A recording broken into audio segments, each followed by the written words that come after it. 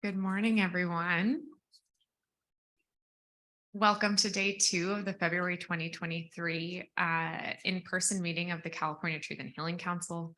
My name is Christina Snider. I'm a member of the Dry Creek Rancheria Band of Pomo Indians and the Tribal Affairs Secretary for Governor Gavin Newsom.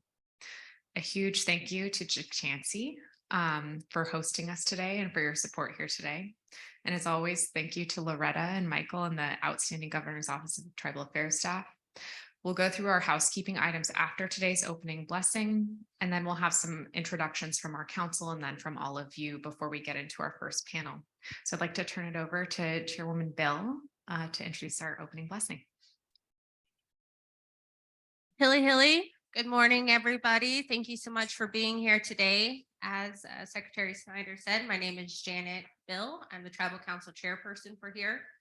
One of the initiatives our tribe has been trying to do over these years is to revitalize our language. And so today we're proud to say that we have Shauna, who is part of our language department, and she will be giving our opening blessing. So if you could please stand. Hilly hoyo shimshana hoki shana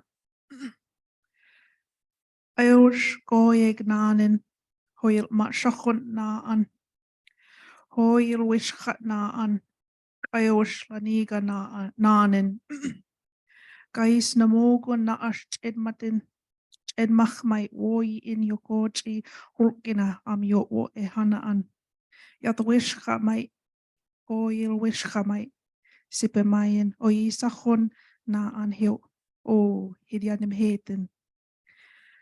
Please protect us, Creator. We want to be healed. Let's heal each other.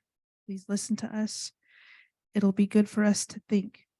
Let us think of the ancient ones, the animals and plants. Let's talk together. Let's heal together. Creator, we are happy to be here. Oh, all my relations. That we'll turn it back over to Secretary Snider. Yeah, thank you. So before we get started, I'm going to briefly walk through our agenda for today so you all know what's coming.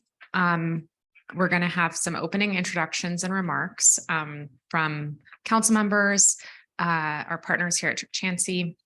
And then we'll also go around the room like we did yesterday and like we do in all of our quarterly meetings and just very quickly introduce who is in the room, just so we know who's in the room. You'll have an opportunity later to provide testimony later in the afternoon. So at this point, we'd like you to just kind of introduce yourself, where you're from, just so that we know who's all here.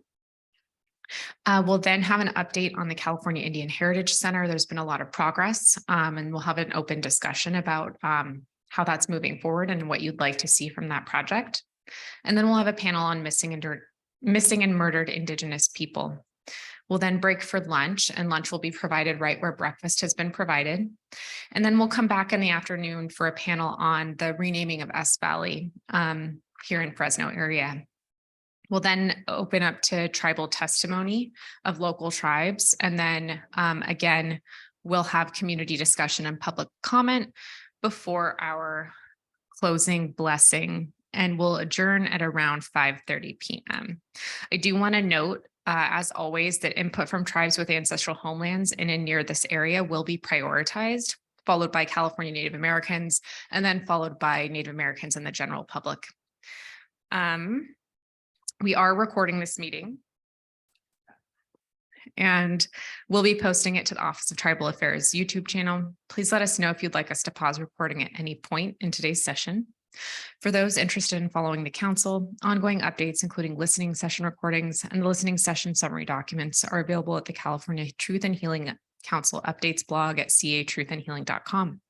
You can also get updates for events by following the Governor's Office of Tribal Affairs on Facebook, Instagram, or Twitter.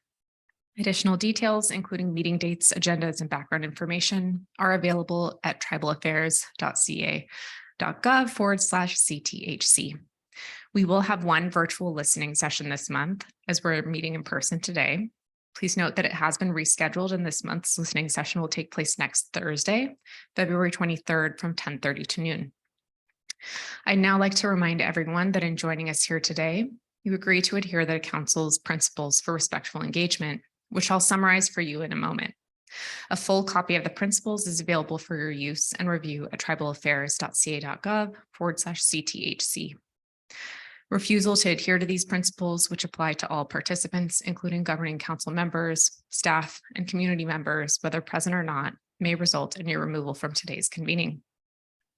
If you feel at any time that you need to step out or you feel that you may be in need of assistance, please find one of our team.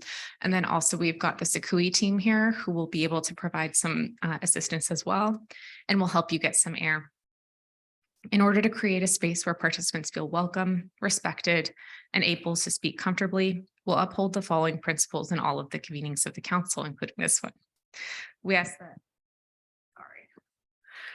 that all participants, which includes council members, authorized representatives, staff, moderators, and the public, work towards sharing in their stewardship. If you're a participant in a convening with the council, we ask that you engage in the work of the council and with others in an open and respectful way. Engage in behaviors that will make others feel welcome. Take care of your emotional, mental, spiritual, and physical well-being. And again, we do have mental health practitioners and also cultural practitioners here today.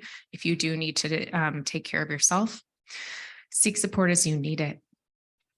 Finally, I'd like to remind attendees that as we work through today's discussions, this process is necessarily open to all Californians, but we ask that those here as allies ensure that they please respect the space and voice of California Native participants, particularly elders in this process. For those members of the press in attendance, we ask that you engage with this process with deference to the Native experience and that you commit to obtaining consent and final review from the Native peoples that you hear from today. We don't want this to be an extractive process, and we hope that you will assist us in creating a safe space that is open, transparent, and welcome to all. So I would like to now have a couple of brief introductions, and we'll start with our council members who are present in the room, and then we'll turn to those who are on joining us virtually. Open Mikantoish. Welcome, everyone. Meawe Joan Harper. I'm from the northern part of the state. I'm Pomo and Coast Miwok and a member of the Federated Indians of Great and Rancheria. I'm glad that you could be here today, so I just want to say Kamolish.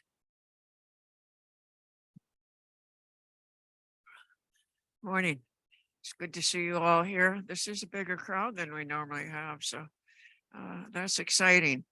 My name is Carmen Lucas. I'm from the Picayune homeland of the Laguna Band of Mission Indians in San Diego, California, Mount Laguna specifically. I live on my ancestral land.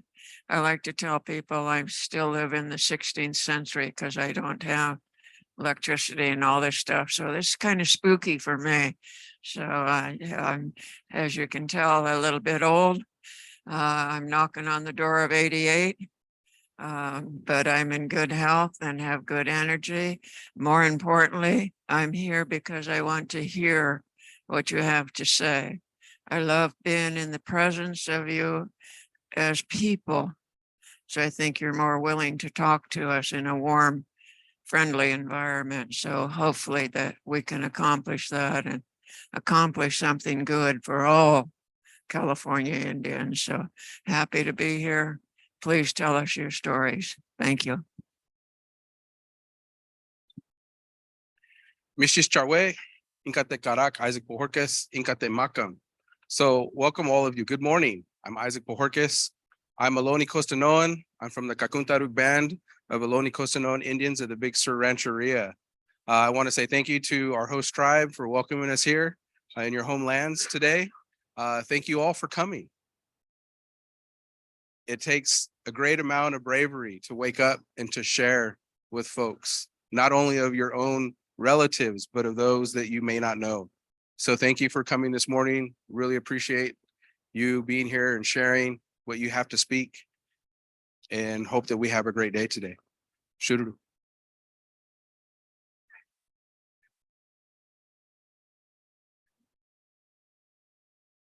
Told you not to be shy. Thank you. Estem Jalit Okawinali. I'm from Northern California. I'm Chief Sisk with the Winnemem Wintu tribe. And been on this council for a little bit and hoping to hear more about the state's push forward for California Indians overall. All of us need to have all of the same things. And fairness is we've been waiting a long time for things to be fair and just. And so hopefully the council can hear your stories as well, and we can make some plans. Thank you.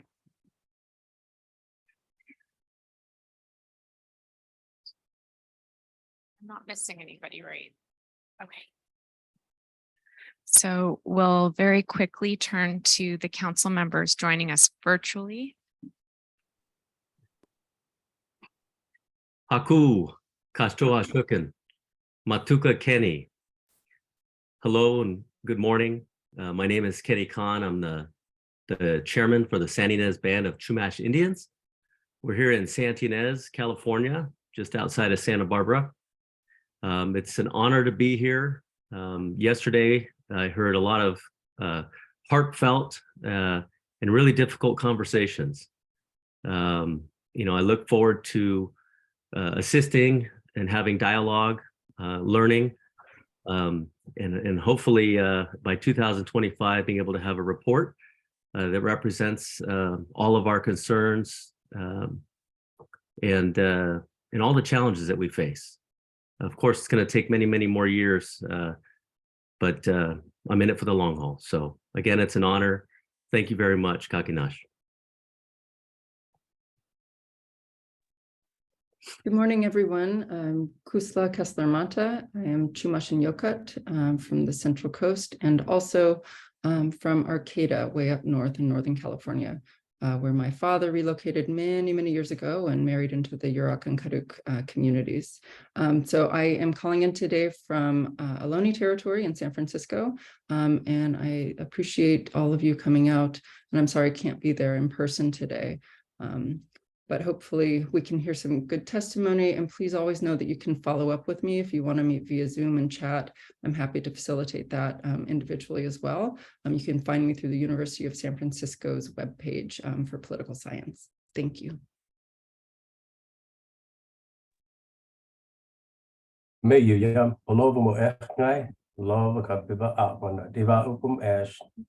McCarroll, the tribal chairman for the Pechanga Band of Indians in Temecula, about an hour north of San Diego.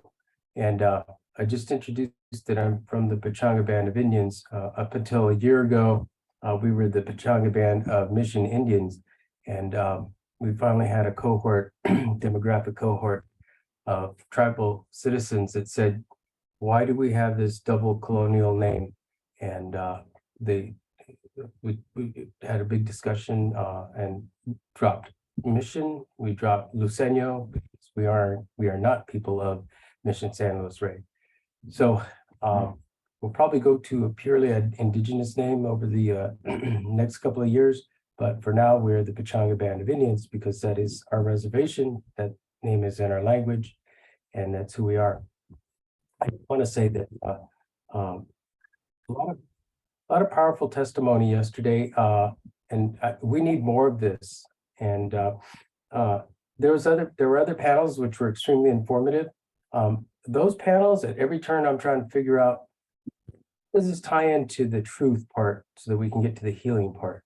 And I did make a comment that that one of the panels was good information that I'd never heard before, but it put tribes in competition with counties and cities and authorities and parks districts.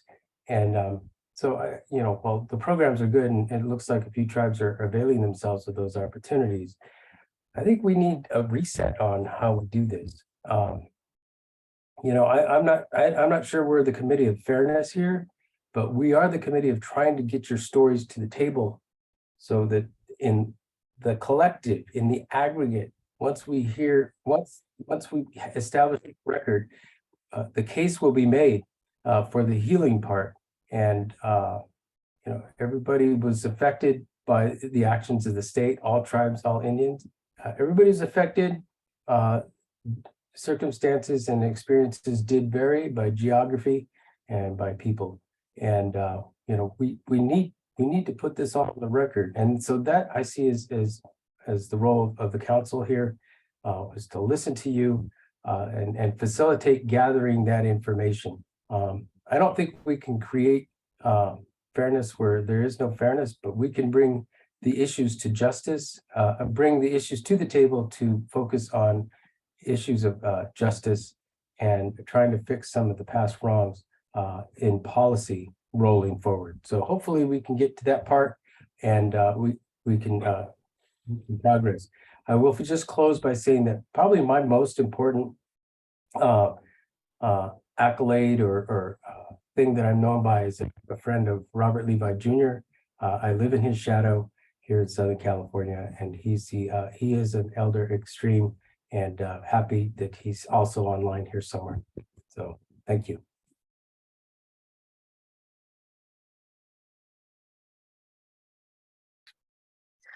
Amitabh, my name is Alexis Manzano, and I'm an alternate for the Central Region. I'm a citizen of the Seminole Band of Mission Indians. I'm very sorry that I couldn't be present today. I'm a PhD student currently, and I had an evening class yesterday. I just want to express how grateful I am for the words that you guys have all shared so far. And I'm looking forward to continuing with this work and further dialogue. Haku Pa'ai, thank you.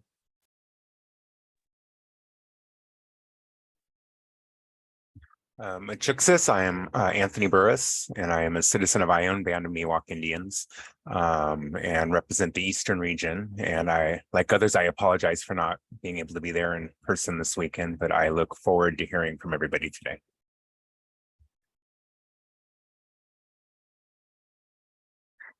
Great, thank you.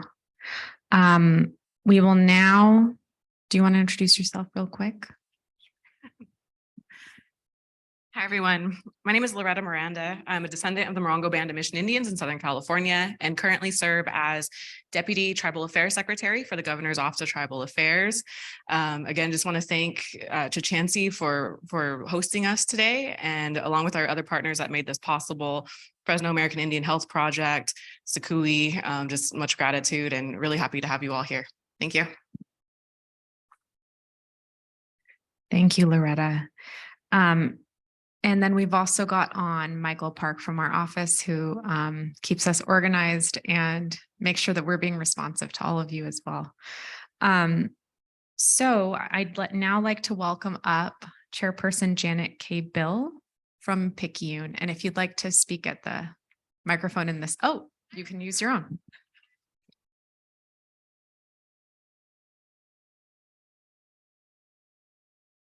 Hilly, again, good morning, everyone. As Secretary Snider said, I'm Janet Bill. I'm the Tribal Council Chairperson for here. My fellow Tribal Council members, of course, are Member at Large Tracy Hopkins, Treasurer Marco Alcantar, followed by our Vice Chairperson Lori Adiaga, and other members at large Thomas Pisano and Morris Reed Sr. Again, just on behalf of the tribe, thank you so much, and we welcome you all here to our ancestral homelands. We hope that by hosting this today, our Central Valley voices, our voices here in our region, will be heard. As we know, this is a monumental task that the California Truth and Healing Council is taking on, and we definitely don't want our voices to be left out of this process. So again, we commend Governor Newsom for creating this executive order, acknowledging the atrocities that the state of California have done to our Indigenous people, and providing this process for us to heal and give our recommendations on how we can begin making amends and again, forming a relationship with the state as we move forward for our future generations to live in more prosperity than our ancestors have. Again, we just thank you all for being here, and I will allow members of council to talk if they wish. Hilly, Hoy Wishnan, Tracy Hopkins. Thank you all for coming today. I look forward to all your stories of you sharing with us on our homelands. Michkais. Hilly, Hoy Wishnan, Marco Alcantar. It's very nice to see everyone. It's a pleasure to be here. I'll be speaking a little bit later on the panel for MMIP, but welcome everyone, and it's nice to see everyone here. Again, just feel free to share your stories and make sure that this is our opportunity to say what we need to say. please make sure that you capture this moment and let everyone know your stories if you wish to be heard. So that way we can begin healing.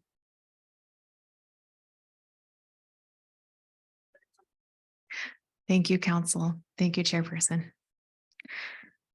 I'd now like to turn it over to Virginia and April, if you'd like to introduce yourselves.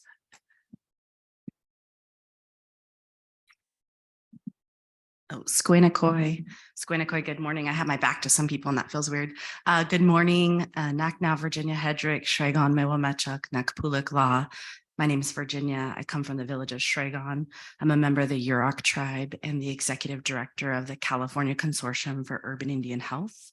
Legacy work of Sakui has been to ensure that our American Indian Alaska Native people have access to traditional healers and natural helpers through the Indian healthcare delivery system.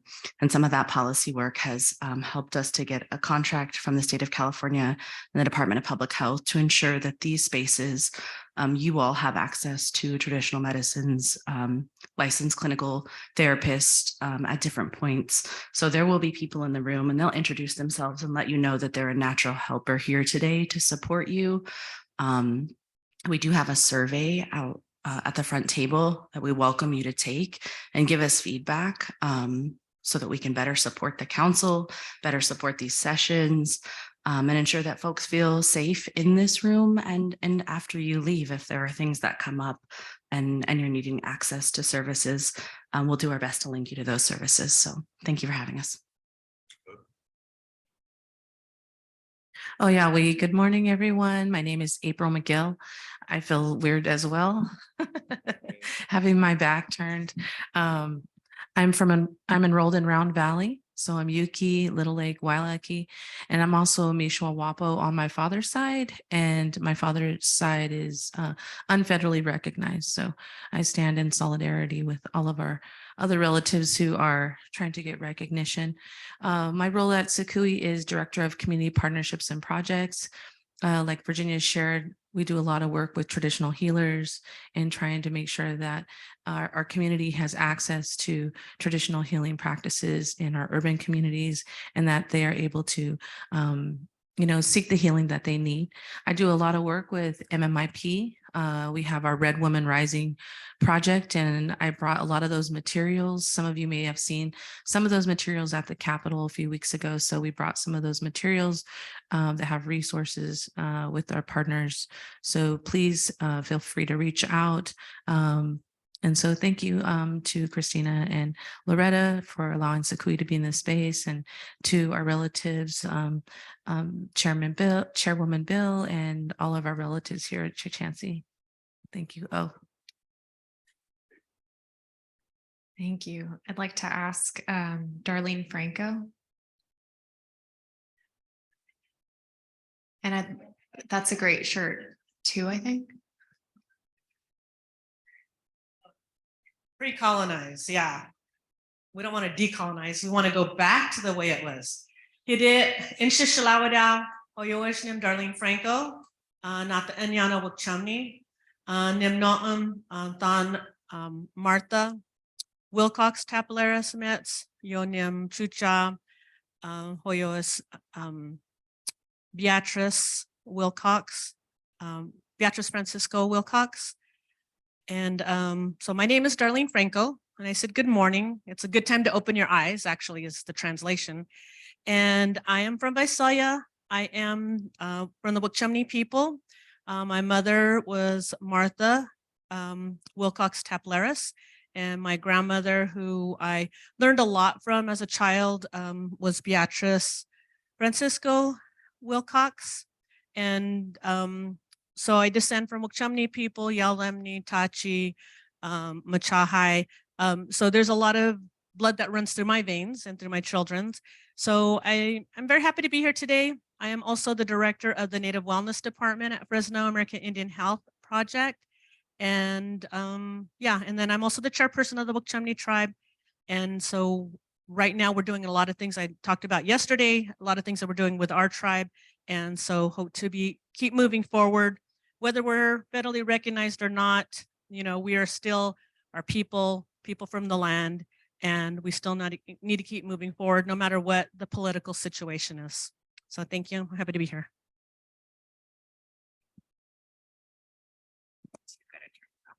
Thank you. I'd like to ask Delane Bill if he'd like to introduce himself. And if you could come up to the microphone, that would be.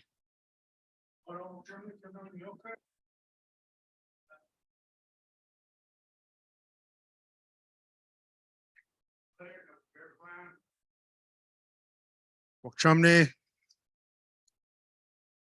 There's the Wilcox side. My grandmother, Table Mountain. Her father was Walupi Williams. My dad's father was Wayne Bill, and his father was Mosusis. And we were from Haslett Basin up to Vermilion Valley. That's our creation story. I come in a good way today. I work for Federal American Health Project on cultural support for Federal American Health Project with clients that are going through things. Maybe they have no way of speaking to people as far as their religion or their way of believing in things. So they seek out me, and kind of like in a neutral, because as well, for those of you that practice your medicines and receive it, you know it's different than other people's ways and understanding of life or death. I know the subjects that are going to be spoken today is going to hurt. It hurt me yesterday, but it needs to be said. If you have those things in your heart or in your spirit, let it go. Don't carry it. Leave it here. And that's why I'm here for. If anybody wants any medicine, sage down, smudge down, fan down, just let me know. And I'll do that for you in a good way. And we'll leave it here and let Creator take care of it in a good way. So thank you. All my relations. And now if we could have Crescentia Cruz introduce herself. And we have a mic up here.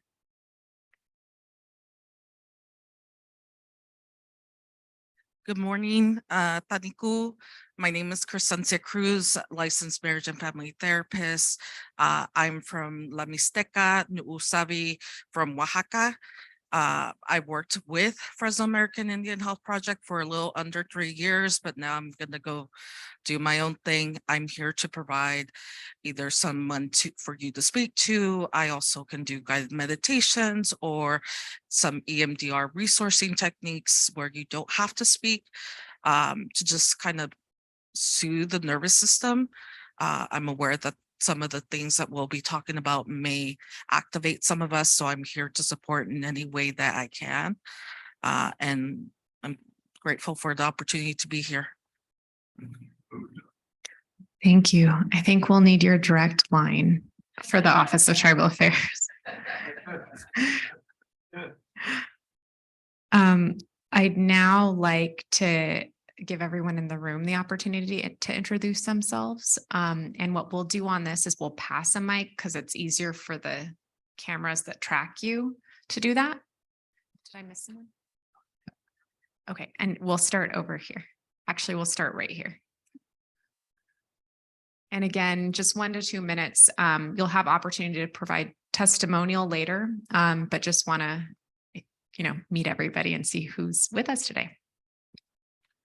Good morning, everyone. My name is Brian Fagerstrom. I'm a native architect. My heritage on my dad's side is Inupiaq Eskimo from Western Alaska. And we'll do a session here in a little bit when we're done with introductions on the California Indian Heritage Center project. So thank you. I'm Curtis Fentress. I'm an architect working with Brian on the Indian Heritage Center. Good morning. Good morning. Wake up. I'm Lisa Jelliff. I work with, this is the design and outreach team, and I work with Brian at Amictulik, and I'm glad to be here and anxious to listen and learn and receive your feedback today. Thank you. Thank you for having us here today. My name is Al Roberts. I'm with the design and outreach team for the California Indian Heritage Center as well. I've already introduced myself, but I did want to take the time to thank some of our elders that I'm seeing out there today. Thank you for being here. We honor you today, and also some of our tribal members. So thank you for being here. Darlene Franco. Christina Cruz. Manihu, my name is Tila Kip. Cadet, my name is Deb Fierro and Chumney. Good morning. Cadet Hoish Nim Cindy Chumney. And thank you all for being here. And I'm glad to be here again. It's our day 2. Good morning. My name is Ruth Tupleris and I'm Chumney. Good morning. My name is Judith Weiss. I'm a Chumney. I'm excited to be here. Sorry, wasn't able to make it yesterday, but I look forward to listening to everybody's stories. Good morning. My name is Susan Weiss. I'm an elder of the Chumney tribe and on council. And I'm just so happy to be here to my brothers and sisters from our local areas, because we have so many stories to tell and heartbreaking happiness.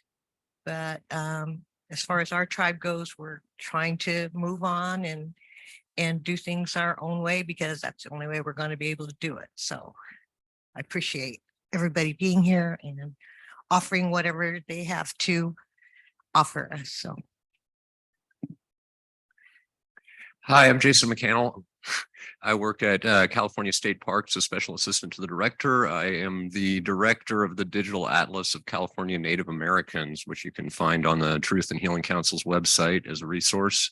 I have also been appointed by Secretary Holland to the Advisory Committee on Reconciliation and Place Names. So very interested in the afternoon session today. Great to be here. Thank you for having me. Good morning. My name is Cheryl Baqueta. I am a Chukchansi tribal member. I'm Chukchansi on my mother's side, Choctaw on my father's side. And I want to thank council for the opportunity to be here, to listen, to learn. And I also just kind of shaky, but I want to thank you for the truth and healing. I want to take away some good stuff today. Hilly. My name is Joyce Burrell. I'm from this area, Picayune, Chukchansi. Happy to be here day 2. I'm happy to be learning the language from some of our language speakers. And I agree with Mark in his words that it's important for us to tell the stories. The state needs to really know what it's apologizing for, and they need to hear our stories. Hilly. My name is Denise McCombs Escobar. I'm a Picayune Chukchansi member. Very interested in hearing all the stories that people will have can share today. Thank you. Hilly, Hoyowish Nim Amber. Hello, everyone. Good morning. My name is Amber Escobar. I am a tribal member as well with Picayune, and I also work at Fresno State as an outreach counselor for the Native American Initiative. And this is my mom. She forgot to say that, but this is my mom and my auntie over here too. So thank you. Good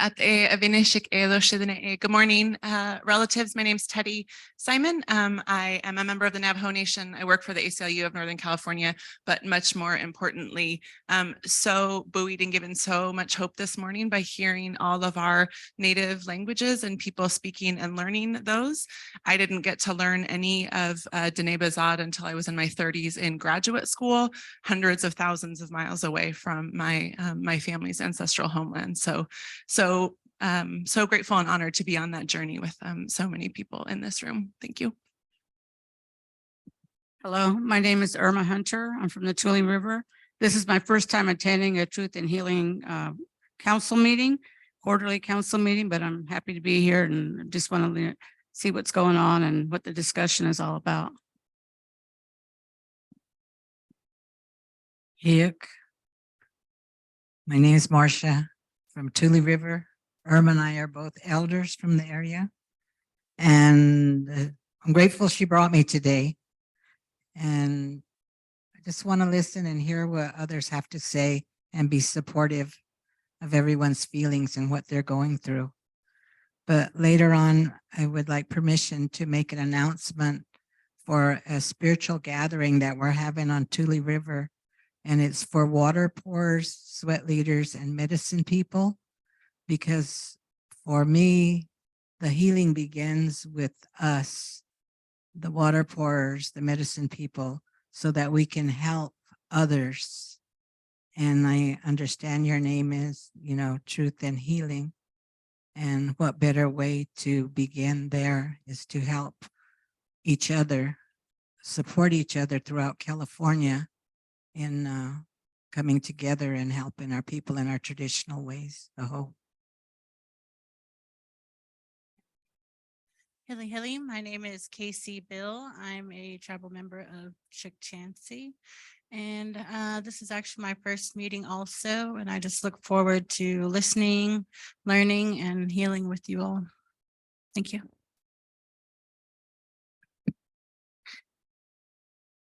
Hello. I am a lost Native. And the reason why I say that is we probably all experienced it when we go to other people's communities, other Native tribes communities. For some reason, I always think Native preference, but it's kind of sad when I come here to go eat or any other tribal casino, but I don't get Native preference. Maybe that's just me, but why can't we all get Native preference at a tribal casino? That just baffles me still. I was at the last meeting yesterday, and some of you I recognize from the last meeting, but like I said before yesterday, I am the land, the sky. We all can't be divided by these borders that were we inherited and we continue to, play with or can play the American game, as I say. So we have to understand what is our real purpose. Our real purpose is, for what I feel and what I've been through is getting together as a community and as one. And I'm not talking about powwows. Okay, I don't dance, I don't sing, and people look at me and expect me to dance for them or to sing or do whatever, be that typical Native. So why can't we get tribal discounts at other casinos or other tribal entities, just not tribal members? That's the start of the division that the investors or whoever's investing in your casino or any indigenous business. We have to think, because here we were all travelers, travel across the great mountains, the Sierra Nevada mountains, back and forth. I journeyed on a Mona hike with the Mona Nation years ago. Okay, so everybody was trading with each other, right? Everybody was sharing knowledge. That was the purpose of it. So when we get together and share this knowledge, it's just not cultural knowledge, it's business knowledge. Okay, it's a way to understand American philosophy. But we're not sharing that business knowledge with our brothers and sisters around us. We experienced it. Major casinos or businesses experienced it and went through this. And why can't we share that with other tribes that are still struggling to build their own business? Think about that.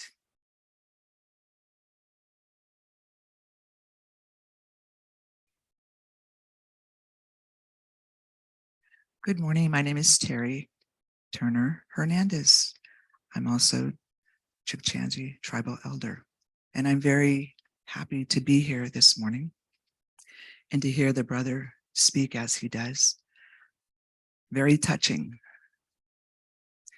We're all in this together, not just one tribe, not that tribe or that tribe over there, but all together. And I like the way he called us brothers and sisters.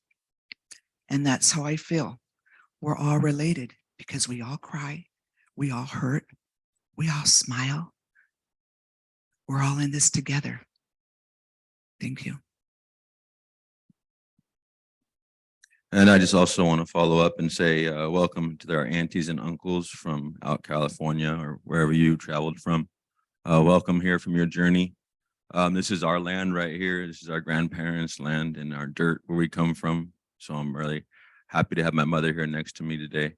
My name is Coney Hector. Christian name is Hector. Nokomis, my Indian name when I was a youngster. As I got older, my great auntie, Norma Turner, gave me Coney, my grandfather's name, Coney Turner.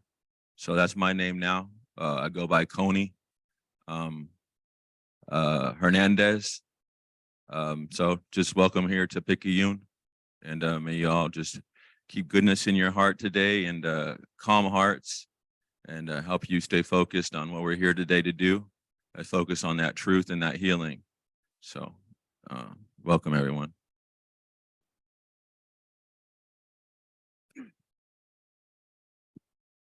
Yosim Shoke. My name is David Alvarez. I'm from the Deer Clan up in Arizona. And I've been in these parts for quite some time. I'm pretty attached to these lands, although I'm not relatives from this area by blood. I nurtured my children here in this land, and they know no other relatives other than the relatives here. My son is in the PhD program due to the fact that these lands and the peoples here have nurtured my son here in this area. He is now one of your relatives in this way. When he graduated with his master's degrees, he went back to my land and they offered him an opportunity to study there. And they offered him housing, they offered him many things. And he was in a meeting similar to this. And he stood up and he said, I will decline today. I will not accept this offer today in a good way, because when I graduate from the university over there and I'm working on my PhD program, I will go back to California and I will service my people there, meaning the people that have nurtured him, meaning all of you. And I thank all of you elders for being here and opening that opportunity for me and my family. Now my grandchildren are here. My grandchildren know no other land but this land. And they're your relatives in that way. And so I don't think that they could ever go back, my grandchildren, and live there where I come from, where I was birthed, where I was brought up in that village.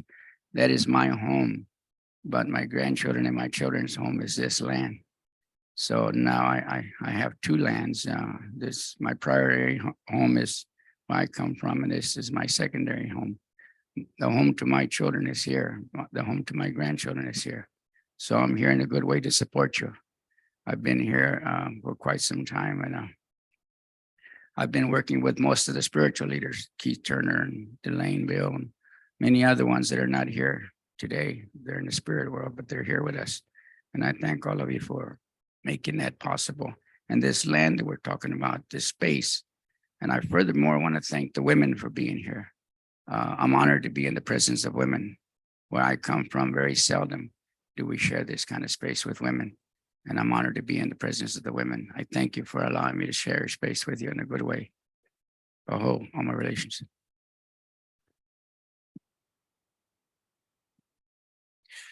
Good morning. My name is Carol Bill. I'm chairperson for Cold Springs Rancheria, and I want to thank Janet and the Chukchansi people for hosting this. This is my first meeting from coming here. I was unfortunately not able to make it yesterday, but I'm here to listen, to learn, and to I guess, embrace what we've all experienced in one form or the other. We all have our own experiences, things that we've had to deal with, not just in our own life, our family, our communities. And so it's exciting to hear, the healing portion of what we experience. And, I just want to thank everybody for taking these steps. We're all going to have our own individual journeys when we go back home, go wherever we need to go, and start to think about that healing. What does that healing mean to us as individuals? And how do we heal from ourselves and then to our family, then to our community, then, you know, together as a whole. And so thank everybody for being here.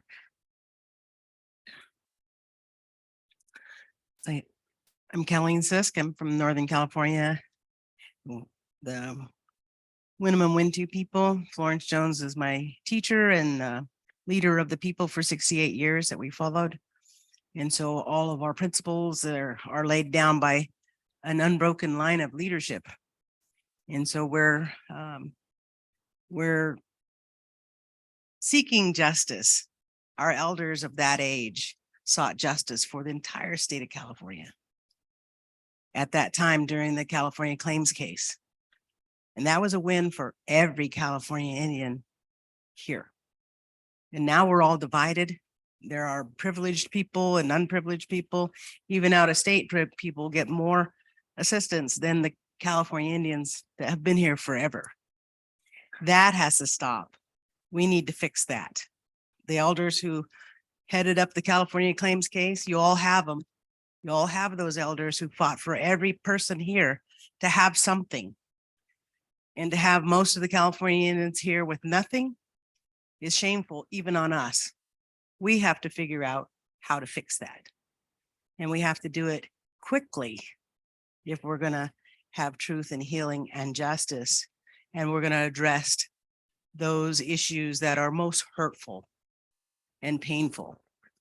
And that we have no opportunity for higher education, for saving our languages, for, you know, it goes on and on, the things that we're left out of. And so I just want to say, I stand for that. And even it's a sensitive issue, it's not too sensitive to continue leaving us out. It's too sensitive to include us. That's what we have to start. So thank you. Hello, my name is Michael Preston. I'm from the Winnemem Wintu tribe. This is my mother, Kelly Sisk, and my father is the late Victor Preston from Susanville, Indian Rancheria, and I'm from Northern California in Shasta County. And I'm just here to learn and to show presence and to meet you all. Thank you very much. Hili Hoyosh Nem Shana Walpu Puyoko Nem Hon Bauniu Hoji Kotneo. Hello, my name is Shauna. I'm a member of Picayune Rancheria. I'm Chukchansi, and I'm also Southern Sierra Miwok. I'm happy to be here amongst all our elders and all of our neighboring people, our hate and our relations. I'm eager to hear what you all have to say, and I'm honored to be amongst you all and honor the ones that are gone before us. Oh. Hili Hoyawishnim Gina Alexander. This is my daughter Shauna and my son Luke. I'm really excited to be here and to learn and listen. And I feel like moving forward, we can't move forward until we heal. So thank you all for letting me attend.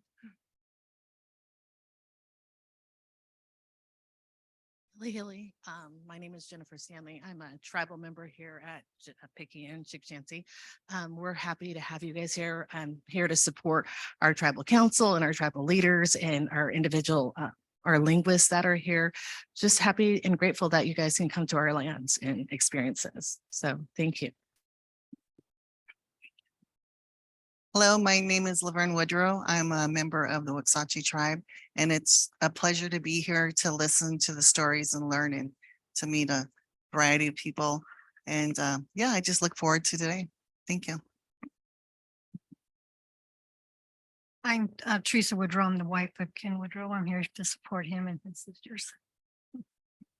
Hello, I'm Ken Woodrow, tribal chair for the Waxahchie Indian tribe. I'm thanking the state for coming out here. It's something that the state should have been doing decades ago. I know there was a Truth and Healing before, wasn't named that. They came out and did a census of what we need. It's pretty obvious what we need, you know. These areas are uncovered. We have no communication, state, federal level, you know, feds kick us out of our homelands. We can't gather our materials. You know, our spiritual leaders don't have it. You know, the hunters, I know them. I knew Phil, I knew Kea, I knew Mr. Bill, you know, grandfather to quite a few of you and uncle.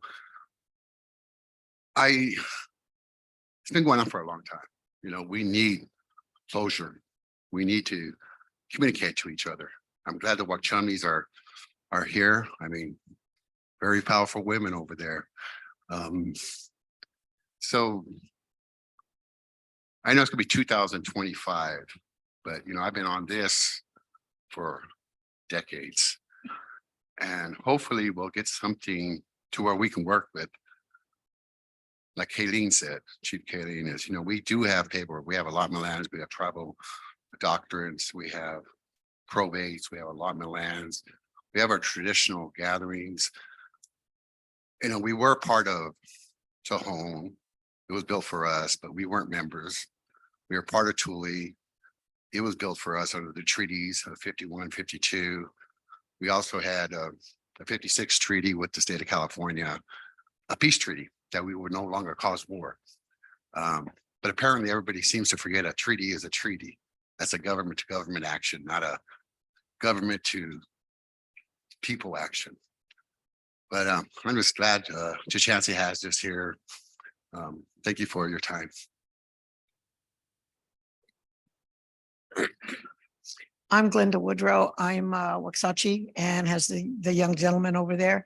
I'm one of those old ones that don't know what's going on. And I'm free to admit it. I college educated, did my thing, still doing it, but I'm not educated in the Indian way. And I'm grateful that my parents took care of us, but we also missed a big part of actually who we really are.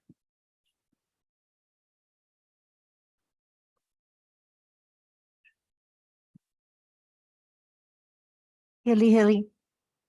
My name is Kathy Corey, and I look around this room and I know a lot of people in here. I have been here at many of these California Truth and Healing meetings. I try to make all of the ones online, and I've been to 2 of the in-person meetings. I'm here to say that we really need truth and healing, not only from the California state government, which the policies against us had a lot of influence on what is happening right now within our own tribes. So I'm saying that we need to not only look at the state of California and how that has impacted our tribes' lives, but we have to look internally within our tribes and see what we are doing to our own people. We're disappearing ourselves through tribal disenrollment. We're disappearing ourselves through non-recognition of our Indian people. We're disappearing ourselves from disenfranchisement from our peoples. We as Indian people and as California Indian people are better than that. We need to do better than that. We need truth, healing, and justice for all California Indian people, not just the federally recognized, but for those that have been unrecognized, disenfranchised, disenrolled, banished. All of our people need recognition throughout California, and we are equal. We've all suffered the same traumas throughout our history from what was done to us by laws and governments of the state of California. But now we're doing it to our own people from within, and it has to stop. I feel blessed to look around this building on my lands and see all of the people that I see today. And I know many of you have very similar concerns with what I'm speaking of. I'm here with love, I'm here with an open heart, and I'm here to see a change made to recognize and acknowledge all of our people instead of disappearing us, which was the plan from the beginning. Mitch, thank you and blessing. Good morning. My name is Ruben Rodriguez, and I'm honored to be here. Thank you very much.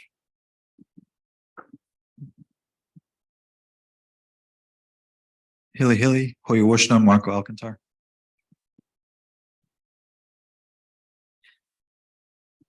Thank you. Hi, I am Courtney Coyle. I'm an attorney in private practice from the San Diego area, which is the ancestral lands of the Kumeyaay people.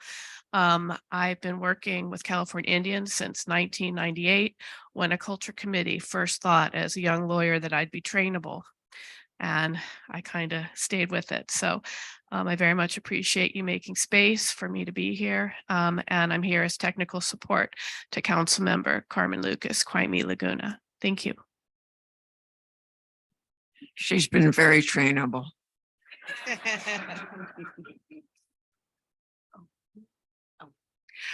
Hauka Inchaway. My name is Angela Elliott Santos, and I'm the tribal chairwoman for the Manzanita tribe and also council member for the Truth and Healing Commission. And I just want to say to everyone, it's an honor to be here. This is my first in-person meeting. And as I said yesterday, I want everyone here to know that the council is hearing what you're saying. And these in-person meetings have been the best, because from Zoom land, it's hard for me to see and feel the emotions that go along with everything that we're hearing. And I also want to say that I can only see from my perspective until I sit in this room with you all and hear your perspectives. And then we can all stand together for what's right, because we all have been traumatized. We all have been dehumanized. And I guess I shouldn't say we have, because that dehumanization continues on. Whether you're recognized or whether you're not, we are an afterthought. Even though I do have the ability to consult, to me, sometimes the consultations, they're not meaningful. We say that all the time. We want real meaningful consultation. Sometimes as a chairperson, I tell people, well, I don't want to sit at the little kids' table at Thanksgiving. Can I have a real seat at the table? Because that's what it feels like. So these meetings, they're wonderful. They're beautiful. Thank you for having us here in your land. It's an honor to get to see other places. So I look forward to all the testimony today. Thank you. Thank you. And do we have a newcomer in the back or two? Okay, you can hide, it's fine. Well, thank you all. We're really happy to see you all here. Oh.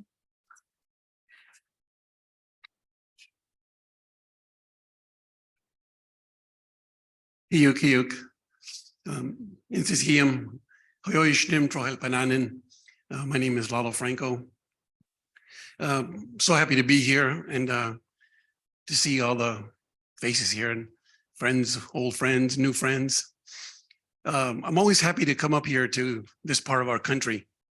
Years ago here, I lived here, with our elder Harold Hammond, and which passed away a few years ago, and his family. And it was a happy time in my life. Learned many things from Harold and from his family and from the Chukchansi people. Remember Gil Cordero and a friend of ours, her name was Wu Chi Hamline, and just always happy to be here. And I've always looked to our Chukchansi people, because they've never been afraid to embrace their people. They've always embraced their people with openness and an open hand, we say. So again, Hutwima, and happy to be here. Thank you.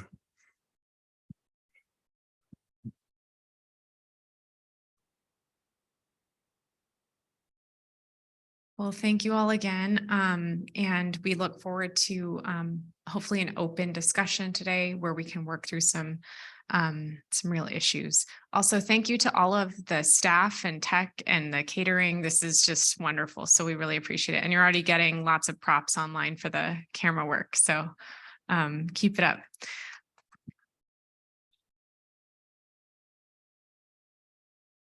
I'd now like to introduce our first panel for today. And this will be an update on the California Indian Heritage Center and a community discussion. We've heard specifically from Councilmember Lucas that we'd like to hear some updates on what's happening with the center, how folks can get involved, what's happened since the time in 2007 when a strategic plan was made and some work was done. And so we've invited our partners, Fentress, and their partners, I'm not going to get the name right, Tulik. Okay, I got it right. Up to share a little bit about where things are at. And I'd like to invite up Kurt Fentress, founder of Fentress Architects, Al Roberts, principal Fentress Architects, Brian Fagerstrom from Tulik Studios, and Lisa Jellif. Okay. She'll say it right when she introduces herself from Tulik. Welcome. We'll see this.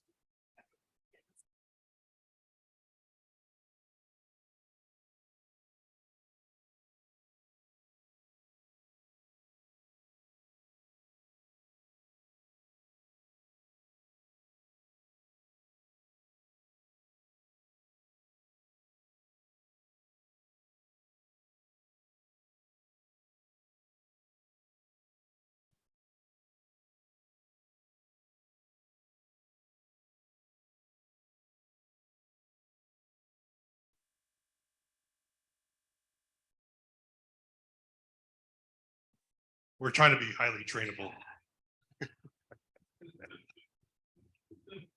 Yeah, the jury's still out on that one. Good morning again, everyone. I'm Brian Fagerstrom, along with Kurt, Al, and Lisa. We're honored to present an update on the California Indian Heritage Center project. It's been 20 plus years in the making to this point. We were brought on board middle of last summer. And our first charge is to spend this year doing community outreach related to the project. We'll kind of walk through the overall plan. We'll give an update on the information that has been previously completed. We're going to ask you to have an extra break. So as you walked in, there's all kinds of information out in the front reception area. That is a small sample of the content that we will be asking community members to participate in at community events across the state. We started Monday. We're now at Sequan with CNIGA conference. We will conclude the events at least tentatively right now in November of this year. But there's generally 2 to 3 events per month in all different kinds of locations. So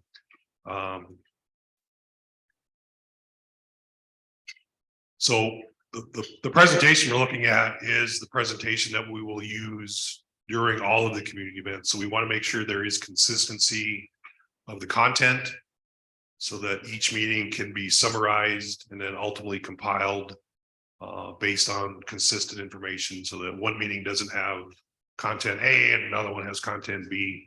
I want to point out here, there will be Native American participation within the design team and the outreach consistently through the project. That will be provided by myself, James Pepper Henry, who is Kaw and Muskogee from Oklahoma. He is currently the executive director of First Americans Museum in Oklahoma City. That is a very similar type of project and property to what the California Heritage Center may become. So he brings not only a Native perspective, but also the perspective of operating a facility. How does it make money? So it does not need to be subsidized every year from an operational perspective. California, some of you may be familiar with Dennis Hendricks. He is the former chairman of Tuolumne Banamiwak from Central California. So he is functioning in a role that we're calling tribal liaison. So his relationships of being involved in California and national Indian country for 40+ years, helping us get support from tribal leadership, getting us in front of the people that can help coordinate the event. So. All right, so why have we gathered? The main purpose of the outreach process, as one of the task force members said late last year, is it's time for the Native community to speak. There has been outreach completed over the past 2 to 3 years. Those events were generally in urban areas.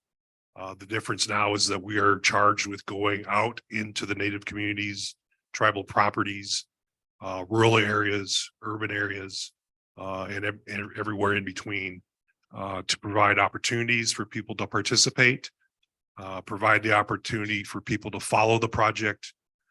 This whole process is set up so that we're going to listen first, and then when the design restarts next year, all of this input will serve as the basis for how the design responds, the architecture, the site planning, the types of activities that the facility will provide ultimately. So all this information will culminate in what we're calling the cultural findings report. So that report will compile and summarize each individual event, and then come to some conclusions that will be recommended to the task force for the Heritage Center project later this year and the first part of next year. So. All right, so the map, and you'll see this in the materials out in front, but this map was generated from existing statewide tribal organizations, tribal communication methods. We're not reinventing the wheel here. We're trying to, build upon work that's been done. How do tribes and organizations communicate, over the past decades, so we can build on that.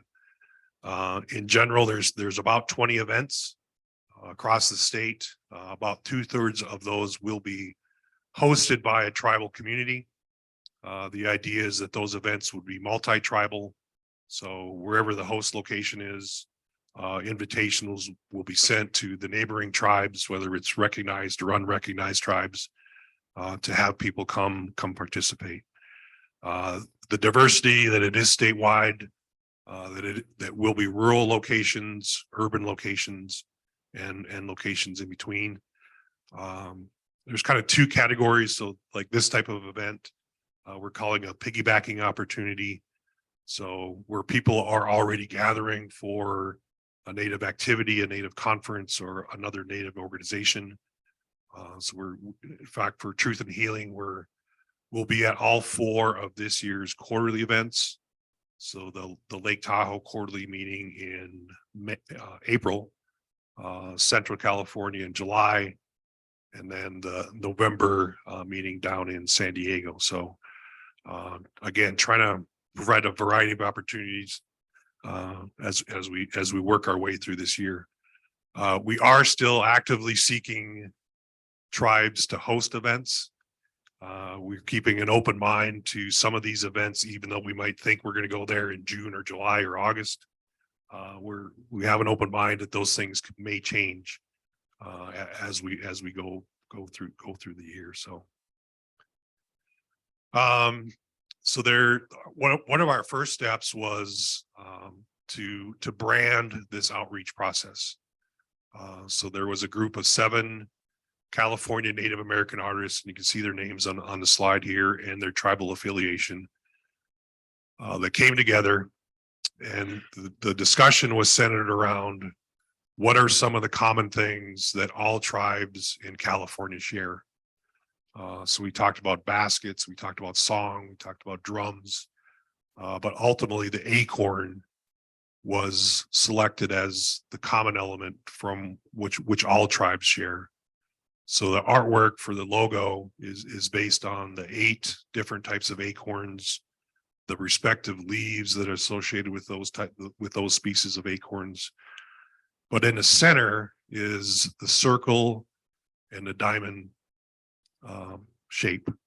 And to the artists, that was representative of community, of gathering, of coming together, And then if you sort of follow the white space from inside of the circle, that space flows all the way out to the world and then back. So there's an incredible story.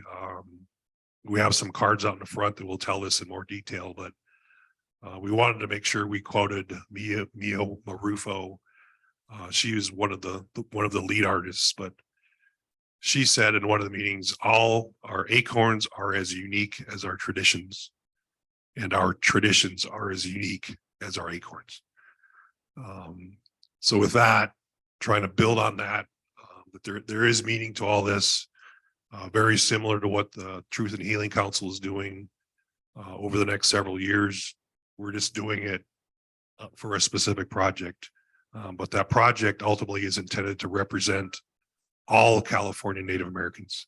So it's an incredible opportunity, and we hope everyone can participate. So Al, do you want to kind of walk through? Yeah, sure. So as Brian mentioned, this project has really been going on for several decades. The concept, the development, and we want to make sure that we recognize the work that's been done to date. That we know this was the statement that was developed by the California Indian Heritage Center some time ago. I don't know that I need to read through it. I think we can just look at it, but and then the vision statement was developed by the prior work that was done. We were invited to be part of this team, part of this process a year ago or so. And so we want to make sure we acknowledge who's been involved in this. There's the current task force members here. Brian, go ahead. And then here's where we are currently in the process. Do you want to? In the design process. So we're going through the visioning and planning right now. Oh. So do you want me to read the? Okay, I'm not sure I'm going to get all these names right, so you might have to help me. Yeah, so just wanted to make sure that the folks on the Zoom could see. I know it's a bit blurry, but the task force was established through executive order under Governor Brown. It was one of his last executive orders to create a task force that would oversee the entire project. So Fentress was actually brought on after this task force vetted through over several months, several different firms to see what might be most appropriate. Their work on the First Americans Museum in Oklahoma that captures all of the diverse tribes in Oklahoma in a way that feels respectful was ultimately what led them to that decision. I think the task force members can speak for themselves on that, and we'd welcome you to reach out to them specifically. But under the executive order, the task force includes the Tribal Affairs Secretary, and then former Chairman Tilford Denver from Bishop Paiute, Chairperson Karina Gold from Confederated Villages of Lishan, Chairperson Reed Milanovich from Agua Caliente, Chairperson Pinto from Hamul, Chairperson Roberts from Yochadihi, Vice Chair Laurel Ross from Grayton, Shirley Laus from Trinidad, Nikia Zavala from Santa Ynez, Richard West from the Autry Museum, Larry Myers from the California Indian Heritage Center Foundation, Wade Crowfoot from the California Natural Resources Agency, and Director Quintero from State Parks. So just wanted to read that so folks could hear that as well. Thank you, Christina. So we are currently in the process of starting to gather information. There in the previous research, there was some concepts that were developed over the last 20 years on what this space might be. So we're going through the process of validating that. And we want to hear from all of you. And as Brian said, we have 20 different sites around the state so that we can get as much input as possible to figure out what's the best use of this site for the Native American people. So it's respectful and representative of what your needs are. So we're in the outreach component right now. as Brian mentioned, we have some stuff outside that we'd like all of you to participate in. So you're going to get up and stretch your legs here in a bit. This is where the site is, if you don't know. It's in Sacramento at the confluence of the Sacramento and American River. Out in the lobby, there is a 3D model of the existing site. So you can see how the river flows, comes into it. Obviously a very powerful site. The breakup of the site, so access to the site, we've done a few components here that'll tell you how to get to the site. There's some, these are the current activities on the site and what it might be. We don't know what it might be. We're here with you to figure out what it might be. If you haven't been to the site, it is available for you to go out and take a look at if you get in that area. There's some photographs on the right-hand side here looking out at the Sacramento River across to where the American flows in. There's a vision. The next image there is a walk south along the side of the site, the river side of the site. Then and 3 is looking back towards where we think that the best site for building might be, but we need to look at that. And then the 4th image is looking back out at the river beyond that hill. What we've indicated here is the different ecosystems that currently exist on the site. We want to work with you to make sure find what how we want to develop that. And we have other team members that aren't here today that'll work with us on integration of the land to the building to the site and how it's being utilized. This slide demonstrates that the site is occasionally prone to flooding. And so we need to be very cognizant of how we develop the site to protect the buildings, to understand that it is a seasonal activities might occur there. How do we landscape this? What kind of plantings do we use? How do we integrate with the understanding that as a natural site, it's a great site, but there's some impacts to the natural cycle of the rains and the water that we will have to integrate. In order to address that, we feel that there may be a need to recontour some of the site to generate higher ground. We're going to need to understand what the impact of that is, how we utilize that site best. We did, as Brian mentioned, there have been several early concept documents that have been developed. We have copies of them out in the lobby area that you can look through. The copies of this, I believe, are on the website. So when you scan the QR code, you can get to the website. You can go to the website. If you don't have access to the internet and you need a hard copy of it, let us know. We'll take care of it. All right, so go ahead.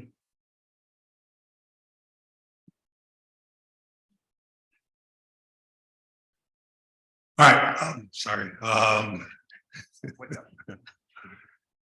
Before we, so these are what we're calling idea stations. So these are all participatory activities. So we'll do some of these out in the reception area in a couple of minutes, but want to kind of pause here and see if there's any questions about sort of any big picture topics, overall schedule, anything that people may have immediately. Sorry, but I have to ask this question. This has been going on for decades. Do you have a timeline when we're going to break ground? When can some old forts like me see something really happening? There is a general timeline, yes. 23 is focused on the outreach. There will be a separate fundraising campaign that will start, which is really not in our our scope of work or our purview, but so if you kind of run those two tasks out through the end of this year, design, the next level of design could start early 24. It's going to take about a year to design it. And then depending on what happens with fundraising, you know, is it the 100 million that the state has allocated? Is it that plus another 100, that plus 50, that plus 25? That will have a big impact on how much of the site and how much of the building is constructed in phase one. So one of our idea stations is focused on what do people think should be built first, what types of things could be built later. So there's some general durations, but until the fundraising is complete, or at least down the road, so we have a better idea of what we're working with in terms of a budget, it's hard to commit to a groundbreaking. So to clarify, part of what we're trying to do with the idea stations is getting you all to prioritize about, if we just had this much, what would you do first? And ideally the design is, you know, fractionated so that you have, with this much, we can do this much, and we're going to prioritize it based on what you've all said is the priority. If we get this much, this is what we can build that's bigger than that, and basically giving you all options as to, you know, kind of a phased build, so that we're not sitting on this for another 20, 30, 40 years.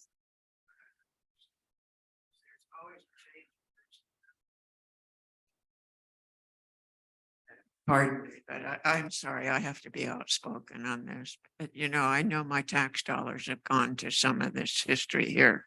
And there's been this illusion that we're going to have this wonderful gathering area for the California Indians. So I'm not part of the intellect. I'm just a kid who grew up in the dirt. But I'd really like to see this happen in my lifetime. I just, you know, I get almost emotional over it. I probably will never be able to visit it because I live in San Diego. This is in Sacramento. There's more lost of land up here for our California Indians than probably the southern part of the state. I don't know that for sure, but coming to all these meetings, I get that sense. So I think the state of California and the taxpayers really have an obligation to accelerate this. And I'm troubled when I hear that you have to do more fundraising, because I know there's already been millions of dollars expended on this. So how much more, particularly with the inflation and all of this? So I think, you know, maybe the council can get after the state of California. I don't care how much it costs. Give us the money. Let us get this done. We owe this to our ancestors. And I'd like to see a great big library there. I've been asking the elders since I became a council member here. Please write your stories, good, bad, or indifferent. Those Indians have yet to be born have a right to know what your story is. That won't happen unless we document it. That won't happen unless we have a home for it. So I'm sorry to get on this what do you ever call it, box? Soapbox. Yeah, see, I was educated in California. I sat in the back of the classroom with last year's book, and I played with the boys. My dad always says, you went to school to eat your lunch and play with the boys. I did. So anyway, thank you for that. Thank you. Yes, sir.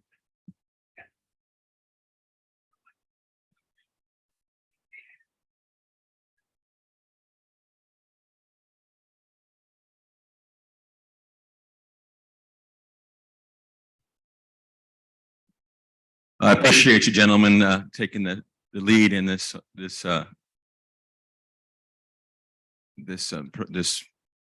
plan here.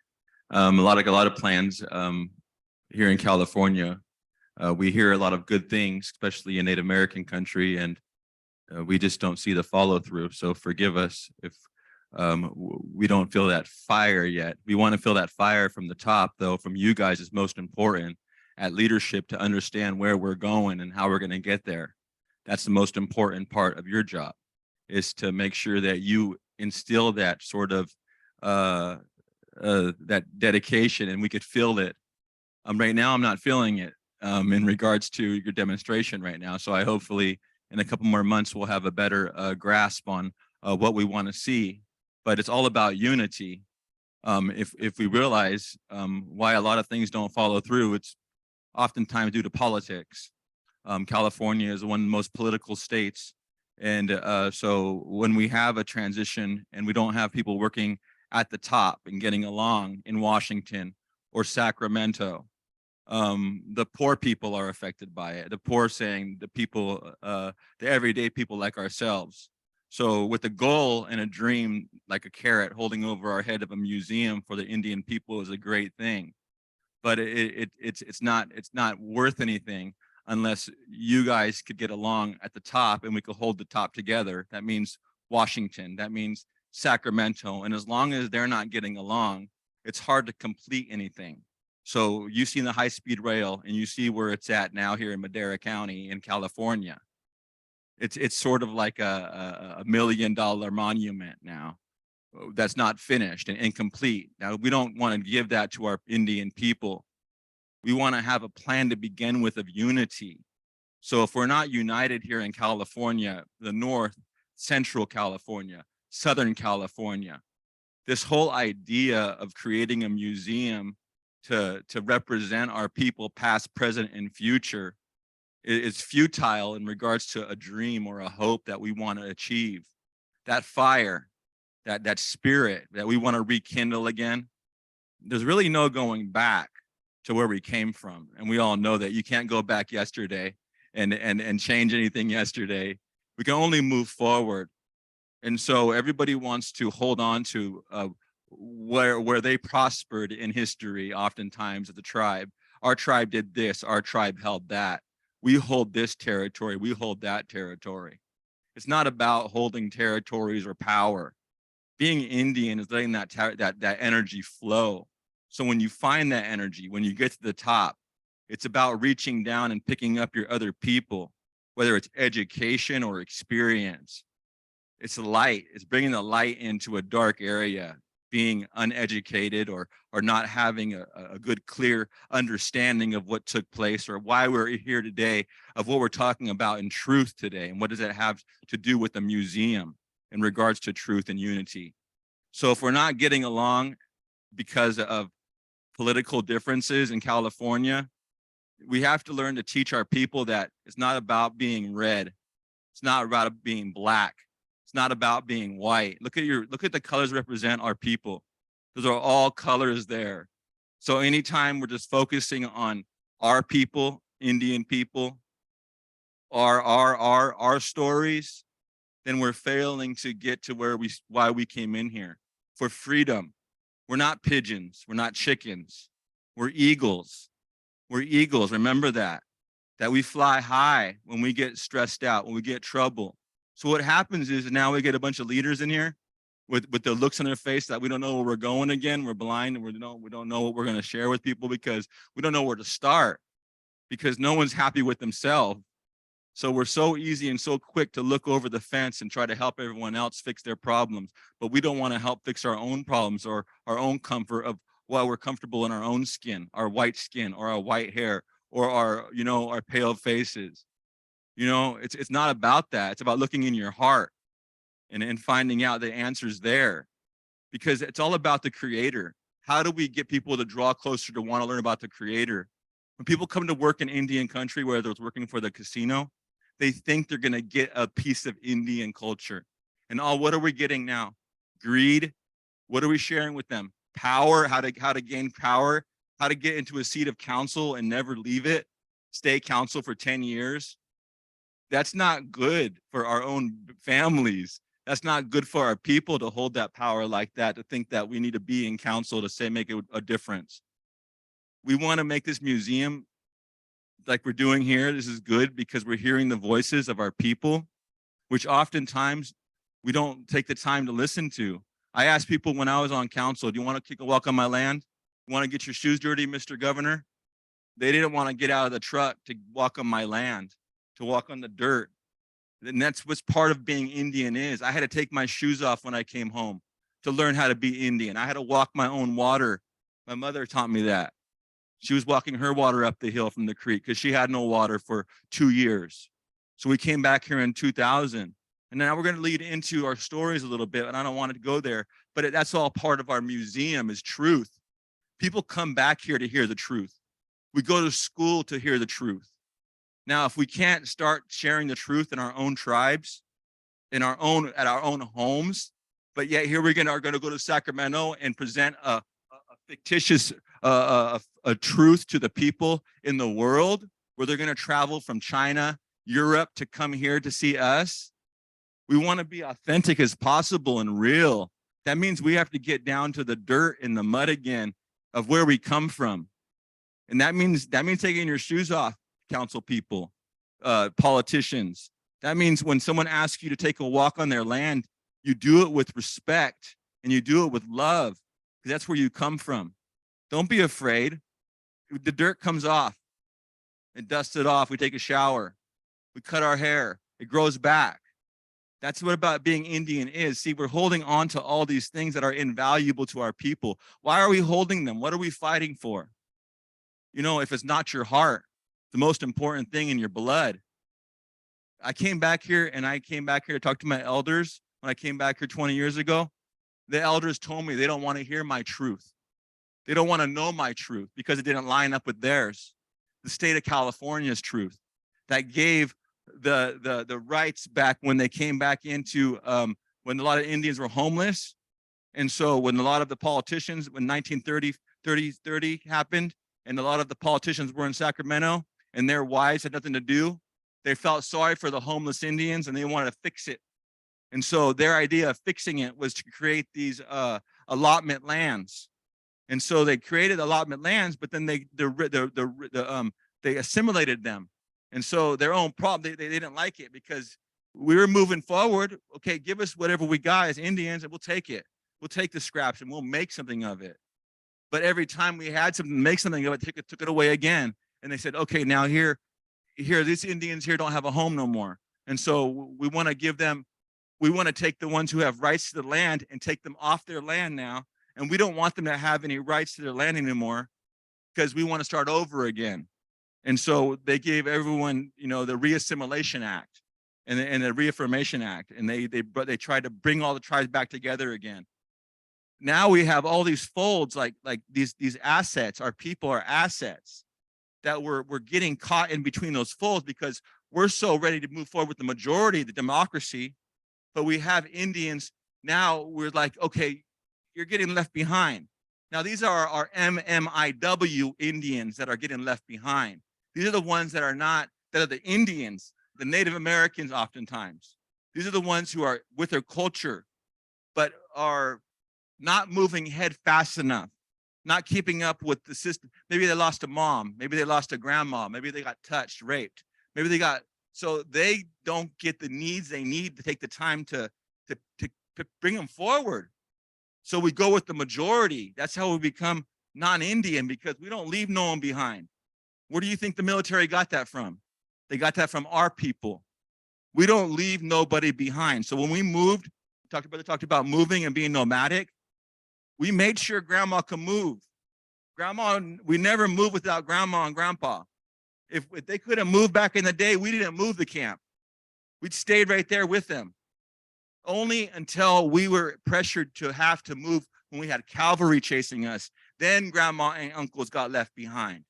Then they said, you leave me behind. It's better for the people, the majority go ahead. But we never had that here. So if we want to go back, let's go back, way back. Back before we were threatened, back before greed, back before jealousy. Now let's go back to be Indian and talking about creating a museum of what we want in there. What kind of colors do we want? What do we want in the feeling when you come to that door? What kind of light do you want in there when it travels through? How could we incorporate our ancient past sites. Choctaw, I did a lot of research in regards to rocks and appreciation of rocks and getting them back into where they belong at, because over time people have moved these rocks out of the areas where they're supposed to be. They think they're just rocks, and so then they put them in their front yard because they own a construction site or they own a sand and gravel site, and they move these rocks out. And so I've been through this before with my own tribe, that they don't want to move a certain rock back that has a centrifugal design on it that starts to describe of our doctors in a certain area. We think that scientists want to push us further ahead, that we were out there in space. We didn't have a spaceship to go to space, but here we are in science now, and science wants to push us into space. The most important part you can understand is right here between your two ears. It's called your brain, and how that works with your heart. When you understand that, you don't need to go to space, because you understand where you are here on Earth is where you're supposed to be. You're not supposed to be in space. If we were supposed to be on the moon, don't you think we'd be there? Don't you think the creator is that he's not imperfect, or she's not that imperfect? Look at you, how beautiful you are. Are you growing a third arm out of your back because you need an arm to help wipe your butt? No, you're created the way you're intended to be created. You're here on the earth because you're intended to be here. You go through struggles because you're meant to learn about your heart. Because until you learn how to hold that struggle, that's your struggle. The creator's not going to take it away from you until you learn how to hold it with dignity. That's part of your struggle. We may not be Jesus Christ. We may not be like their religion, but we share something in common. It's called suffering and sacrifice. And that's what we're doing today, is we're sacrificing each other's time because we're not taking the time to get to know our own struggles. Now, when we get to know that, people will know why they're here with us again. Because we know where we're going, we know where we're from, and we're proud of it, our struggles. We're proud of who we are in regards to helping each other, actually looking back and taking the time to bring a brother back up, to take the time to listen to a brother in a wheelchair. Because I'm the victim. I'm a victim here. And it's funny because I'm not missing. But I would be missing if I was a woman, I bet. But that's why I'm here now, is because I don't believe myself to be Chukchansi. I don't see power in Chukchansi. I don't see energy in Chukchansi. I see energy in being human. And if we could relate our people back to being human again, with no color, and wanting to help everybody out, then we could be Indian again. Then we could be Native American again. But we're failing to realize why we have yellow, black, white, and red on our flags. And we're jumping back into our own colors. In our own, we're being pushed into thinking like a white man, thinking like a European, a Westerner, due to the education that we have to force to go through to get recognized here. A degree in their education system, which is teaching you to forget about your heart. Think about yourself. To get your diploma, you have to be selfish. You have to be selfish in the world. That we were never taught that. So why is it still a struggle to be Native American today? Why do I got to grow at the end of the day and be comfortable to go to sleep, but I wake up further behind than I felt yesterday? Every day I feel this way. Because it's not about being Native American, it's about money. It's about the interest of power at the top. How do I get to the top as council member? How do I become president? It's taking us further away from where we came in the door at. When you go to the sweat lodge, you're going in the wrong direction. We're going in the wrong direction when we come here. So how do we get them going in the same direction? Our people, all our people of California. Then we get people motivated to want to come and help us and work with the whole heart, because now they're getting something back. They're being satisfied because now they come to work for a casino and there's energy being transmitted through us all. We're happy to be here, whether I'm black, Whether I'm white, red, I belong here. And that's what it's about, is teaching everybody that they're safe and they belong no matter where you're at, in Northern California, Southern California, anywhere in the world. So that's all I gotta say about that museum. It should be continuously with our art, with our vision, and it will flow from the creator. But if you're not working with the creator directly, each of us, that's for each of us to do. No one can tell you that. No one can force you to go to a NEPI and sweat. No one can teach you to go and pray. That's for you to say every day. That's for you to get there every day. But you get people with respect that line of why they're here, because you want to know your heart, you want to know your mind, you want to know where your feet are going, where they're taking you, as long as it's in the same line with your spirit. Your spirit's going to pull your body forward. The spirit here is going to pull this vision forward. So the only thing that makes things work is through the creator. So that's what I just wanted to say, that that's how things have always worked. When we became Chukchansi, we were not just this little area here. We were from the Sierra Nevada mountains all the way down to Choinumni, all the way down to San Diego, all the way down to Pacific Ocean, all the way over to the ocean and Pacifica. We didn't have where no one said, Chukchansi, you got to check in here with me first before you come through here. We didn't have that. I was not born with that. I was born with I'm an Eagle, I'm Buffalo Clan, and I tell them that, and that's all I got to say wherever I go.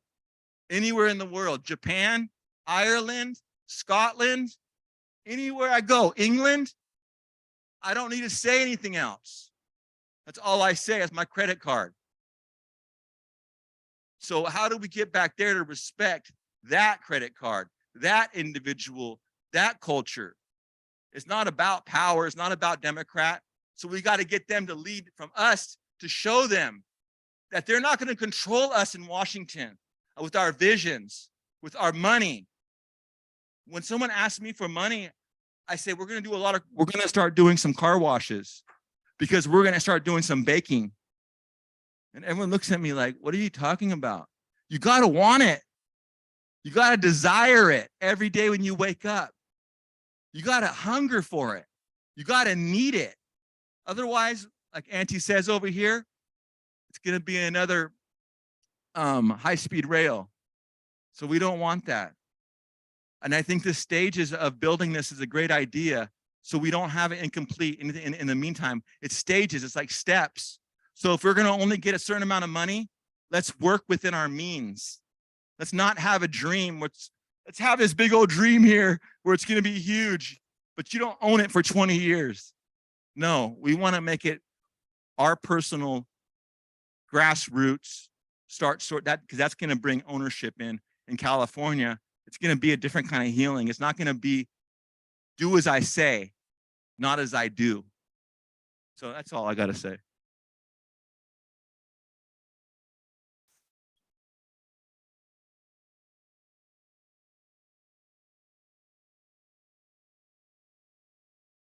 Thanks for sharing.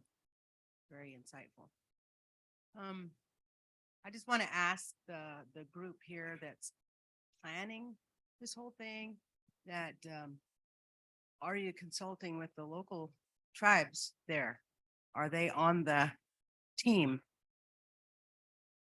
Absolutely. Yes. And who are they?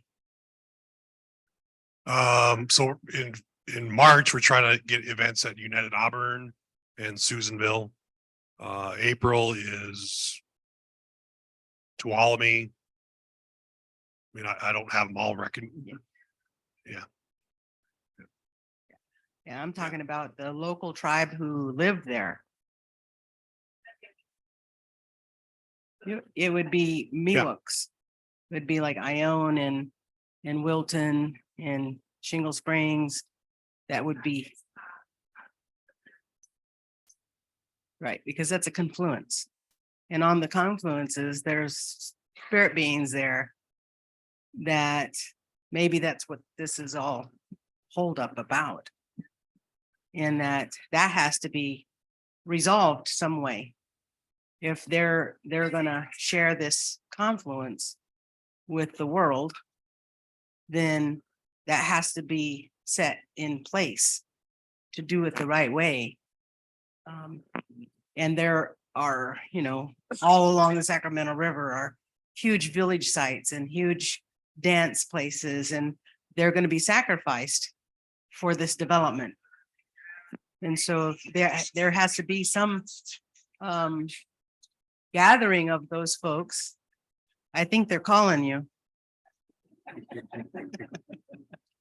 But I just want to say that, you know, the power and the confluences can't be overlooked in doing these kind of developments. And if it is going to be, then the local people who built those fires there should come together and build that fire there. Thank you. Thank you.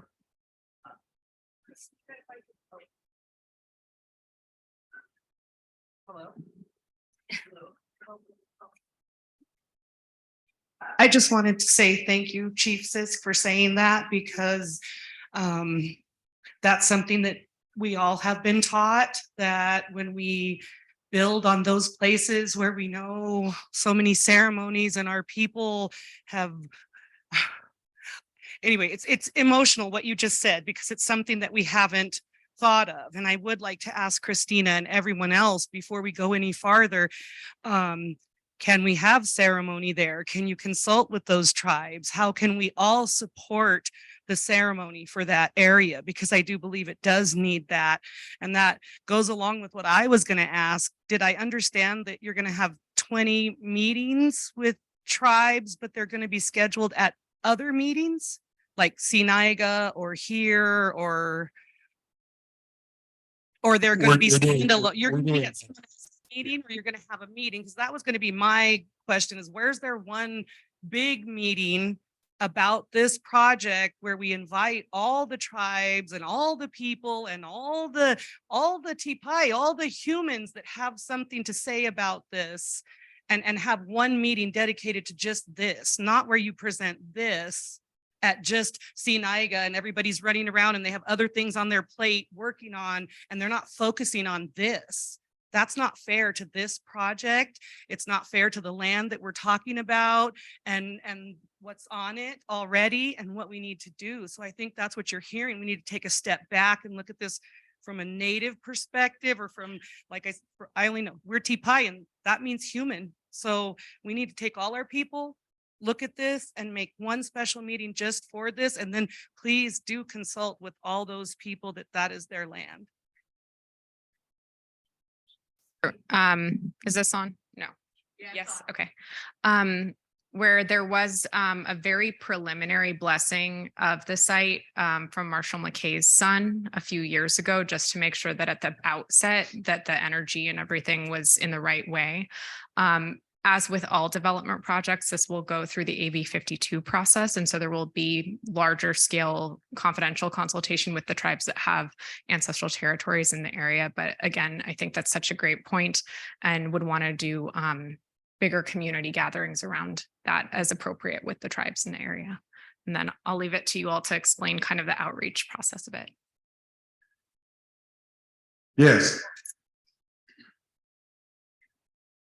So any of those people here today, those tribes that we're talking about on their land, on their museum being built, no one's here from their tribes today? So you're representing what they're talking about and you're bringing it to us? Is that what I'm hearing? With the, I don't know, to me, it's like a sales pitch. Does really our input, our voice, have any concern of what they already got in plan? They're already, you know, they're gonna go ahead and do what they're gonna do. What are they asking? Blessings or permission from all different tribes throughout California? And I'm not, for one, going to be going to Sacramento to dig some roots when we have to build up dirt and make it safe and scatter the bones out wherever they may be and replant everything so I can go gather it. We have that right here also. We got San Joaquin, we got Kings River. We have all this valley that we don't have no access to. We don't have no big museum around here for our people in the Central Valley. And yet we have most of the tribes here. So I don't know why would you even talk about these people without their presence? And I know you don't want all the questions that we have for you because seems like you don't have the answers. So, you know, this is what we was talking about yesterday. You know, I guess it's just data, like you said yesterday. You're gathering data, how many people want it, how many people don't. And it really doesn't matter what we say. I mean, you know, I, for one, I wouldn't even touch the dirt. I leave Mother Earth alone. I let that water run as free as it can, but even though it's been diverted so many times, they don't know where to go. And that's why, for some reason, they stick you there and said, okay, you can develop it, but you got to take care of it, and you got to redirect the water again and make sure it doesn't flood you out. And then you can start building again and start planning. And I'm sure there's better areas than that. And here we are, we're just getting placed where the sees fit. You know, that's how I see it. It you know, it doesn't make no sense. You know, thank you. Oh, I I was listening, but I wasn't listening with my ears. I don't hear very well. When I use these, I get very selective hearing. When I owe you money and you want it, I kind of don't hear very well. But when you owe me money, I can hear when you're gonna pay me, and you know, hey, you told me this day. But so right now I'm hearing my heart. I'm seeing with my heart and I'm feeling with my heart. What the brother said here is that we have to look at these things from here, not from here. All this intellect. I talked to my son, and we talked about this education at the university yesterday. And I told my son, I know that you're going out there and you're going to do this education thing, and I know that you're working on this PhD. But the most important thing that I want you to do when you step out of my house and you go into that school, that's not our school, that's this white man's school. It's important for you to continuously understand that you're leaving us, our elders, our people, our ways to go learn something good, something different. Be very careful of that.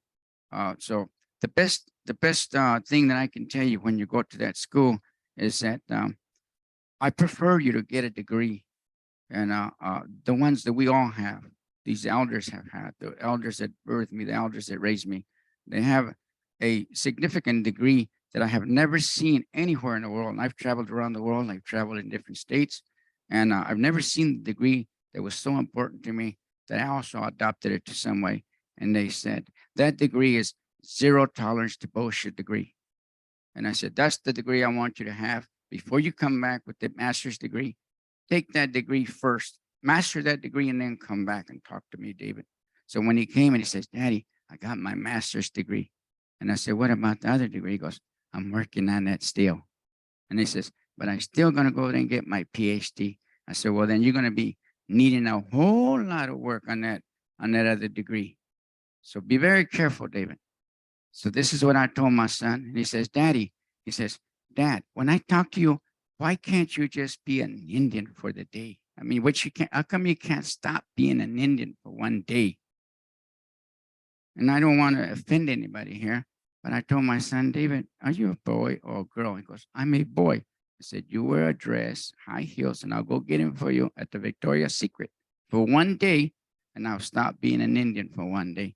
And he goes, I got your point, Daddy. I got your point. And so my point is today, as I was listening, I said, you know, I'm a foreigner. I'm a foreigner, but not foreigner being native.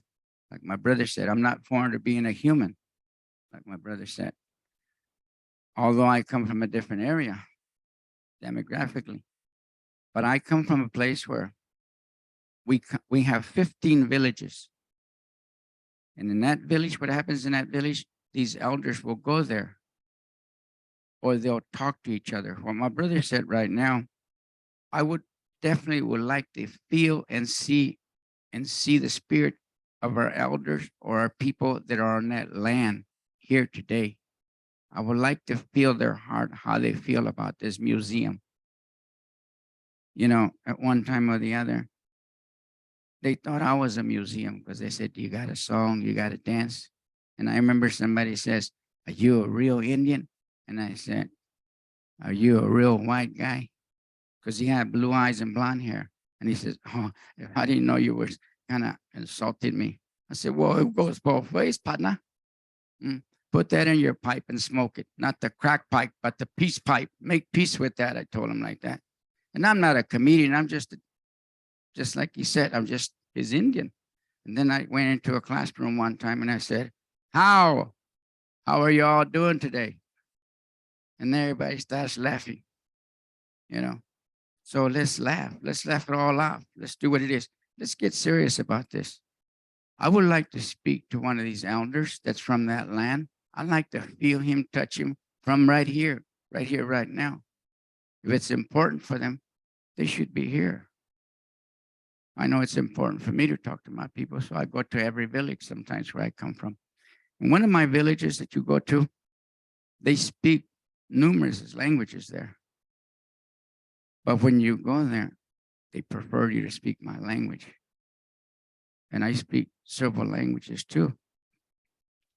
And one time somebody said, my daughter told me one day, Daddy, you speak lots of languages. I said, yeah. And I said, you speak languages too? She goes, no, I only speak this language. I said, no. And I said, remember that time we were in that little town and those guys were saying hi, hi. And you told me, Daddy, you had a lot of friends in this town. I said, why? Because everybody says hi when we're driving. She said they were saying hi. They weren't saying hi. You know, I'm a bad driver. I'm that guy that nobody wants on the road. They weren't saying hello. They knew that international language. So she knows that international language.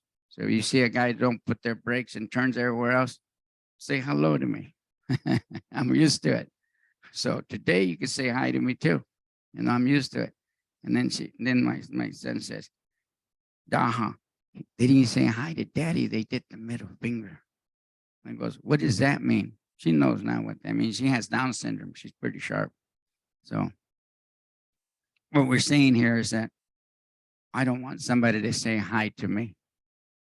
When they come here, they're not telling me hi in a different way. They're telling me meaningful. I love you. I want you to hear my story. I come to tell you about my story, what's going to happen in my land.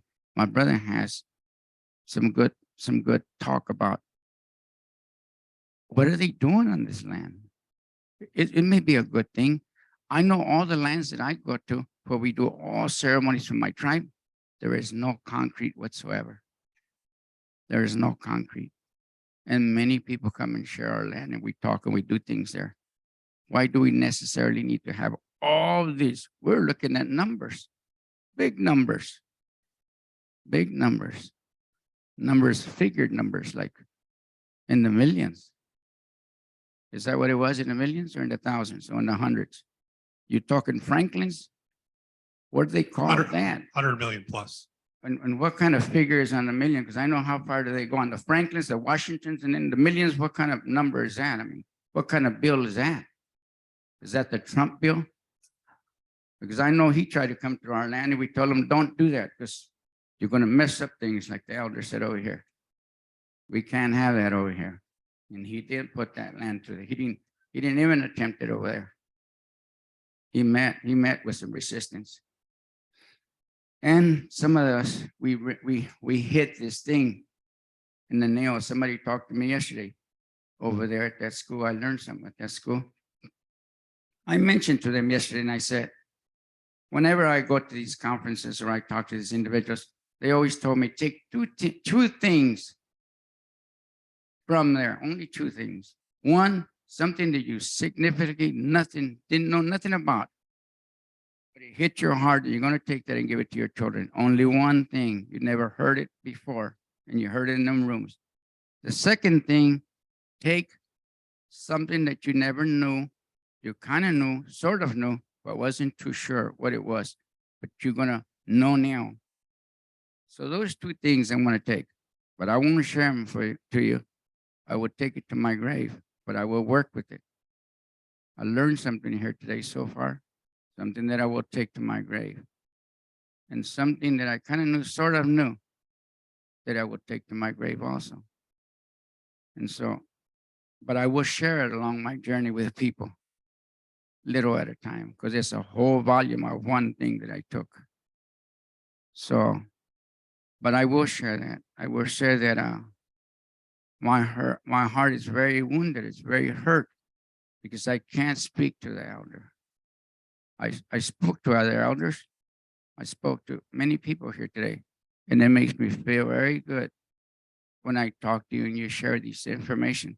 But it's information that we're sharing about somebody else's homeland. How you feel about that.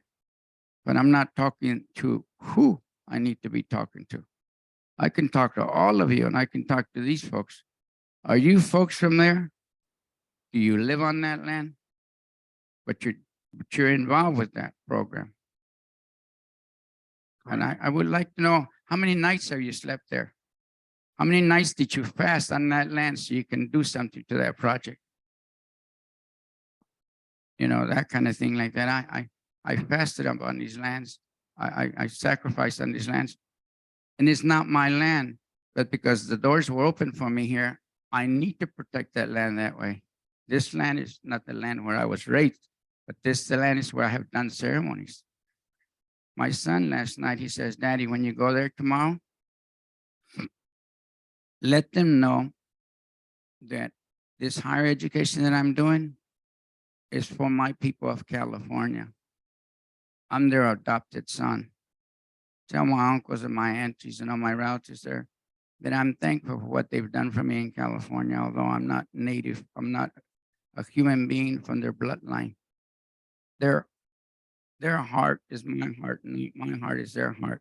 So all this education is for me to help them in California. Tell them that. This is how sincere, how strong I feel about when we connect with each other. When you offer me the opportunity to be here, I will have a voice for you. I will be here till the end, like they say, until the wheels fall off, you know. And I say again, put that in your pipe and smoke it. Not the crack pipe, but the peace pipe. Oh.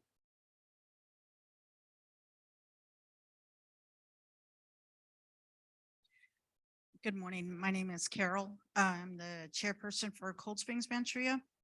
Listening to your opening, it's a little concerning because you're talking about a project that has a lot of money, that state's saying, okay, this is what we're going to give back after they took so much, and we're supposed to be so thankful for that. But I hope that you take everything that everyone has said to heart, because our land, our water, our resources, our cultural places mean something to us. You know, you talk about this land, everybody want to go to the park, go see this. Well, that's where we come from. My father was born up there. My grandfather was born out there on the land. You know, we come from this land. We didn't travel. We didn't get shipped here. We didn't migrate here. We're from this land. How many of you can say that? Where of your family, where were they born? Where are they from? You know, a lot of our people don't know and understand our culture, the ways that we used to live. You know, people want to bottle it up, sell it, put it in a museum, have other people come look at it, try to learn from it just because they're heard something somewhere that maybe struck a nerve. But for us, this means something. You know, the cultural divide, or I guess the understanding between me and my siblings was between me and my older brother. My grandparents were already gone when I was growing up, so I didn't get that one-on-one, but it's in my heart, listening, you know, no ear, they would tell you, and mono, you know, my brother would bawl me out, but the only thing I understood was you got no ear, you're not listening.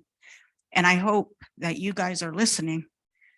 You know, it isn't just because they want to give back that we're supposed to be thankful. We're supposed to be grateful. We're supposed to not say nothing. We're just supposed to sit back and take whatever they give. No. You know, the people's land that we're talking about, they should be here. They should be a part of these discussions. They should be here so we can talk about it. You talking about piggybacking on other meetings. My tribe is a non-gaming tribe. I would have never known because we're not a part of Snider. How many other tribes aren't gaming tribes? Aren't a part of different, and if we don't know that you're there, how do we know that this project is even going on? I would have never known had I not come today. I never saw anything come through my tribe saying that this is happening, this is moving forward, this is what we, you know, what year did you guys start? When did this actually get approved and when did it start? We were brought on board last summer. But there's 20 plus years previous to that of work. Yeah, I remember I was a tribal administrator when this became a discussion in what, 2008 or so, somewhere. And then now you're just coming, you know, that is the frustration, you know. This is important. If this is something even that the state wants to do, then meet with us individually as your own meeting. Don't go piggybacking off something, because then all you're telling me as a tribal chairperson is you're just fulfilling a formality. Just to say that you've been here. Oh, we went there. We went there. They didn't say nothing. How would my tribe know?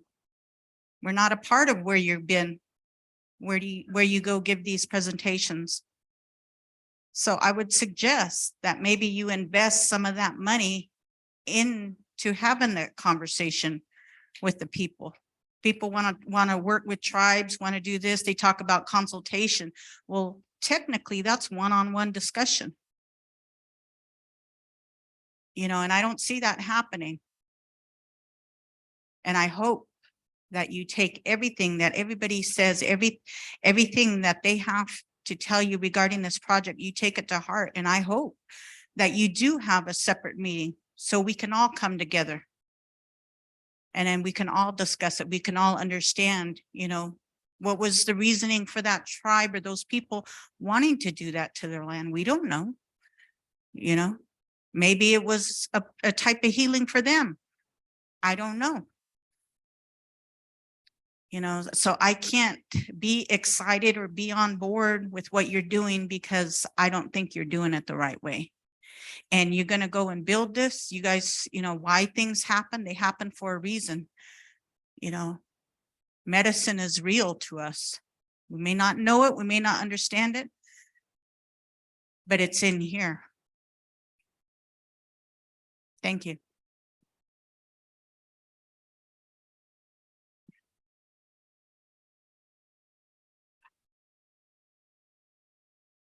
Thank you. Marcia from Tule River. I have a question for the board, the panel. But before that, I would like to say, I speak for the indigenous plants and the animals, the winged, the insects, the river people. When I say I represent them in asking you when you did an environmental study, and if so, what was the outcome? I'll wait for an answer.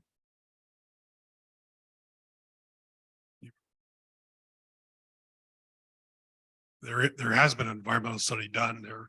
Elderberry is present on the site, both along the river as well as sort of the furthest point away from the river. So that information is available. Just on the elderberry? Well, the whole report's available. So. Can you give me a copy or email me a copy? Yeah. Could you write my email down, please? It's mhestrada@yahoo.com, all lowercase. Do you know what year that was done?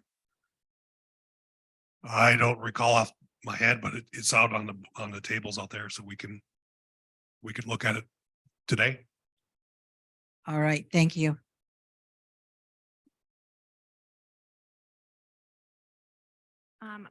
I do want to just give people a time check, but want to make sure everybody's heard. I'm not saying we're not going to come to you. I'm just saying, want to make sure everybody's heard. And then we also have another panel that's after this. So want to make sure that we're being respectful of those panels as well. I'm trying to figure out what is going to be displayed at these areas. Are they going to be cultural significant items to us? I mean, have you gone that far to, where are you going to get these items from? Are you going to deal with the local tribes, basket weavers, medicine man, song? Yeah. Those are all questions we have as part of this process. I mean, Is 'cause- what level of exhibits do people are interested in? Yeah, because there's certain items that we have that we hold sacred. I'm just wondering where you're gonna get these items from, Peabody Museum, state parks, Berkeley. I mean, I'm very concerned about what you want to display and, also the tribal area. I really don't have a say so up there. We're not part of the gaming compact. We're not part of federal recognition. It's just, these areas need to be, they're very sensitive to us. I don't want my grandmother's basket up there, because it's my grandmother's basket. Years ago, I tried to do 2 museums in this area. Pretty much were shut down. When I say museums, it's not like a white man's museum. It's a living museum where I can bring my elders to. We can have our own displays. I don't know why the state doesn't spend money down here, in the valley. Largest population, we all belong to tribes.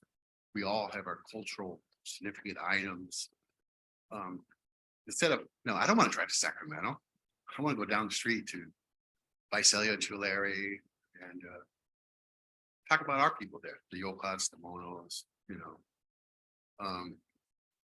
like I, brought up, we don't have the funding to go up to Sacramento. We don't have the funding to go to these areas, So that's my main concern. What's going to be displayed, as you would say. Thank you.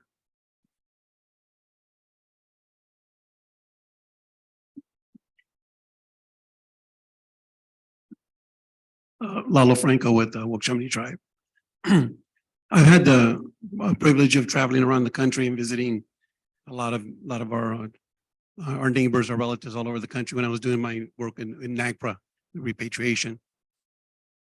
And I never really cared for some of the places we went to, big museums. The word museum itself just really didn't sit well with me. We've seen museums all over, like I said, and they never really told the true story of the people in the area.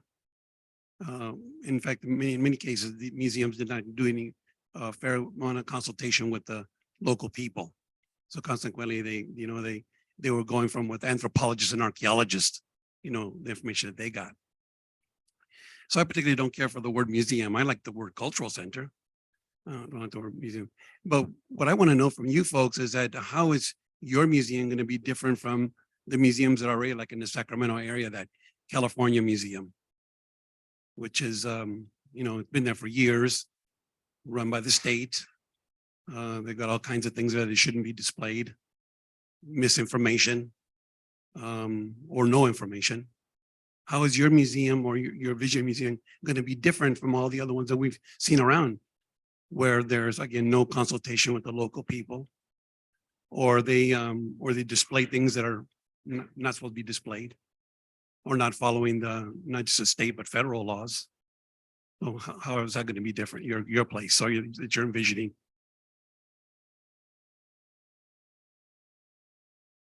Like to respond to that?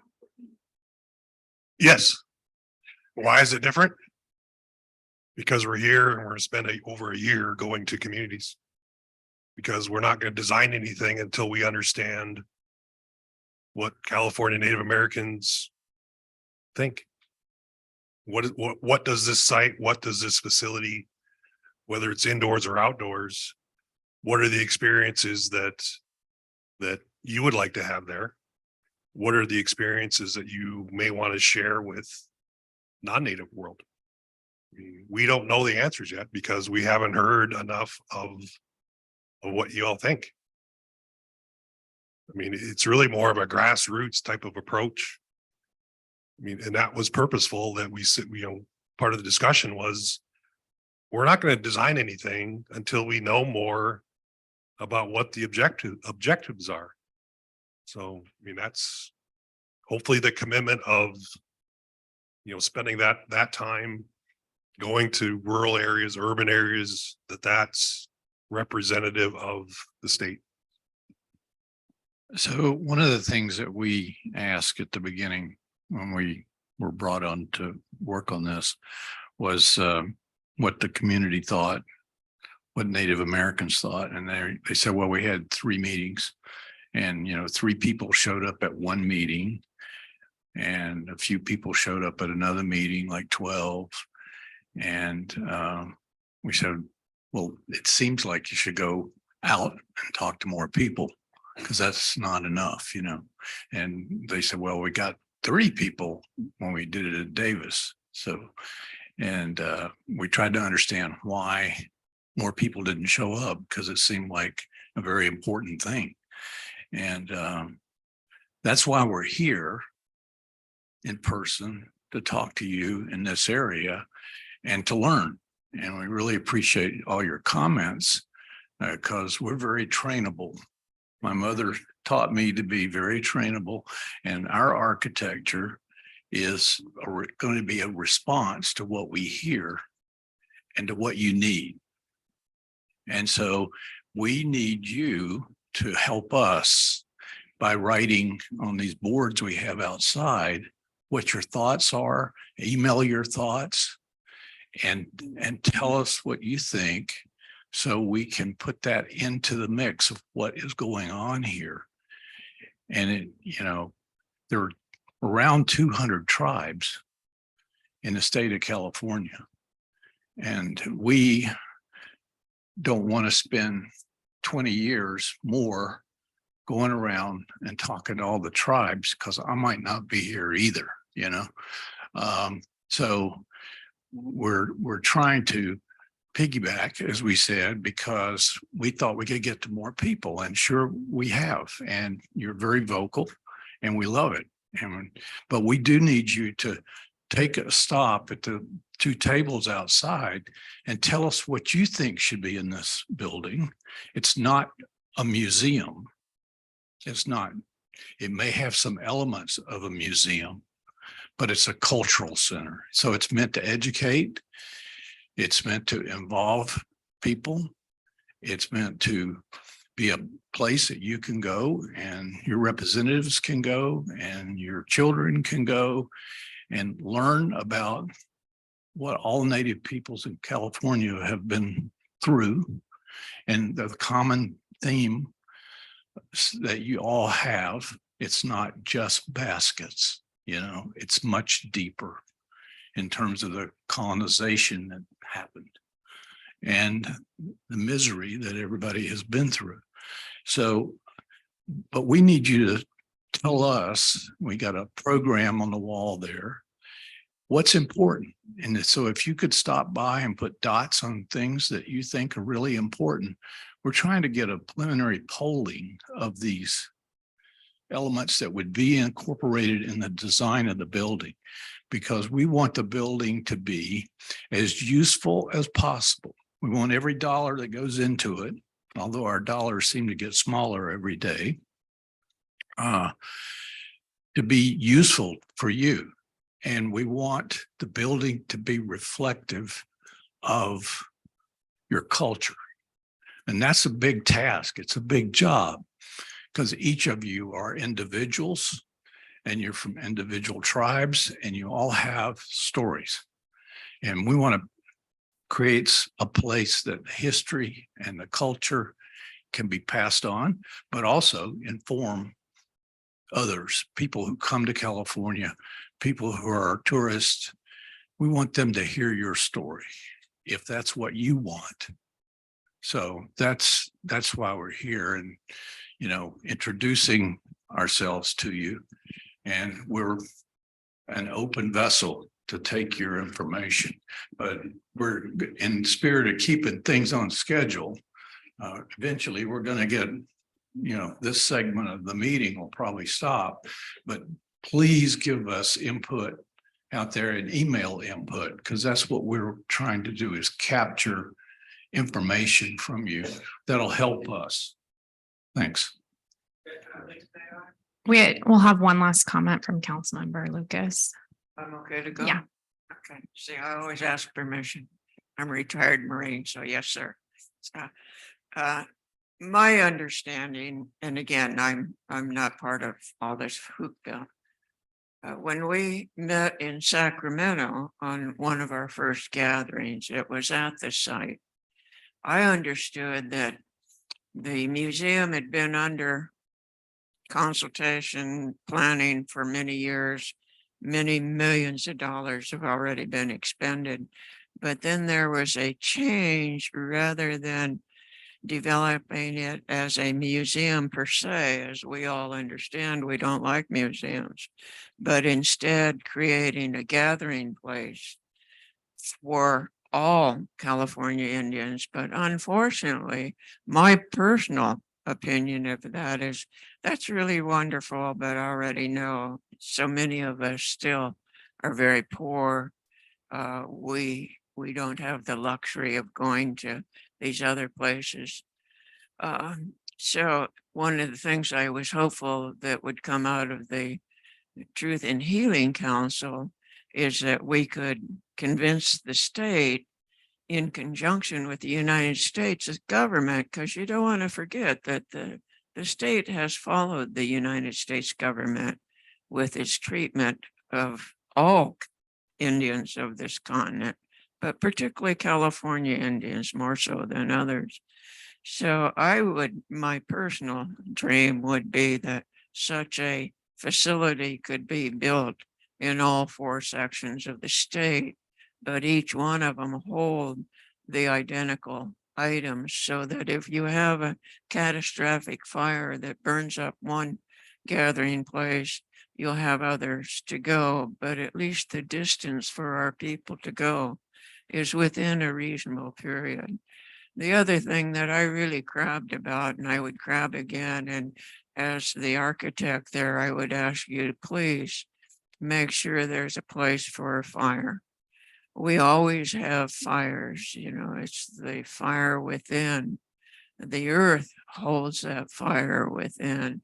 So whatever you do, please incorporate the earth with a building, a fancy building, just like this. I say it in jest, but I'm very serious. This is very spooky.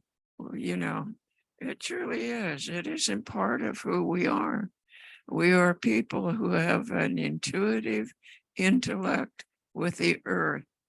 We are still here because of that. So I hope you all don't mind if I just take that time to share those thoughts with you, but I want you to kind of change your thinking in the fact that I don't think they want to build a museum per se. I think really what they were getting after was a general meeting area, a central place where we could hopefully all gather. I don't know that that'll ever happen, but I think it's a better idea. So thank you. That's right, council member. And the site area generally is on the same area generally where trade routes all came together. So it is an ancestral gathering place. And so it would be reinvigorated as that type of place as well. But again, please feel free to approach these folks out in the registration area. They have some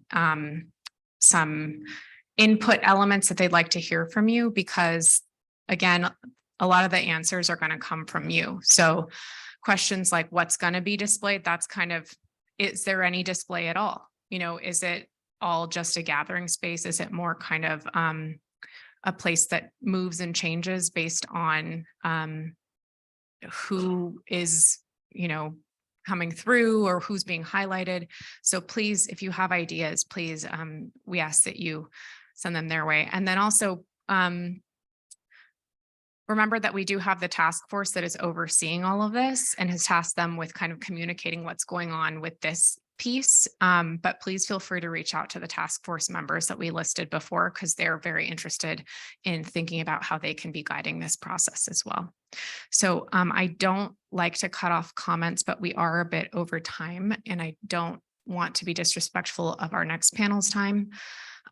So thank you to this panel. If you'd like to talk to them more, they'll be out in the registration area, and they would love to hear your thoughts. You can also email those to whatever outreach they're provided at their tables, correct?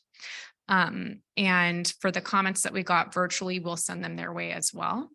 So thank you again. Thank you all. Really appreciate the input. That's what this is about. Really want you to get involved and engaged and tell them how they can be thinking about this in a way that feels respectful of the local community where that site is, but also respectful of your needs, concerns, and thoughts.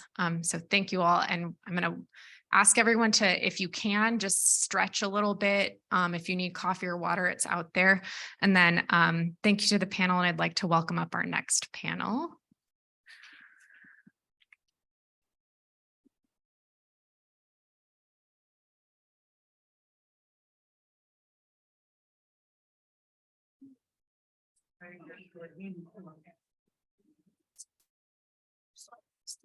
You don't need to apologize. We need a special meeting for this. Yeah.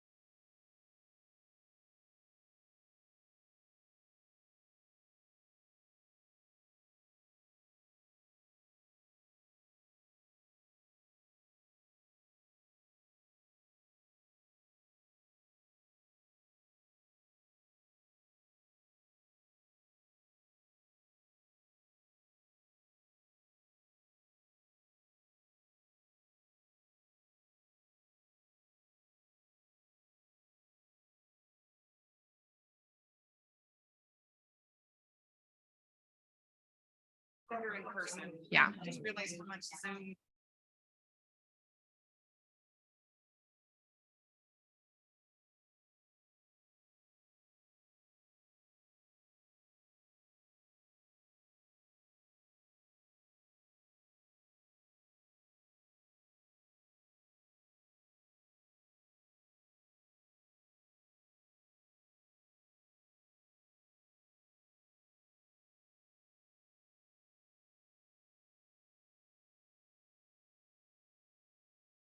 Okay, so we're gonna call folks back in and ask that our next panel on missing and murdered Indigenous people start getting settled.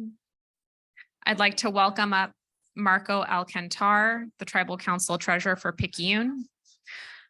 Morningstar Galley will be joining us virtually, and she is on right now. And Tila Kip, a tribal citizen of the North Fork Rancheria and Domestic Violence Prevention Program Coordinator from Fresno American Indian Health Project. I'd like to ask folks visiting in the room if you could step out if you're going to have conversations. We've got plenty of spaces outside of the main room. I know you're all not listening to me. But if y'all could settle in, refocus.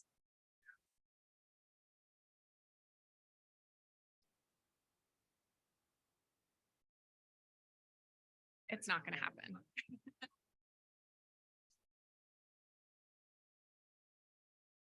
Okay.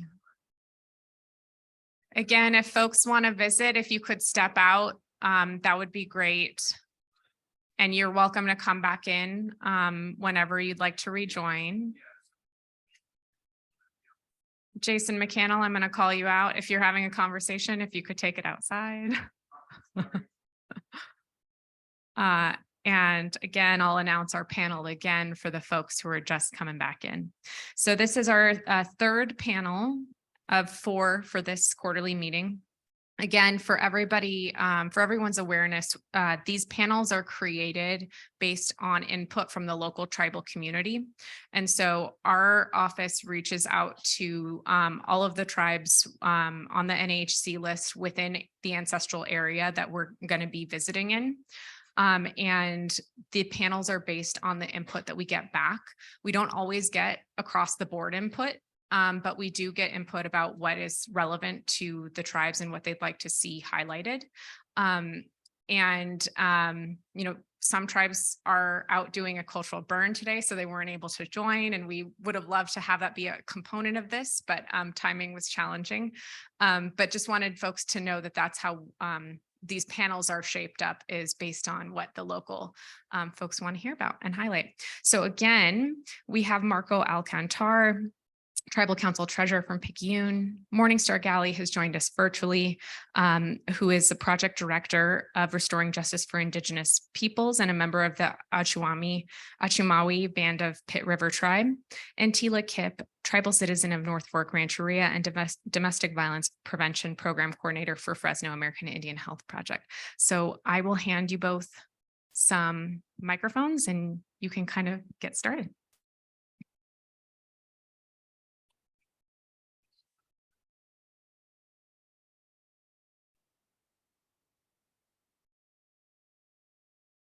I'll defer. Hello, I'll defer to Tila. I'd like to introduce. So Manahu, good morning, everybody. My name is Tila Kip. I'm a tribal citizen of North Fork Rancheria. I work at First American Indian Health Project. I am the Domestic Violence Prevention Coordinator. Been over working for FAHP for more than 5.5 years. I'm also an advocate for Intertribal Council of California. So I kind of assist services for tribal members and Native families with emergency shelter, transportation to obtain needed services in relation to family violence, emergency food and clothing, restraining orders, and assistance, providing resources with legal advocacy and crisis intervention, and peer counseling, and focusing on the healing with intergenerational trauma to the Native families.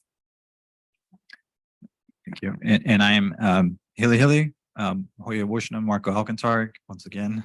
Good afternoon, and I am a member of the Picayune Rancheria of Chukchansi Indians, which is the owner and operator of this facility here.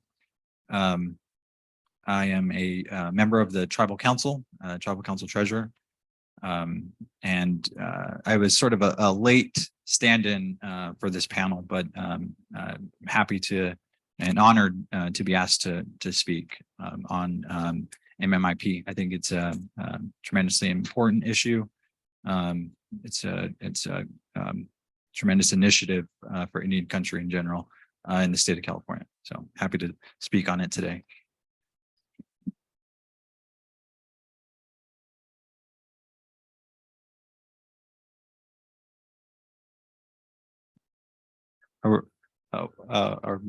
Would we like Morningstar to introduce herself?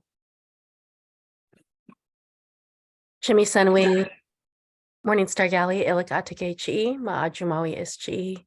My name is Morningstar Galley, and I am a member of the Pit River Tribe. Also worked as the Tribal Historic Preservation Officer for the tribe from 2012 to 2016, now serving as Project Director for Restoring Justice for Indigenous Peoples, where we are supporting families that have been impacted by the crisis of MMIP by providing direct support, services and resources. Thank you. And I regret that I'm not able to join you in person today. I have little ones that are not feeling well. So didn't want to expose anyone to that, but I'm happy to be here with all of you. So Sulai.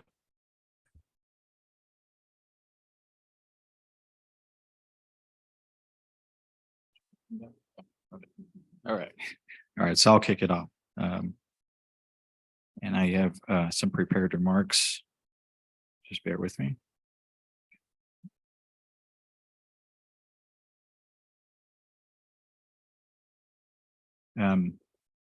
First, I'd like to give some thanks to, first of all, to Governor Gavin Newsom, the Tribal Affairs Secretary, Christina Snider, Deputy Tribal Affairs Secretary, Loretta Miranda, the members of the Truth and Healing Council and staff.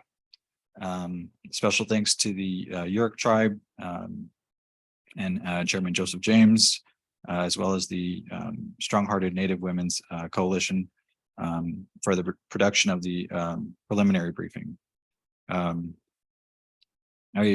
want to acknowledge that that it was Executive Order B-1011 by Governor Jerry Brown that established the office and the position of the governor's tribal advisor, with the purpose of overseeing and implementing effective government-to-government consultation between the governor's administration and tribes on policies that affect Californian tribal communities. And one thing that I want to point out there is that it's all tribal communities, not just federally recognized tribes. This meaningful consultation is, I believe, directed to and intended to reach out to all tribal communities in the state of California. So I think those were good points that were brought up earlier. Also, so that sort of led to Executive Order N-15-19, which was issued by Governor Gavin Newsom. You may know this as the sort of the apology from the governor's office in 2019. So that executive order directed the tribal advisor to establish the Truth and Healing Council to bear witness, to record, examine existing documentation of and receive California Native American narratives regarding the historical relationship between the state of California and California Native Americans in order to clarify the historical record of this relationship in the spirit of truth and healing. And just sort of a overview of some of the things I'm going to discuss. Just some of the statistics regarding MMIP and an overview of the issues, and then some of the things that have been done to address this already through legislation and other initiatives, as well as recommendations for the federal and state government. So I'm just going to read off some statistics here. So California has the largest population of Native Americans of any state in the United States and the 5th largest caseload of missing and murdered Indigenous people. Indigenous women go missing and murdered at rates higher than any other ethnic group in the United States. Rates of violent victimization for both males and females are higher among American Indians than for any other race. More than 4 in 5 American Indian and Alaska Native women have experienced violence in their lifetime, and 1 in 3 in the last year. Indigenous women are 2.5 times more likely to experience sexual assault. Nearly half of all Indigenous women have been raped, beaten, or stalked by an intimate partner. Homicide is the 3rd leading cause of death for Indigenous women and girls. 97% of Indigenous women who reported experiencing some form of violence in their lifetimes reported at least one perpetrator who is of a different race. Indigenous men and boys are 2 times more likely than the non-American Indian population to die from homicide.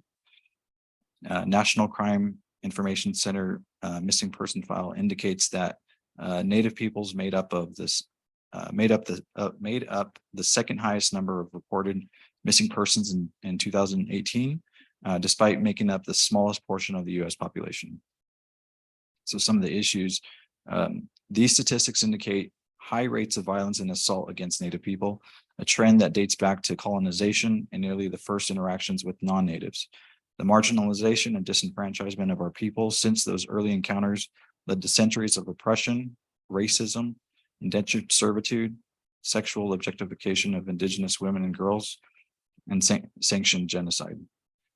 To this day, our people still face high rates of poverty, insufficient housing, child welfare in carceral systems, domestic violence, and becoming missing and murdered. Very little is being done to improve and increase funding for MMIP. A 2018 U.S. Commission on Civil Rights report found that funding levels for Native American tribes was woefully inadequate. The report noted that funding had remained mostly flat for 20 years, leaving tribes unable to tackle many large issues, including an epidemic of suicide, high dropout rates, violence against women, and climate change. In addition, despite Native women experiencing high rates of violence than any other group across the United States, there are only 60 Native women's shelters and less than 300 tribal programs addressing violence against Native women. In California, funding for tribes and urban Indian communities for MMIP prevention and intervention has also been insufficient. In California, tribal nations have also been overlooked. For example, Assembly Bill 1603, which passed in 2019, reestablished California Violence Intervention and Prevention Grant Program, the largest fund in the state's history to improve public health and safety by supporting effective violence reduction initiatives in communities that are disproportionately impacted by violence. Yet the statute defined violence as entirely urban, writing tribes and rural communities out of the statute, despite the significant violence experienced by Native people in rural parts of the state. Hundreds of millions of dollars have been allocated to violence prevention through this fund in the last few years, none of which has gone to rural tribal communities. And so this next section is regarding PL 280 inadequacies. California tribes are at an immediate disadvantage when it comes to helping their citizens. In 1953, the federal government gave California and five other states civil and criminal jurisdiction over crimes committed by or against Native people in Indian country. This law is known as Public Law 280, PL 280. The jurisdictional change was made without tribal input and without the federal funding or support for the tribes or states that were impacted. Tribes in PL 280 states are part of a complicated system of criminal governance, and despite great need, are rarely included in federal legislation on MMIP. Justice issues are treated as an afterthought in federal law. This has left tribes in California without proper funding and support to address crimes against their people. Therefore, California and other PL 280 states have an additional responsibility to support tribal people to address MMIP as partners. As a result of PL 280 and the general neglect of tribal communities, California tribes are left competing for extremely limited funds and are rarely given the autonomy to use such funds in the way that individual tribes need. For example, funding is available to construct a jail. However, there is an absence of sustainable funds for the operation and maintenance of jail once built. In 2019, 17 federal senators and representatives asked the government's top watchdog, the Government Accountability Office, to conduct a review of how federal, state, and tribal agencies respond to missing and murdered Indigenous women cases. As members of Indian Affairs Committee and Indigenous Peoples Subcommittee and senators and representatives representing the majority of federally recognized tribes, we must do all we can to fully understand the extent of and implement meaningful solutions to the MMIW crisis. The legislators wrote to Comptroller General Gene Dodaro federal officials, tribal leaders, and members of families directly impacted by the MMIW crisis all agreed that failures in cross-jurisdictional coordination, inadequate MMIW reporting protocols, and poor data collection limit the effectiveness of efforts to track, investigate, and solve MMIW cases. PL 280 has been detrimental to tribes and tribal courts' ability to grow their court system, largely because they cannot use funding from 638 contracts or compacts. Most non-public law 280 nations used a 638 head department model. The 638 department means that nations administer their police department under the contract or compact with the BIA. The BIA sets the organizational framework and provides basic funding, and the tribal nation staffs the department with tribal employees. PL2A does not mandate that the federal government provide financial support to participating states, despite the fact that under the law, they are required to take an expanded law enforcement duties. In addition, the BIA has done the opposite and reduced funding for tribal courts and law enforcement programs. Overall, PL 280 was devastating for California tribes' ability to protect their people and for tribal citizens to access justice and protection. It stripped tribes of funding and created jurisdictional confusion between tribes, state, and county law enforcement. Almost 70 years later, PL 280 needs to be addressed as a part of any MMIP conversation. So some things that have been done. Tribes must continue to engage our legislators and push for action now. Tribal leaders have a responsibility to take the lead on legislation to address MMIP policy at the state, federal, and local levels. At the federal level, there's been the Savannah's Act. This act requires the Department of Justice to provide training to law enforcement agencies on how to record tribal enrollment for victims in federal databases, develop and implement a strategy to educate the public on the National Missing and Unidentified Persons System, conduct specific outreach to tribal organizations regarding the ability to publicly enter information through the National Missing and Unidentified Persons System or other non-law enforcement sensitive portal development. Develop regional guidelines and train for response to MMIP crisis, and report statistics on missing and murdered Native Americans. The Not Invisible Act is an act that designates an official within the Bureau of Indian Affairs to coordinate efforts, grants, and programs related to MMIP. It also creates a joint commission on violent crime within tribal lands and against Native Americans. The Not Invisible Act Commission began meeting in May 2020 to come up with the recommendations to the Departments of the Interior and Justice. In 2021, the departments announced the publication of a solicitation for nomination to join their joint commission on reducing violent crime against Native Americans to address MMIP. The MMIP initiative created by Attorney General William Barr in 2019. This initiative created MMIP coordinators in 11 U.S. attorneys' offices and allocated more resources to coordinate law enforcement responses to MMIP. The 11 states are Alaska, Arizona, Montana, Oklahoma, Michigan, Utah, Nevada, Minnesota, Oregon, New Mexico, Washington State, and Washington State. MMIP coordinators are to work closely with federal, tribal, state, and local agencies to develop common protocols and procedures for responding to reports of missing and murdered Indigenous people. Notably, California does not have a specific MMIP coordinator working on MMIP issues, even though it has the largest Native American population in the country.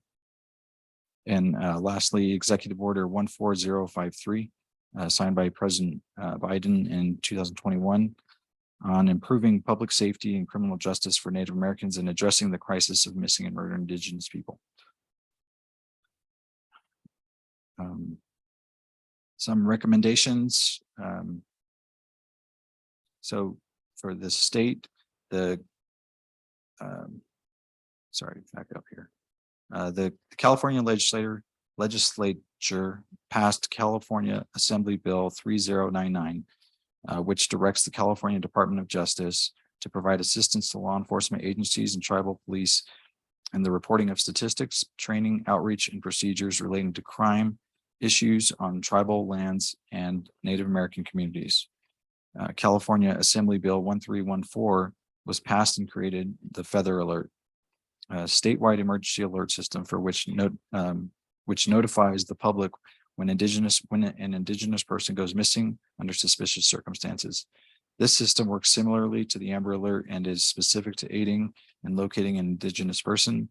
The bill authorizes the California Highway Patrol to activate a Feather Alert upon request by a law enforcement agency and allows law enforcement to use existing local and statewide resources to spread information about an indigenous person who has gone missing. And then some recommendations, and I'll just briefly go over these. Number one, for the federal and state to work together to develop comprehensive and coordinated funding plans to address and prevent MMIP.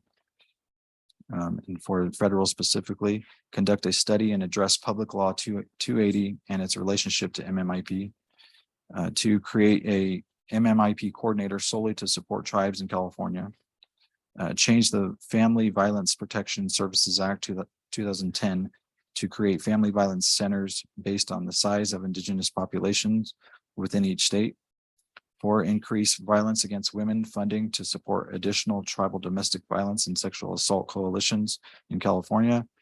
5, provide increased funding and support for tribes in Public Law 280 states who want to implement VAWA 2022's special tribal criminal jurisdiction, including direct access to jailing and prison beds for non-native perpetrators. 6, increased justice system grant opportunities for tribes in Public Law 280 states to address MMIP. 7, implement the GAO, the Government Accountability Office recommendations to strengthen federal data. And for the state, fund and support the creation of a statewide MMIP task force, which would include tribal leaders to support the work of the AG's office under AB 3099. 2, pass legislation to recognize tribal police as California state peace officers and create access to CLETS, California Law Enforcement Telecommunication System for tribal court and police. Pass legislation to locate and protect tribal children when they go missing from foster care. Or pass legislation to improve training of police and justice partners to institute measures to prevent new MMIP cases and to better respond when a person goes missing. 5, create a multidisciplinary response team model for MMIP cases. 6, legislation and funding for tribal and urban mental health and drug treatment facilities and programs. And 7, lastly, provide resources and support for tribal law enforcement and to investigate cold cases. And that's all I have. Thank you. Again, I just want to thank California Truth and Healing for having me on this panel with Morningstar and for Tribal Treasurer Marco. So I want to kind of go off where what my department is and what we do for our Native communities at First American Indian Health Project. So I work for the Native Wellness Department. Bernie Franco is my supervisor. So we have the domestic violence prevention program at my work, so we can be able to help clients that are registered, help them with housing. So if they're needing housing, we could be able to shelter them into a hotel, just making sure that they're in a safe place, making sure that they that it's just me and that client know where they're going to be located at. And if they want to know, or they want like anybody else to know where they're at, then I just make sure I get just a consent to, if I have to talk to them or anything, just make sure that my client is safe.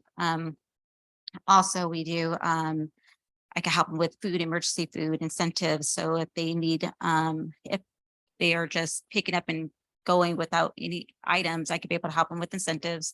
I could also help them with getting groceries, whatever they're needing for them and their children. just making sure that they're safe. We also do, I could be able to help them with resources, with legal resources. So I do advocate for intertribal counsel, and they can also help out with restraining orders, legal resources, anything again that we could be able to help them just to make sure that the client is safe. I do a women's empowerment group, which is a Phoenix Club, and that is for domestic intimate partners, for safe talking circles, and just for traditional healing and processing. To have those and just be able to have that one-on-one with the client. So knowing that that client is able to come in and see me and trust me with this is really important to me, because I just want that client to know that they could just come in, and knowing that they're scared, or knowing that they are needing just some kind of services, that they could be able just to come to our agents, to our organization, and be able to get that safe place to go to. We do have a conference room too, where we could be able to have our clients just come in if they're just needing to mend, or just, talk to somebody, or just needing just to get away. They have, in my department, they have myself, they have our substance use disorder counselor, they have our garden coordinator, where we could be able to have our clients go out and just, if they want to be able to go out and garden, or just take a tour of our garden location, or which is right across street from the Discovery Center. They're more than welcome to do that. Just a place where they know that they have somewhere to go to, and not be afraid to open up and talk to us about what they're going through. So domestic violence is a huge issue, and just knowing that we are there for them, and we could be able to help them, and just encourage them, and just continue to be that advocate and support them is, what I'm really focused on. And my goal too is just to make sure that they're safe. I'm also going to be getting to a group together. It's the Domestic Violence Advisory Committee group going, hopefully in March. We have 2 of our board members from FAHP, and then also maybe get 2 other community members to participate in that group. So we could be able to see what else we could be able to bring to the table for our domestic violence prevention program.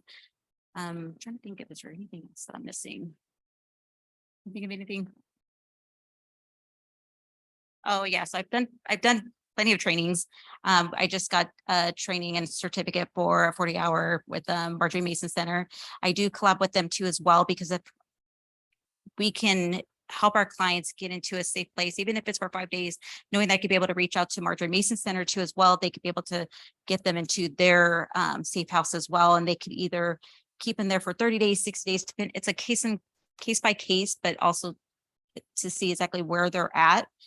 They could be able to help out with that too. So that I'm truly thankful for, and having to do that training. I also do a lot of webinars and trainings and get certificates for National Indigenous Women's Resource Center.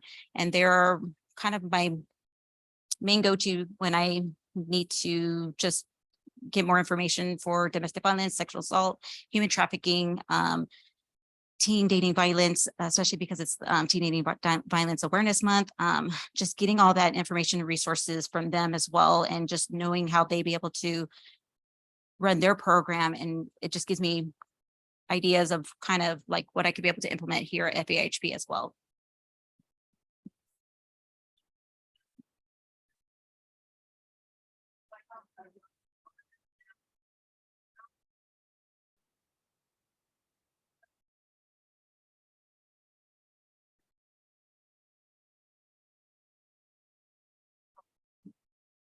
Yeah, especially for our youth, and I was trained and certified to be a facilitator for Daughters of Tradition. So I do Daughters of Tradition and Sons of Tradition for FAHP, me and my coworker Jenny, who is also our garden coordinator. So just knowing that we could be able to bring that to our youth, especially our youth, because our youth is, again, there are generation that are going to be striving to, move forward with keeping our cultural, our heritage, our traditional lives, and just making, what we couldn't do and make it better, or just getting them that support, especially support, for our youth, is, important to FAHP, not just to FAHP, but I'm pretty sure everybody else here. So knowing that we can be able to just help them, and being on the facilitator for Daughters of Tradition has like opened my eyes too, because I too have, teenage daughters and sons, and seeing, having to hear what the kids have to say. I see it in my own children. So it's like trying to help, it helps me be a better parent to them as well, but also, teach them and let them know, it's not just, they're not alone out there, and they can be able to reach out to anybody that they are closer to, especially their elders, when if they don't have like specific elders, that they do have others that they could be able to reach out to. So knowing that we could be able to, help them and encourage them to just move forward and strive on, completing and, making their dreams come true, and just being supportive for them.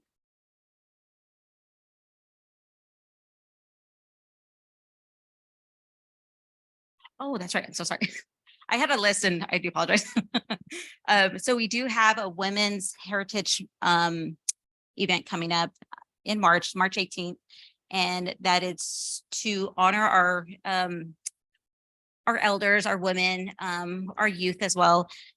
So this is going to be an event where we're going to have myself speak. I'm going to be doing a domestic violence presentation. We're also going to have what is the word I'm trying to think?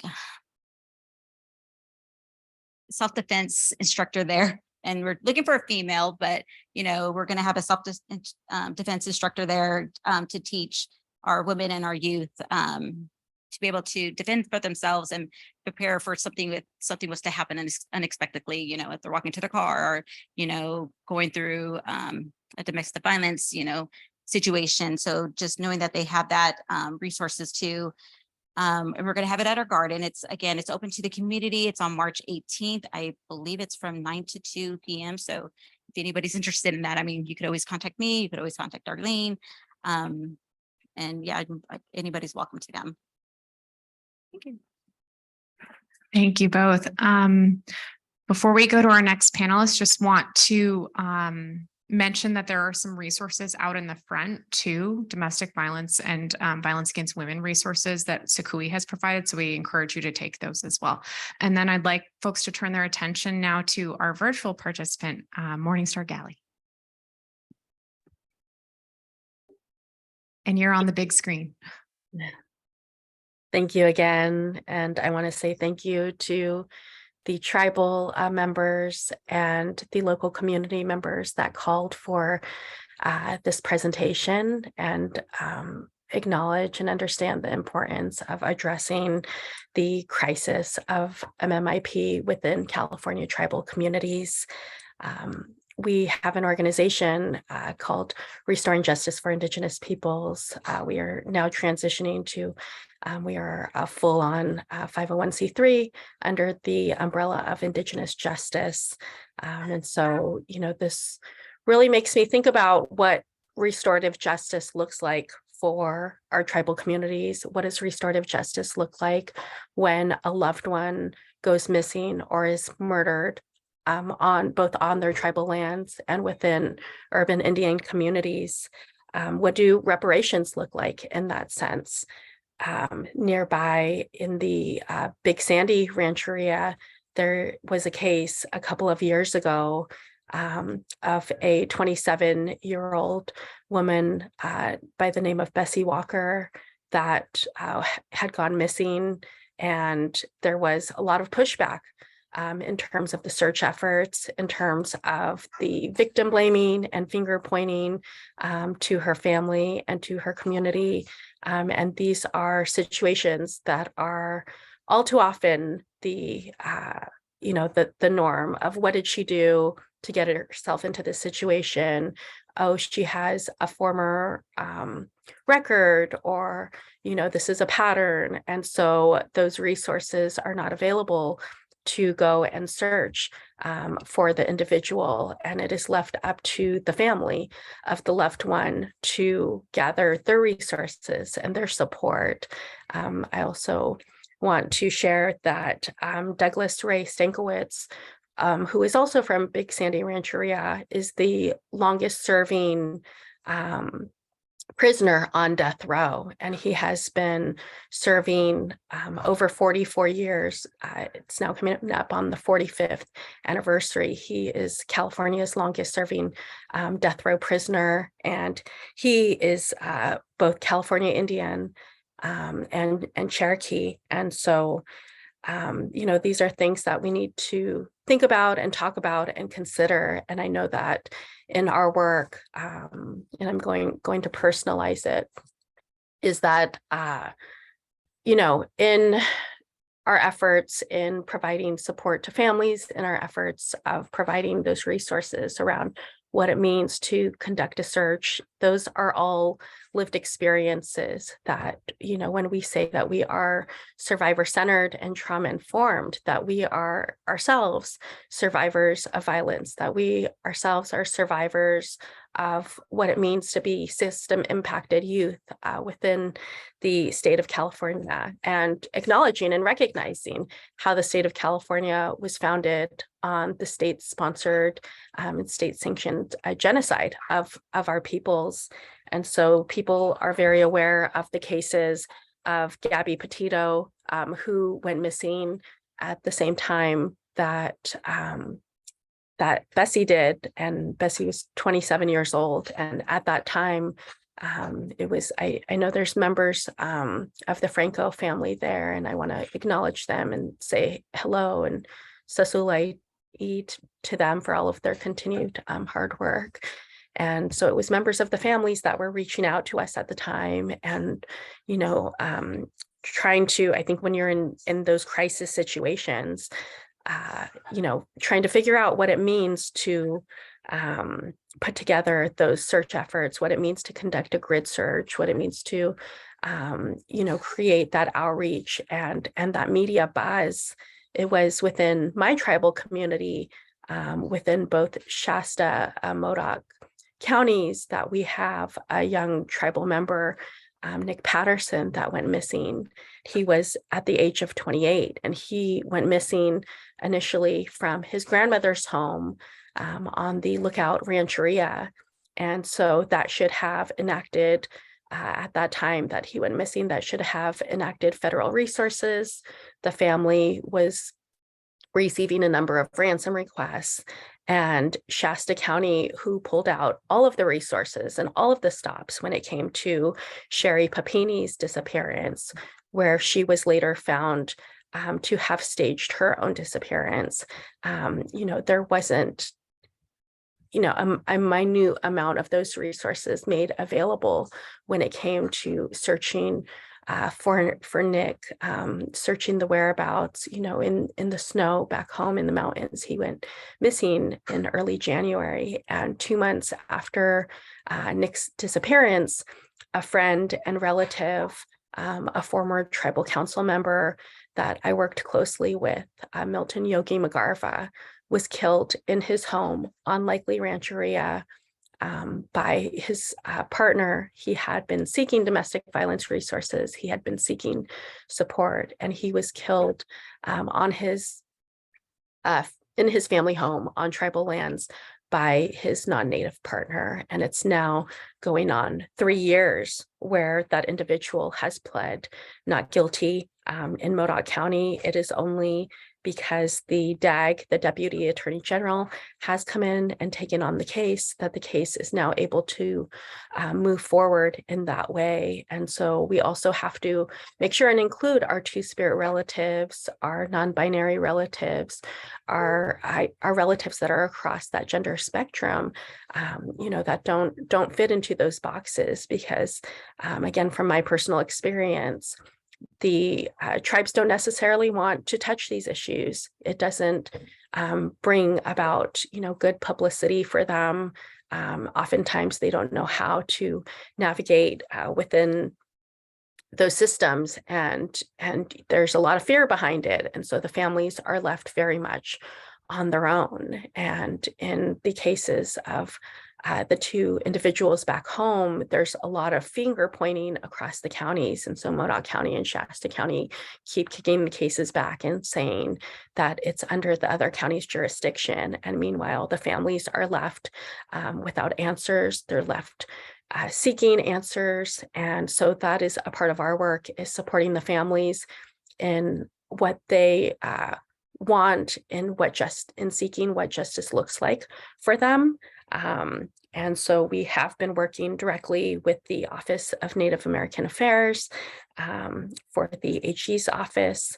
We are working with Director Lopez Kiefer and have brought her up to meet first with the families directly and have the family share their story, and then meet directly with our tribal council and come up with an action plan on what that looks like in terms of moving forward, in terms of those very tense relationships with counties such as Shasta, Siskiyou, Modoc, and Lassen within our tribal territories, and what that looks like for our families and for our tribal communities. And so I just wanted to share some of that because, there's a lot of,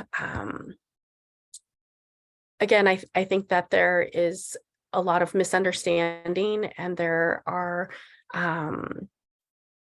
stereotypes in terms of the disappearance of our peoples. And there are, when it turns into the direct violence. And so understanding that, for California Indian peoples, that this started with the gold rush, this started with the enslavement and incarceration of California's indigenous peoples that began with missionization over 250 years ago, and that there was a theft that was committed in exchange for Native women's bodies. There was a theft of indigenous lands, of stolen land. They continued to erase our tribal place names and create names with a slur word and expletive as a way to further cause violence, erasure, and invisibility. This upholds a goal and furthers a goal of upholding white supremacy and colonization in a way that is derogatory and demeaning to Indigenous women, girls, and our two-spirit relatives, our boys and our men. There is a direct correlation between the environmental racism and violence.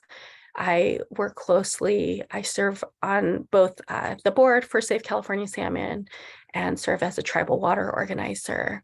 And so I say that the incarceration of our salmon relatives that are being held in the dams is directly correlated to our ancestors that are kept in those University of California basements and stored in boxes, and directly relates to our relatives that are currently incarcerated and in those jails and institutions, and including MMIP, including, and we say MMIP in terms of the policy,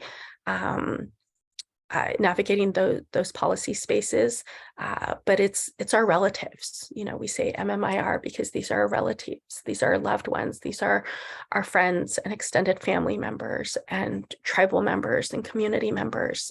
It was 12 years ago when I was working in our tribal office for Pit River Tribe that a family came in and their brother had gone missing. His name was Dewey McGarva, and he had, in a snowstorm, they had found his truck open, but it was very suspicious circumstances, being that he lived his entire life in the mountains, that he wouldn't have just walked away from a running truck, from his truck in a snow blizzard.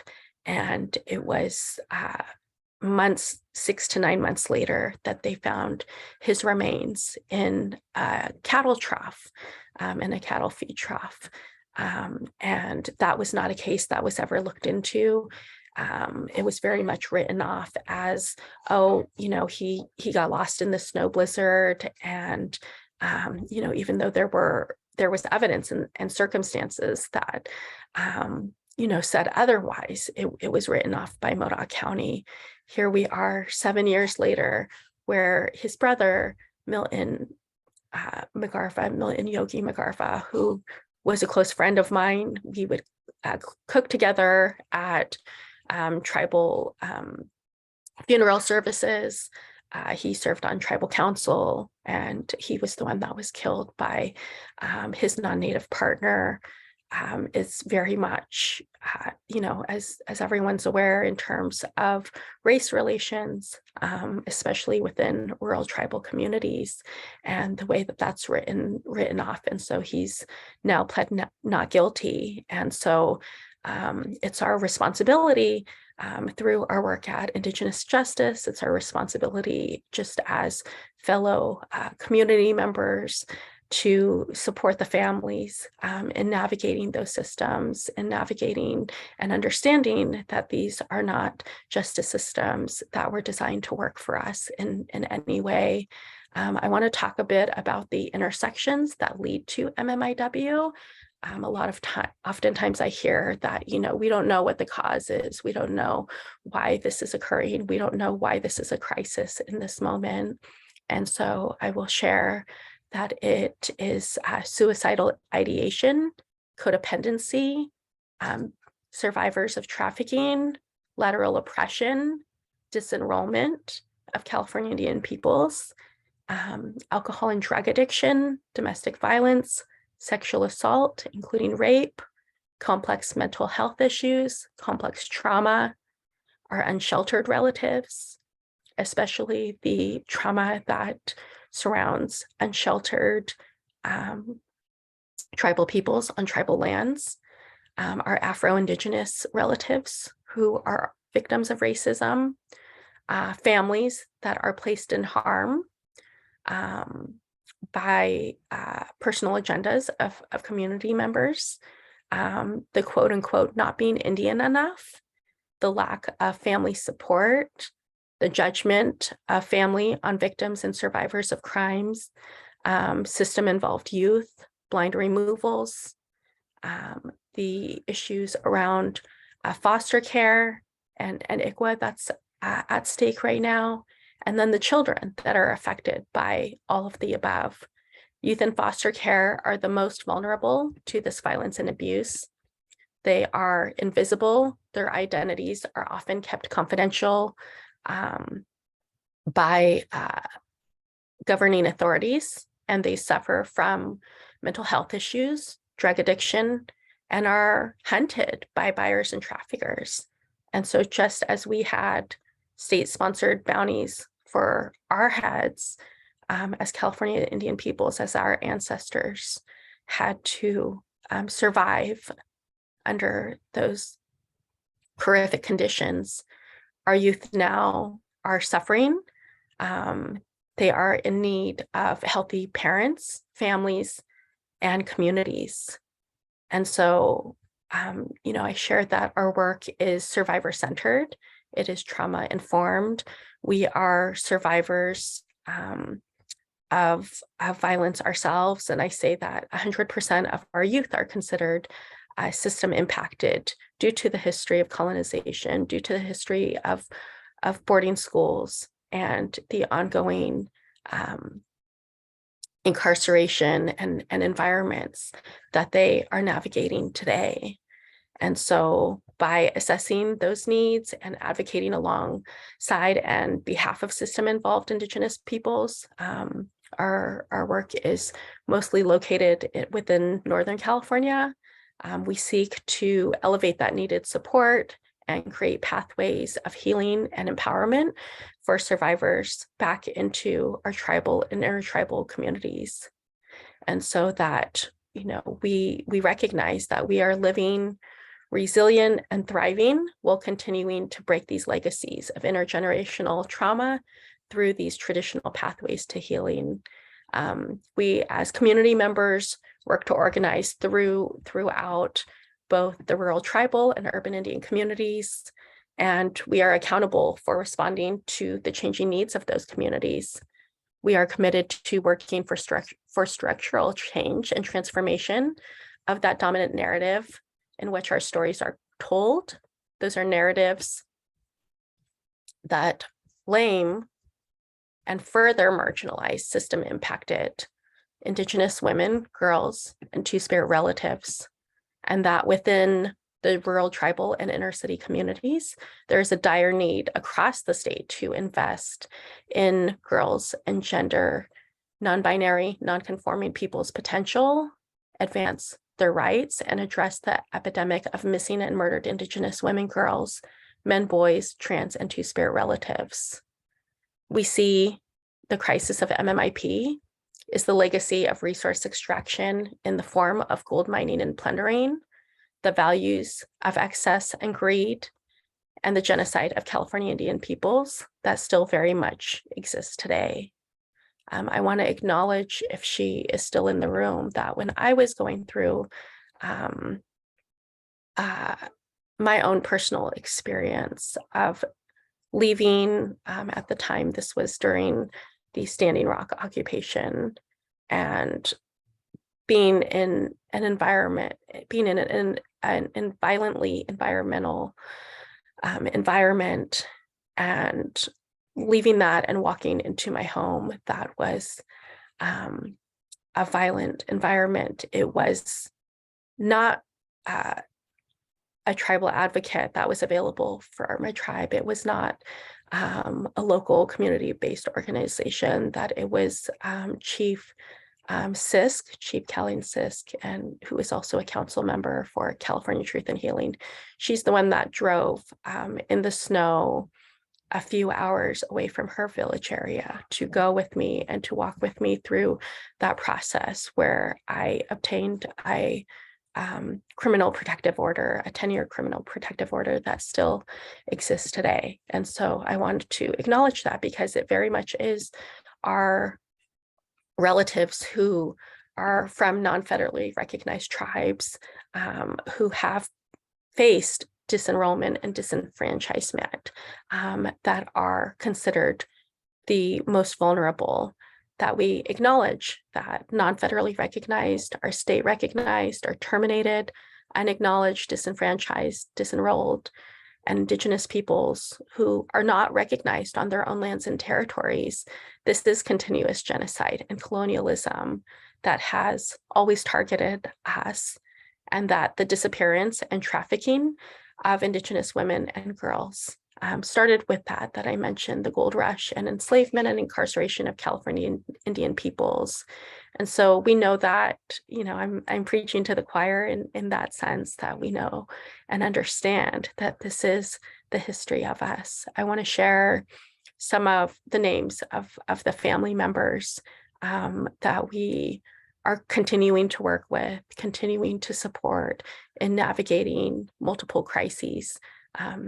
So those are the names of Nick Patterson, of Dewey McGarva, of Milton Yogi McGarva, Jessica Alva, Nicole Smith, Melody Turner, Amber Hope McDonald, Heather Cameron, and Khadijah Britton. And so those are just some of the names where these cases are considered cold cases.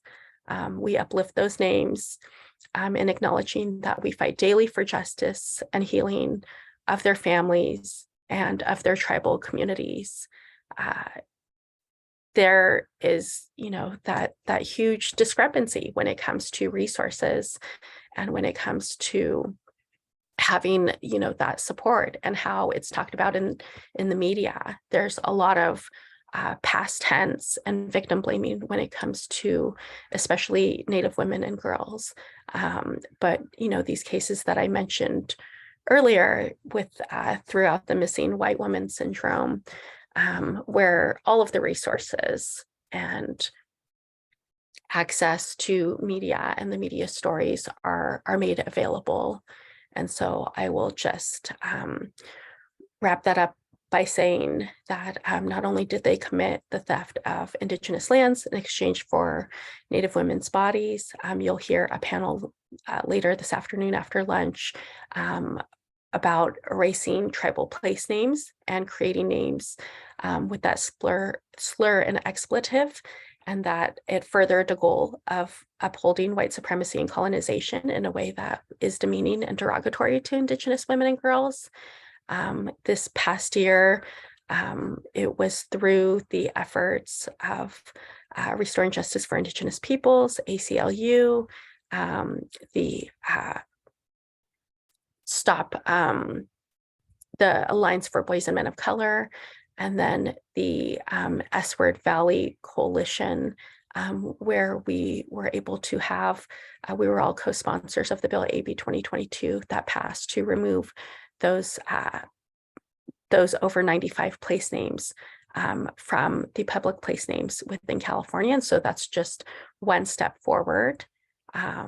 And acknowledging that, you know, we denounce the resource extraction in all forms, especially the extraction of California Indian girls, women, Two-Spirit relatives, and peoples, and that we uplift the protection of Indigenous bodies on stolen land.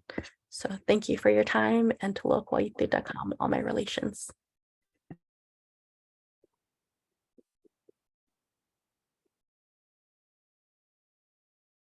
Thank you. And we'll now open it up to community questions, comments, thoughts. We have a couple of microphones, so if you want to have a comment, we'll come find you.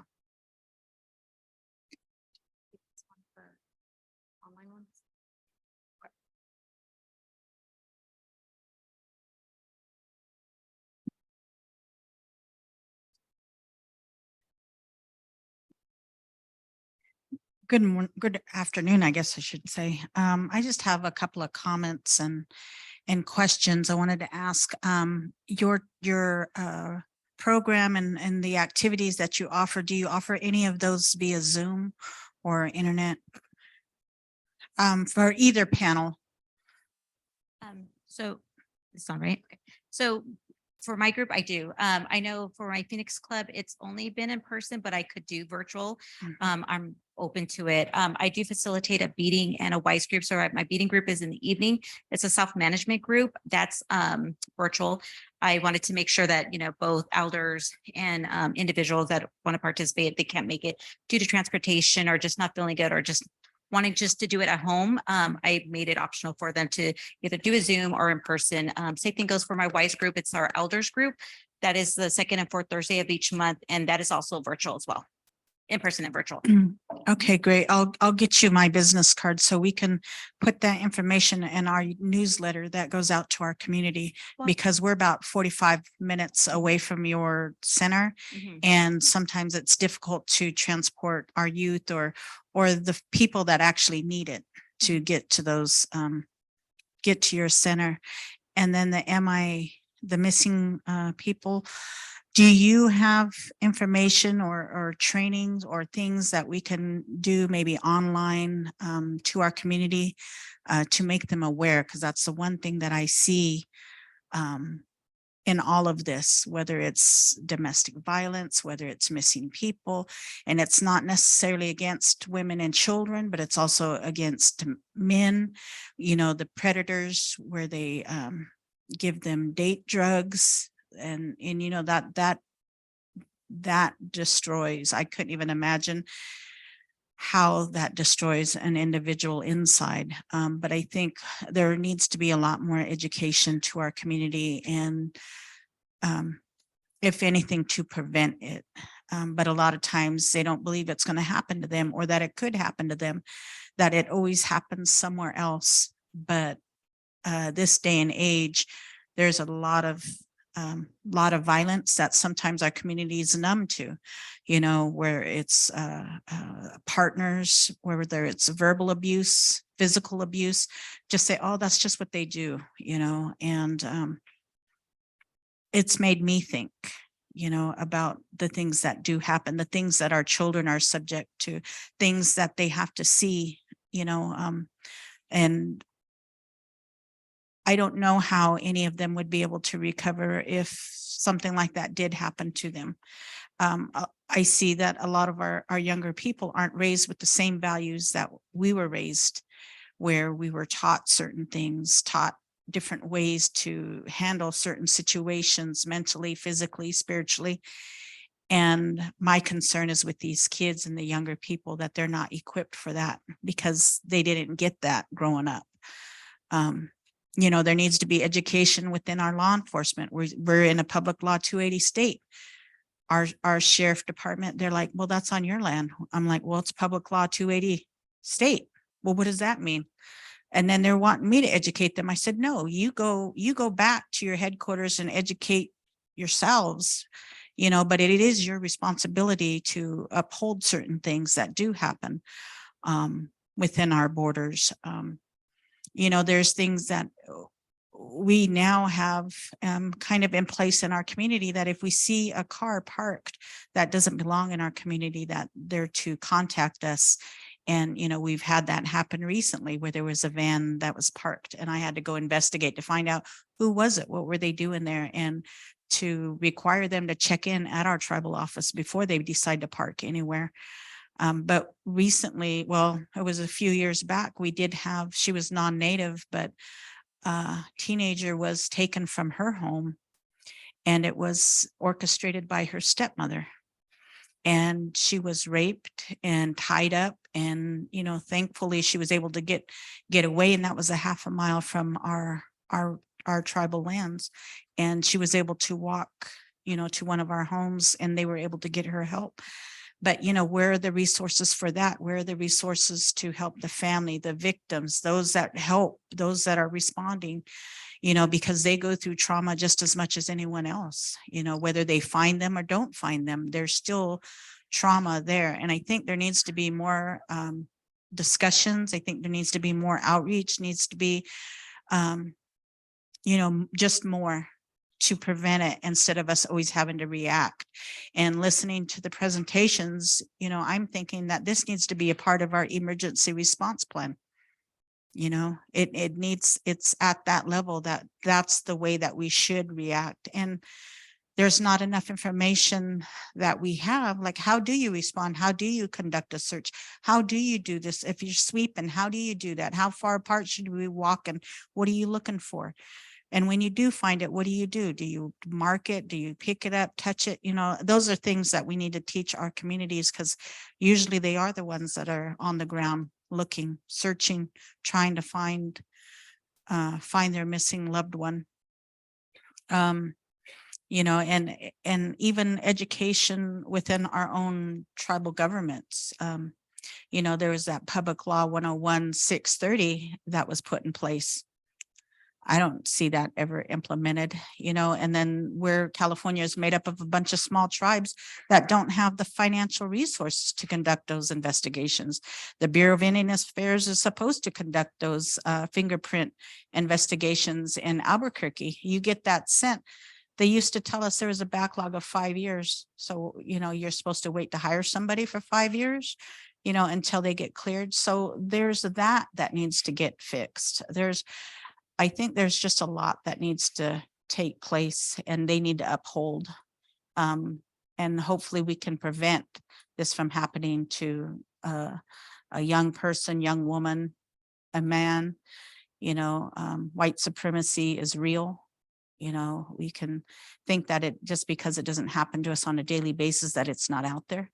But there's certain areas within our community, our mountain community, that we were always taught, you don't drive there, you don't go through there. And these are the reasons why. But a lot of our younger people don't realize that or understand that. And they do go through those areas. And, I just pray for them that nothing happens to them. And there's just a lot I think that we need to do. We need to help reach our children. I know there's a lot of activities and things for our children. We have a huge epidemic right now with vaping. A lot of parents don't know that and understand that, because they're doing it at school and they're sober by the time they get home.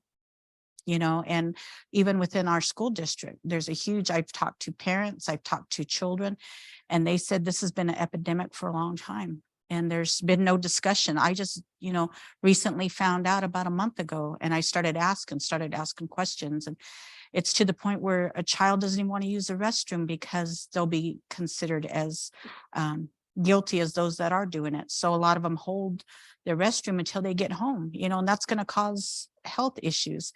But those two play hand in hand with what we're talking about, because if they're not in their sound mind, how are they going to know or be aware of what's happening around them?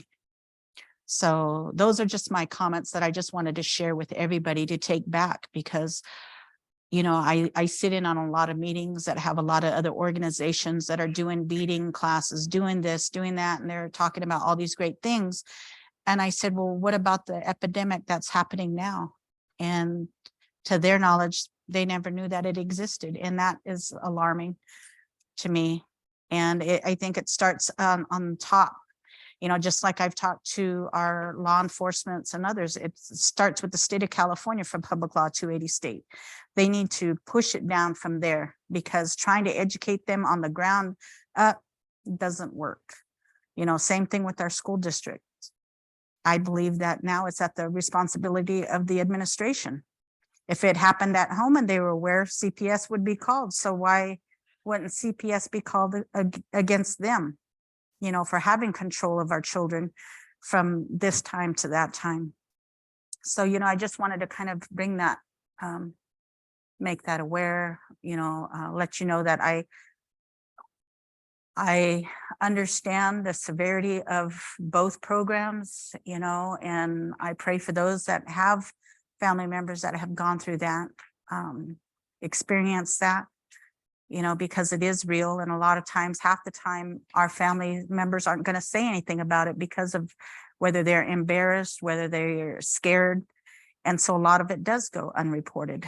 So, you know, thank you for your work. Thank you for, you know, trying to help and make a difference. But I think there needs to be a discussion more on the leadership side within the state of California on down. Thank you. Before we move to the next comment, can I just get a show of hands in the room of how many Native women were taught by their mothers how to protect themselves? Okay. Thank you for your comments. I really appreciate the ability for us to gather here and hopefully collaborate in an more effective manner of how we could use our resources and the information, our data that we're collecting here, whether it's from Northern California, Central California, or Southern California. I think that what we're talking about here is life, and that's what we share in common here, is how to improve the quality of life for our people and the ability to get help and assistance to overcome, you know, trials and tribulations that we go through. But I think it's from what I'm facing here on our land, it's a little different in regards to allotment land, which is similar throughout California now. What I'm seeing is you see oftentimes criminals who see an opportunity or a window where they could take advantage of a certain people who are unprotected.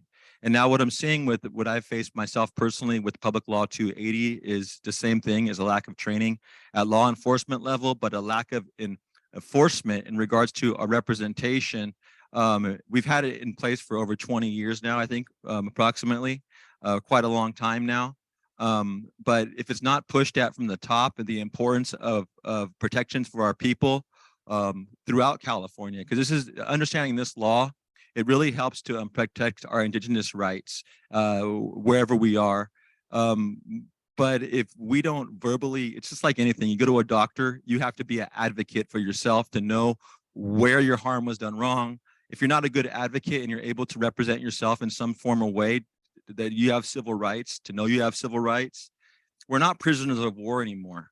But it's sadly to say, it seems like we're still operating as prisoners of war on a slave ship, because overall, yeah, like I talked about before earlier, in 1956, something was pushed forward in regards to the Reaffirmation Act, was the Reorganization Act, to bring these tribes back together, which was happening now. What I'm saying is that you're getting a lot of indigenous traditional people who were picked off first, who have land rights, because we're going back to this violence on land, related to land, which I see it came from originally when it happened to my grandmother, when they came through knocking on our doors and taking our kids away, is that the United States government will repeat it over. And we kind of heard it when they came with the museum today, is that they were utilizing people from a different area to come in over to take interest away from a certain people without having them here.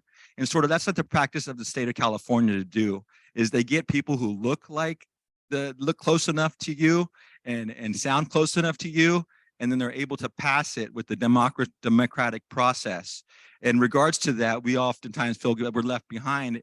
As Indian people, we're very mild-hearted and we do want to see good things for others. So we just keep our mouth shut and we're like, okay, well, it's a good thing. A museum's going up, $100 million is going up. But it's good that we're stating our voices here because it's incorporating the important things of what we need. We need jobs. We need money in Indian country. All these things are great, what you're talking about. But like you said, everyone feels like they could do it on their own. And that's the problem, is that we keep on thinking we could do it on our own or it's going to get better over time. And it's through hearing these stories, but we're all different. It's a case by case basis, whether it's Northern California, who's dealing with, like they said, all these Pomo tribes who are still not really, I mean, they're working together and they're doing great, but it's the same thing as we all are. As it gets down to making deals and contracts, and we all go into our corner and talk to our lawyers. And that's really not necessary. You know, necessary is talking to your people. Like I said, we have allotment land out here. We have people in prison still who are not being represented by our tribes in regards to overall understand. Like you said, we're all victims here as Indian people at one time through colonization. But it seems like we forgot that and we turned into a judgment period of looking at our Indian brothers who are in prison and being like, okay, well, you're in prison now. You don't get your per capita anymore. They still have children. They don't stop being Indian. So us as tribal council members, I don't know where we come from to think that because you're in prison now, you're not Indian or you don't have rights. They came through just as your grandparents came through the same path, yet they got maybe missed. We don't know, but we know the social system is not fair. It's not fair. So why are we still allowing our people to go unrepresented in prison still? Yes, they may be doing harm, but they're still victims too. So we have victims at every level here, and we're dividing our people. I feel as division because we're focused on the victim. We're all victims, like I said, we're all victims. Every one of us are. But when we start to say that one of us are better than the other by taking away their per capita payments, that's saying, okay, you're a dad, and maybe it's like double jeopardy. So here we are at a position now of council, but how effective are we being as council to modify our policies in our tribe to work? You know, why are we waiting for Governor Newsom to lead the way for our Indian people? Why are we still waiting for Biden to tell us how to be Indian or when it's time to be Indian? Or why are we waiting for these signs of all these numbers you're getting on data when they're right in front of you with your people coming up missing of what they need? It's happening in our schools, like they said, it's ineffective. So it's really hard to get a finger on the pulse here because it's working in many different levels at the college level because we're putting so much money, hundreds of millions of dollars into Fresno State. And they're putting money into development of early childhood development. So is anyone here from Fresno State that represents Fresno State here? Okay, and that's what we. Oh, okay. So I spoke with the president about 10 years ago, and when I started talking about working with the tribes with early childhood development and the importance of that with the parents of these teenage parents, if we want to start anywhere, starting with a teenage parent to help to strengthen them, and not to.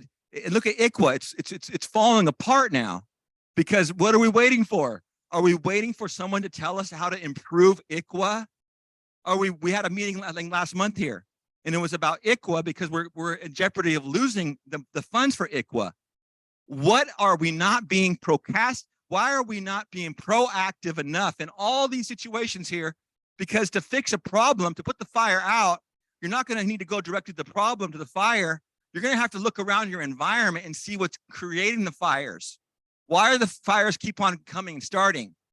Well, obviously, with this waiting on the United States government to get funds, it's not about funds. It's about education. It's about educating, passing the feather around, not talking about the feather and the importance of the feather or writing a policy that talks about, I've never heard about the feather policy about if a missing woman comes up in my own tribe.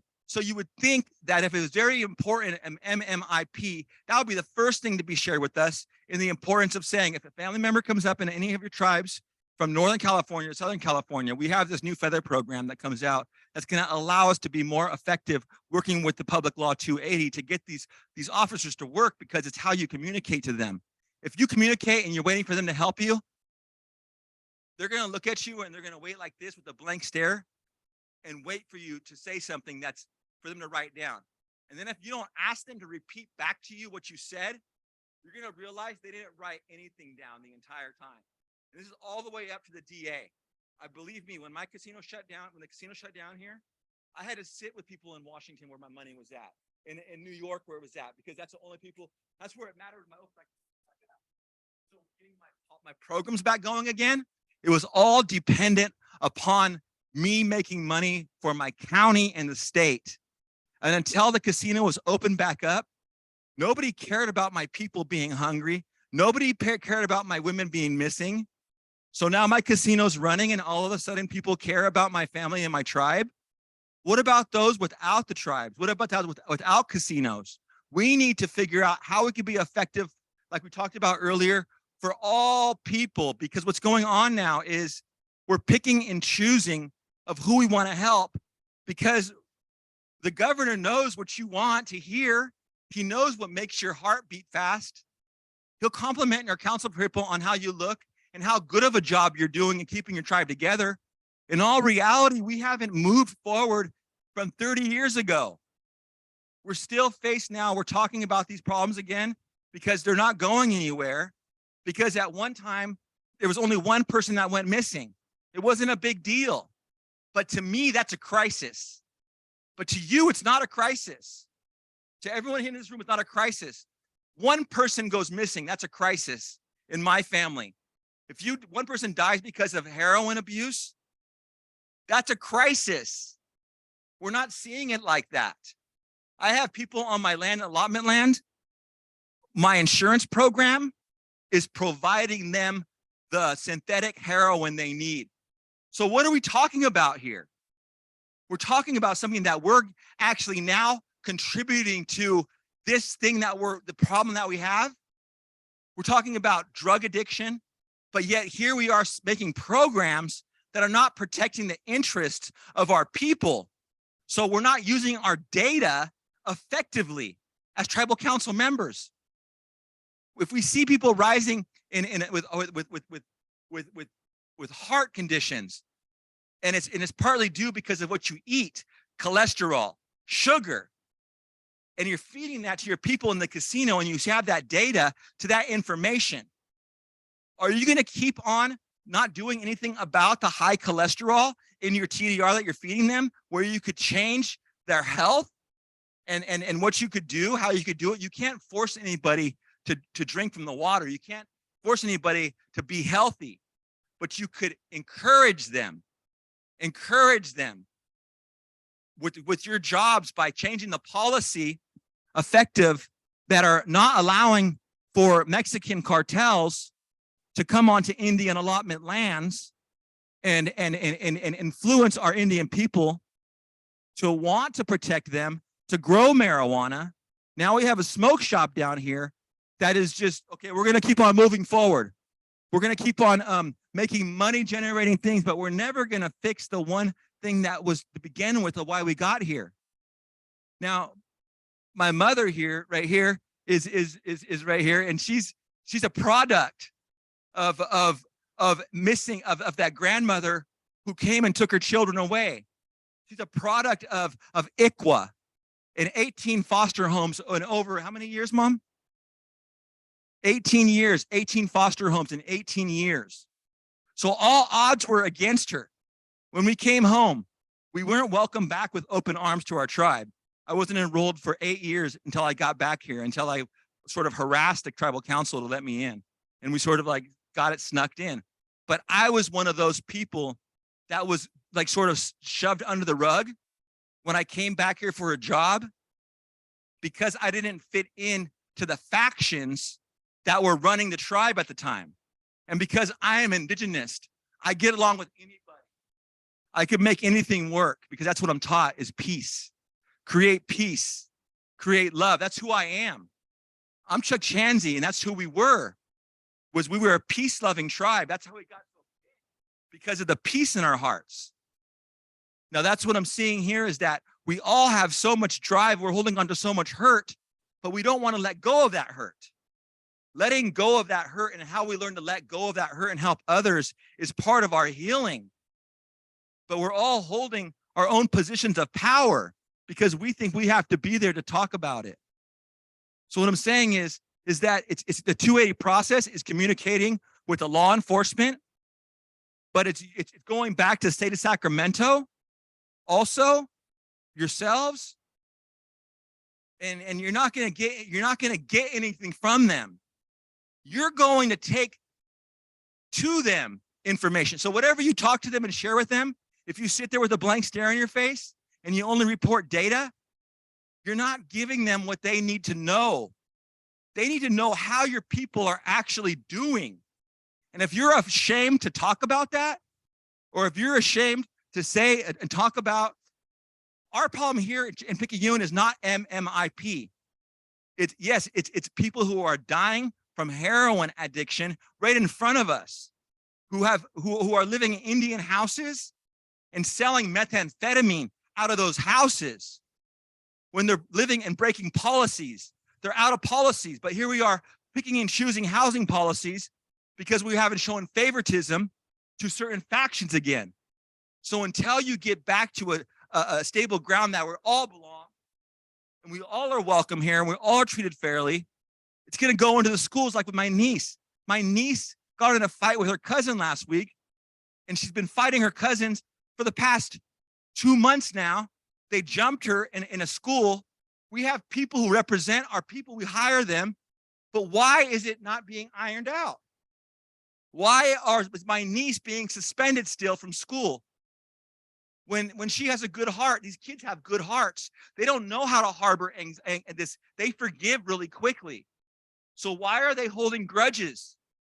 Because their parents are teaching them. We're teaching them how to hold grudges. So that's what I'm saying is you're right. It is a many areas that we need to work on. But if we're not being honest of why you're on the dirt here today and whose dirt this was, now you're here. Now you have a responsibility in regards to holding that truth. Now it's on your shoulders, but I don't see you holding it with confidence. Anybody could take the hat away from me and put it on your own head, but that hat was my hat. Those are my feathers. They belong on my head. It's genetics. You can never take that away. So working with the people who belong and getting back to a place of truth, it goes before this room. It goes to acceptance to your cousins, all your cousins who live on your property, who are from your allotment land, and not just saying, I'm only going to accept this part of my family. I'm only going to accept this part of the tribe. We're going to close enrollment to Chukchansi because we're going to do another audit again. Bullshit. Because my language just did an audit. We know who belongs in our tribe. We know who's from here. We know the faction. Place again.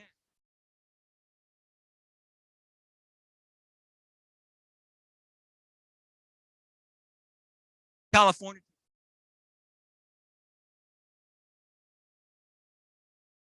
The creator to hold it together. And until you all figure that out, we're going to have trouble with all of our prayers being heard and listened to. Because it doesn't mean anything unless we're praying to the creator directly and asking him for these answers. So it's going to be through serious getting down to truth and getting down to business that we're going to get things done, because we don't look to Washington to lead us. We're Indian people. We're a sovereign nation. They look to us. America's a mess. If you're going to look to them, your blanket is going to come all the way apart. And you're going to have so much confusion in every room you go into, because it's going to be Choctaw, it's going to be Cherokee, it's going to be Sioux, Seminole. We're not that. We're one people. We're one people with very different individual like unique situations. So that's what I'm interested in getting back to, is how could I use your information from the San Joaquin Valley, and how could I get the tribes together to be more effective? How could I get that information traveling through more frequently, getting to our people where it needs to go? Because they're the ones that need to know and have trust in you, have trust in the top. But there's too many gaps in regards to when we get that at the circle table from Sacramento and how long it takes to get to me, a citizen of Chukchansi. And I'm here in the middle of the state. So if it takes this long to get here, I know it's not getting up north. I know it's not getting to the far corners of there. So those are the people that need to be touched, because those are the ones that are going missing. That's where the windows are of vulnerability, is with our poor people.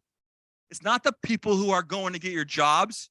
It's the ones like me who have said, all right, you guys gonna handle it? Go for it, show me the way. I'm not gonna follow you, but I'm gonna watch you. And I've been watching for 20 years now, and I'm hearing the same thing over and over. It's still muddy water. And now we're finally here as a group now, but we're still looking at people, and we have factions, sad to say, in tribes. And as long as you have factions in tribes, that tells me you have factions in governments. And it shows it. Republicans and the Democrats are all separated. That's not us. But yet here we are. What's more important is us to go to dinner, a chicken dinner in Sacramento with the state of California, and have representatives come to our casino. But not one time do we make our elders feel that way important in regards to these discussions, where we need to have our elders up there in Sacramento more often. We don't need our council members to talk for us. They're young. They're distorted views. And I hate to say it, I'm young. I have a distorted view. I need an elder by my side oftentimes. And us moving forward and not having our elders and thinking that council is what's putting us behind in regards to our spirit. The spirit is what leads your body. See, when I started healing from my wheelchair, if I wanted to focus on just healing, I would never heal. I would never get out of bed. But if I focus on the spirit, that will pull your body forward. So that's it. Spirit of what we're here for. We're here on the spirit for our people.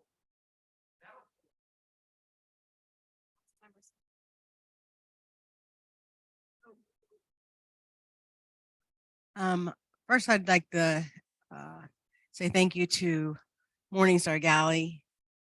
She's come from a difficult time in her life, and I've seen her since she was a little girl, and her aunties and her directions were a lot different than, you know, the common places that we come from. So, you know, she understands the difficulty of the unrecognized, the disenrolled, the people who don't have an equal place in the 280 state. We don't have the advocates, even as minimal as they are, even as difficult it is for recognized tribes to get the assistance that they can and the funding that they can. We don't qualify for any of that. And that there are programs. I know that Loretta Guerrero at the Sac Indian Center tries to do for us when our own local area couldn't do dental work for us. She opened up the dental down there to our tribe. We had to travel all the way to Sacramento to get dental assistance because Redding, Rancheria, or Greenville wouldn't take us because we're not federally recognized, and we don't, and some of us don't have any other health care. And you have to have some sort of health care to be able to use the clinic. And so that it gets very difficult for the unrecognized, disenrolled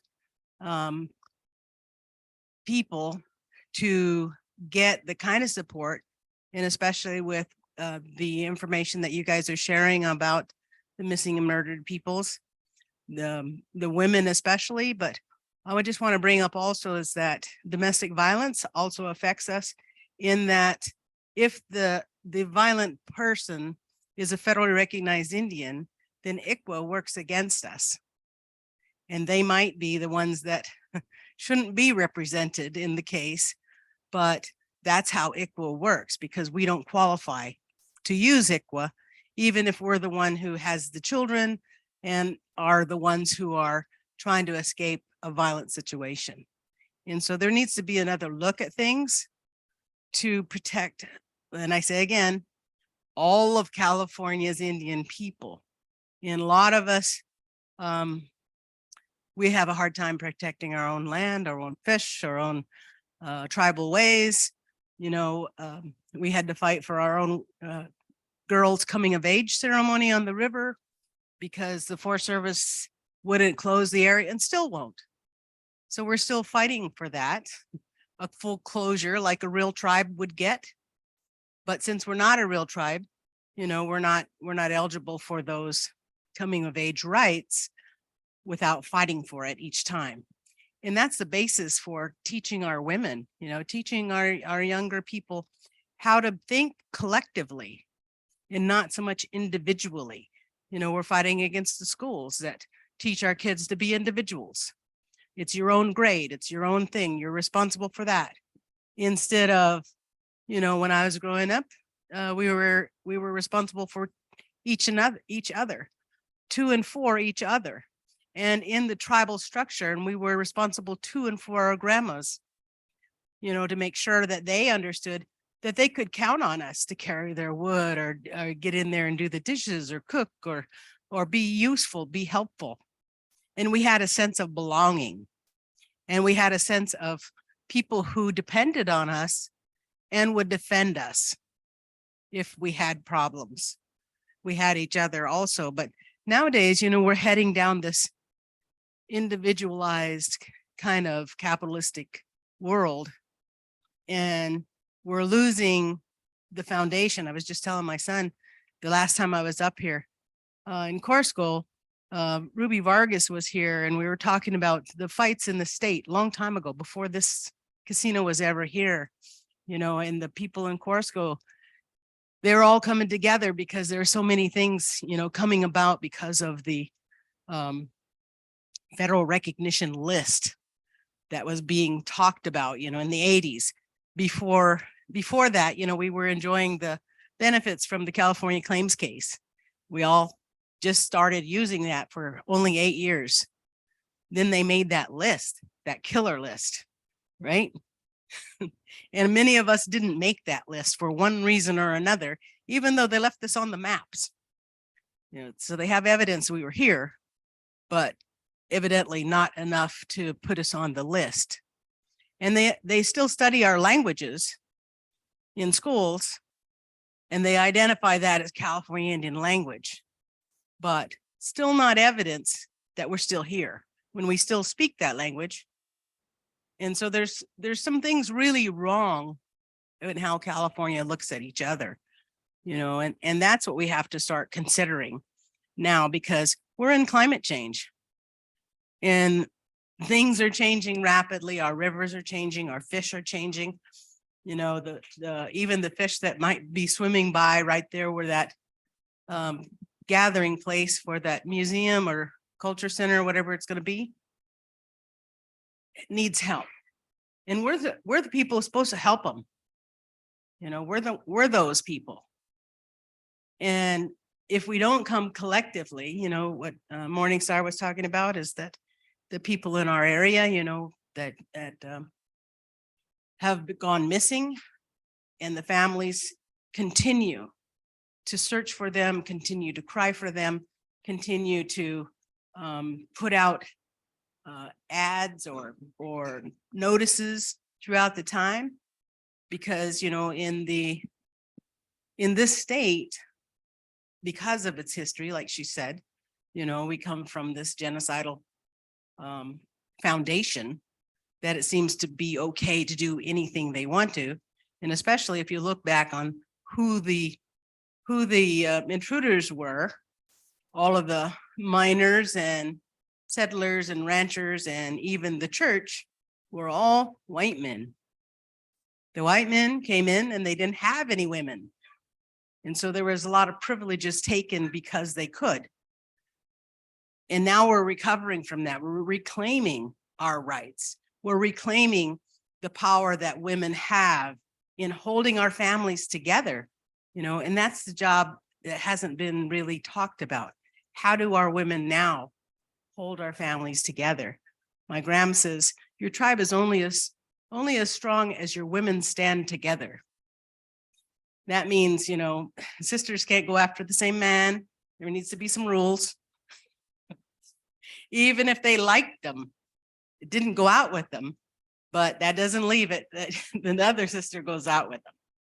You know, there's some things that, you know, are the basics of family support systems, and acknowledging our younger sisters and our younger people and interfering with their business when they say, oh yeah, I can just walk home from this place late at night, and somebody's got to say, no, you can't do that. You know, I'm walking with you or you're not going. Otherwise, you know, we allow things to take place. And I think that a lot of the information that you guys shared, you know, also leaves out unrecognized and I don't know how we're identified on these things, because there doesn't seem to be any mechanisms to really report what's happening to the unrecognized tribes or the disenrolled members of the tribes, if we're still counted in those things or not. I'm thinking not, because I don't remember getting any information saying what happened. But that's part of the problem, is reporting too. And we are at the UN asking for that support in the unrecognized tribes to be a people, a real people that have lived here and still live here and still do our ceremonies and still fight the system. But there's no funding. It's almost like a cultural genocide happening by ignoring and suppressing your rights. And every day I see that, you know, we're doing a thing with the California Department of Fish and Wildlife, and they say, well, if you were a federally recognized tribe, you know, we could give you some money up front. Like, oh, I guess we're too rich for that. We're gonna have to raise some money so that we can invoice for the things. But you see, it comes in all different places that that recognition is not, it should not be here in California because of the California claims case. I mean, we all have roll numbers that identify that we were a part of that decision out of the judicial system here, and that we paid for all of these lands that got recognized out of that claims case. So we're all partners. We should all be partners in all of these lands, because take it, you know, we own part of it. We paid for it. So if we can, like I did drive up to see Morning Star, and I have done a lot of other things, just like my grams did for a lot of people. And we continue to do that, whether or not you're federally recognized or not. We don't hold that against you. But we need to open our eyes and take care of each other better. And these programs, I think that we are short of them in the North State, in the rural areas especially. But if there is some sort of Zoom programs like that, then, you know, maybe that will help us. Thank you very much. Thank you, council member. And I am gonna again cut off comments, and I apologize for that, because we are again over time, and I think folks are probably getting hungry. If you have questions, comments, thoughts, please save them for the next panel, because I think it'll be very much related. And we'll also have kind of open comment after that panel as well. So we encourage you to have that prepared. Thank you to our panelists. Thank you to Morningstar. Really wonderful information and a lot to work on. And I think if you're still around, folks, feel free to approach them during lunch. We will break for lunch for about 45 minutes. There's a buffet available, and there's tables for you to sit at. And then we'll come back at around 2:30 and start our next panel. Thank Actually, you I'm all. going to jump in really quick. We want to do a blessing of the food. Okay. So Shauna Alexander.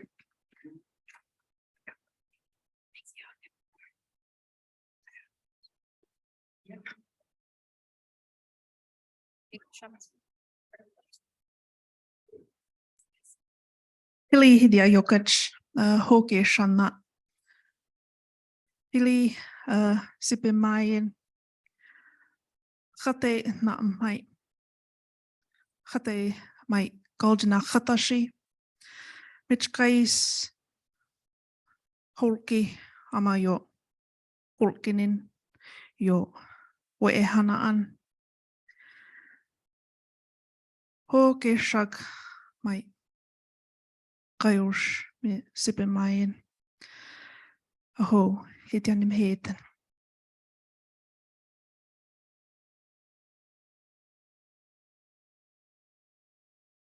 Thank you. And again, same rule applies as yesterday. Elders first. If you see an elder who needs help getting food, please help them. And then everyone else can kind of filter in. 2:30. Yeah.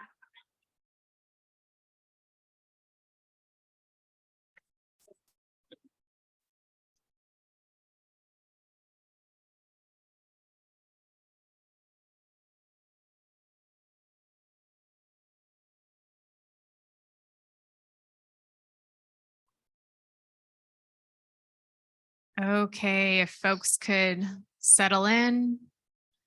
There's some coffee still in the hall back there for anyone who had too much for lunch.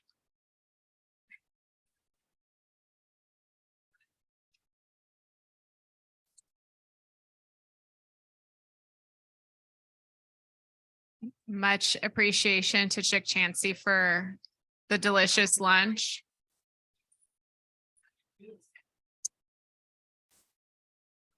And if folks are going to have side conversations, again, I'll ask if you can step into the side room so we can get started with our next panel. Before I welcome you all up, just a reminder that we have lots of elders and folks who traveled here today, and we want to make sure we hear from everybody. So as you give your comments during the afternoon panels and during the open comment session, we ask that you just make sure that you're leaving enough time for other people to weigh in, just so that we are respectful of the fact that so many people came to share their stories today. I'll repeat that again later for everyone who's not listening to me right now. So I'd love to welcome up our fourth panel with community discussion, and this is on the S Valley renaming process. So I'd like to welcome up Kenneth Woodrow, Chairman of Waksashi Tribe, Roman Raintree from Dunlap Mono and Wakchumni, and Teddy Simon, who is Navajo and an advocate for the Racial and Economic Justice Program at the ACLU of Northern California. And I'll leave you all to it.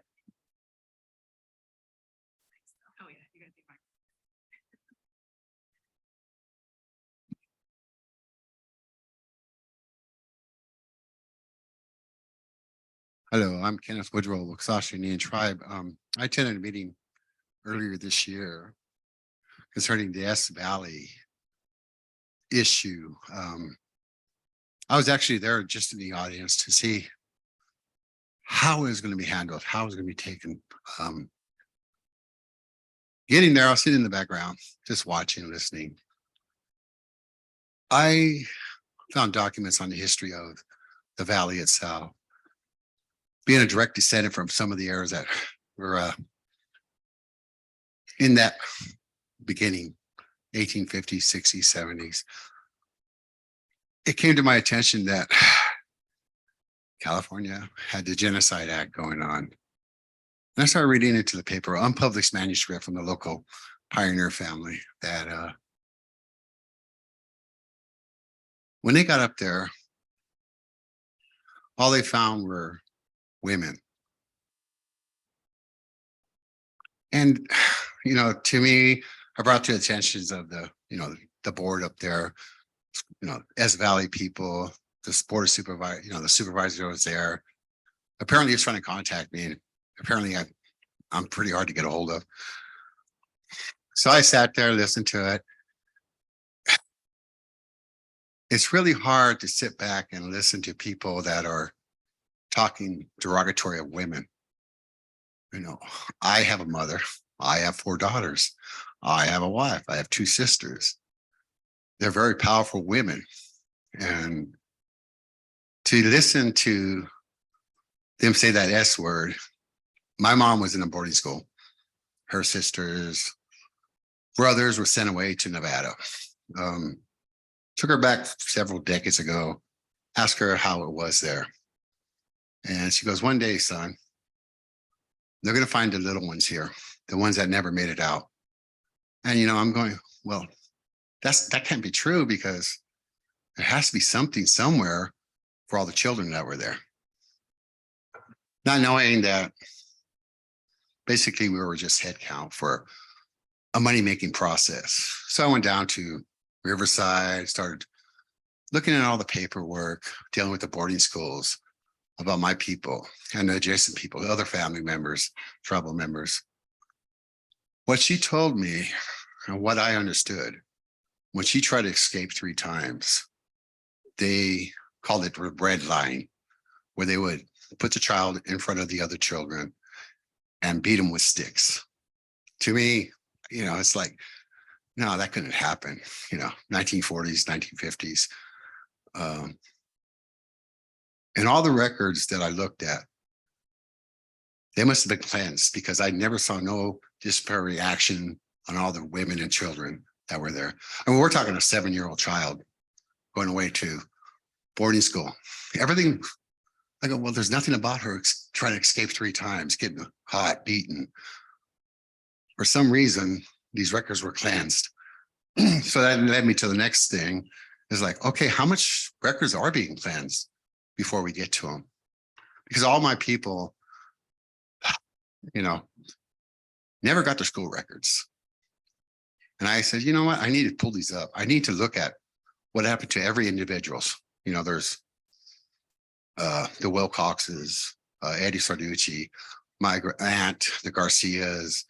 You know, I pull up the records. And I go, why aren't they so clean? It's like they were the best students in the world. But in reality, they're being trained to be housemaids and such.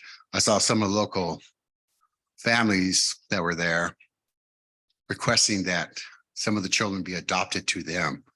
And my aunt, Lillian Garcia, she would fight for them. Her and my aunts, Hazel and Daisy, they wrote letters, even though they only spoke, you know, they spoke English, but they didn't read and write English. So they had other people write it for them. I've seen these records from the 20s and 30s, you know, handwritten letters saying, we love our daughter, we want her back, you know, please send them back. You know, the Davis families, we need her back. And, you know, very wealthy families, like my mother was supposed to be adopted out to the family that she was a babysitter for up in Lake Tahoe, a very wealthy family. And my aunts and her sister fought for her to be returned to her people. It was hard because they wanted to move her to Alaska, you know, and women at that time did not have a voice. They were, especially young women, you know, they had no bank accounts, they had nothing. They didn't, you know, as natives, we didn't get the right to vote till the 1920s.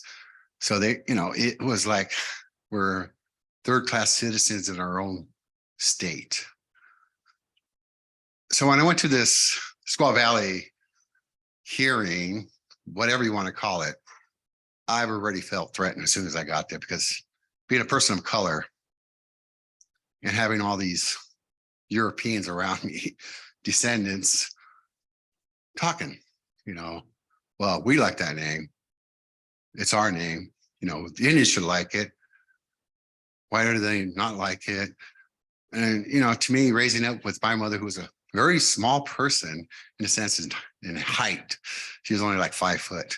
And, but she had a heart, you know, she'd been through so many atrocities in her life that, you know, to see a small little lady able to put down principals, police officers, you know, with just her verbiage. I had a lot of respect for women, but I would never, my father, who was in World War II, he goes, I would never call your mom that, you know, the S word. Because he goes, I've seen atrocities and more, but I'm not going to mess with your mom. She doesn't like that name. Don't you ever call her that name. And I, you know, of course not. You know, to me, it's derogatory. I'm not going to put my position on everything, but I would never do that to a fine lady.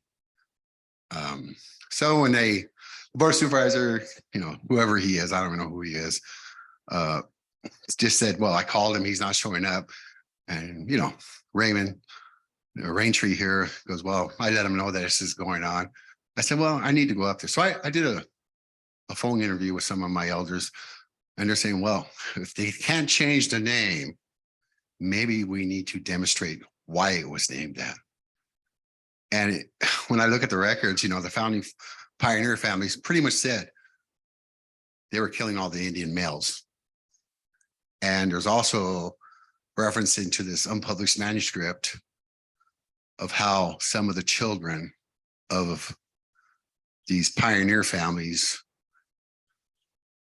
were some of the rapes that went on, you know, from the Indian women, because they had nothing to say, you know, and it doesn't come out and say they were raped, but it says several of the soldiers' children are in there from the Indian women, you know, and, you know, I'm a direct descendant to those areas like Dr. Jack Tyner, Molly, you know, Lucy Charlie, Molly Charlie, who was Molly Tyner Turner. My mother is, you know, my great grandfather was Tom Tyner, and we're all related, even though some say that's over the hill from where you're from. We moved around, you know, we didn't, you know, we were Michihe over here, Pawisha, you know, Waxahachie, Michihe, Coyote, you know, these are all the historical names of our tribes. We're historical tribes. We're not, you know, I hate to say it, but not a created tribe, you know, and there's nothing wrong with a created tribe because they service their people. But when it came down to it, it's just like, I can't sit back here and let them say these things. You know, it's not in our language. It's not in our books. It's not in our dictionaries. I've looked through, you know, 20 dictionaries for our languages, nothing there, you know, and I said, well, we don't say that about women. I guess it's a European West Coast or East Coast. It's derogatory, but my mom understood it to be derogatory too in her time period. And I would never call a woman that. But, you know, that's my feelings. You know, it was all, how would I say it? The state started it. You know, we have 2 treaties. They basically had to get rid of the indigenous people, and, you know, the males and the women suffered, and, you know, we had no support system. We have nothing. So, you know, it just irritated me that after the fact, the supervisors coming in saying, we are the ones, the problems, you know, for the name of, you know, S Valley.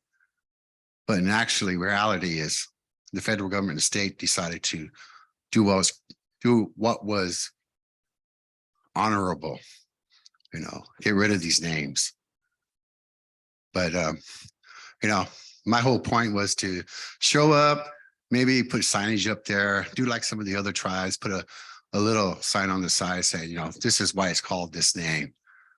But I thank the federal government and the state for doing the action they did. And I think, you know, Raymond here for letting me know about what was going on, because I talked to my elders and they're just like, well, you know,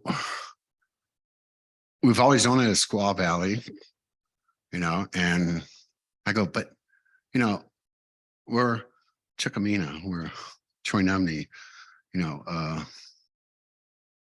have direct descendancy to that village where they're talking about, you know, our dance was there, the bear dance, you know, so it's just like, you know, but the worst thing is naming it that name, you know, it just, and all the issues that women have today, it just breaks my heart,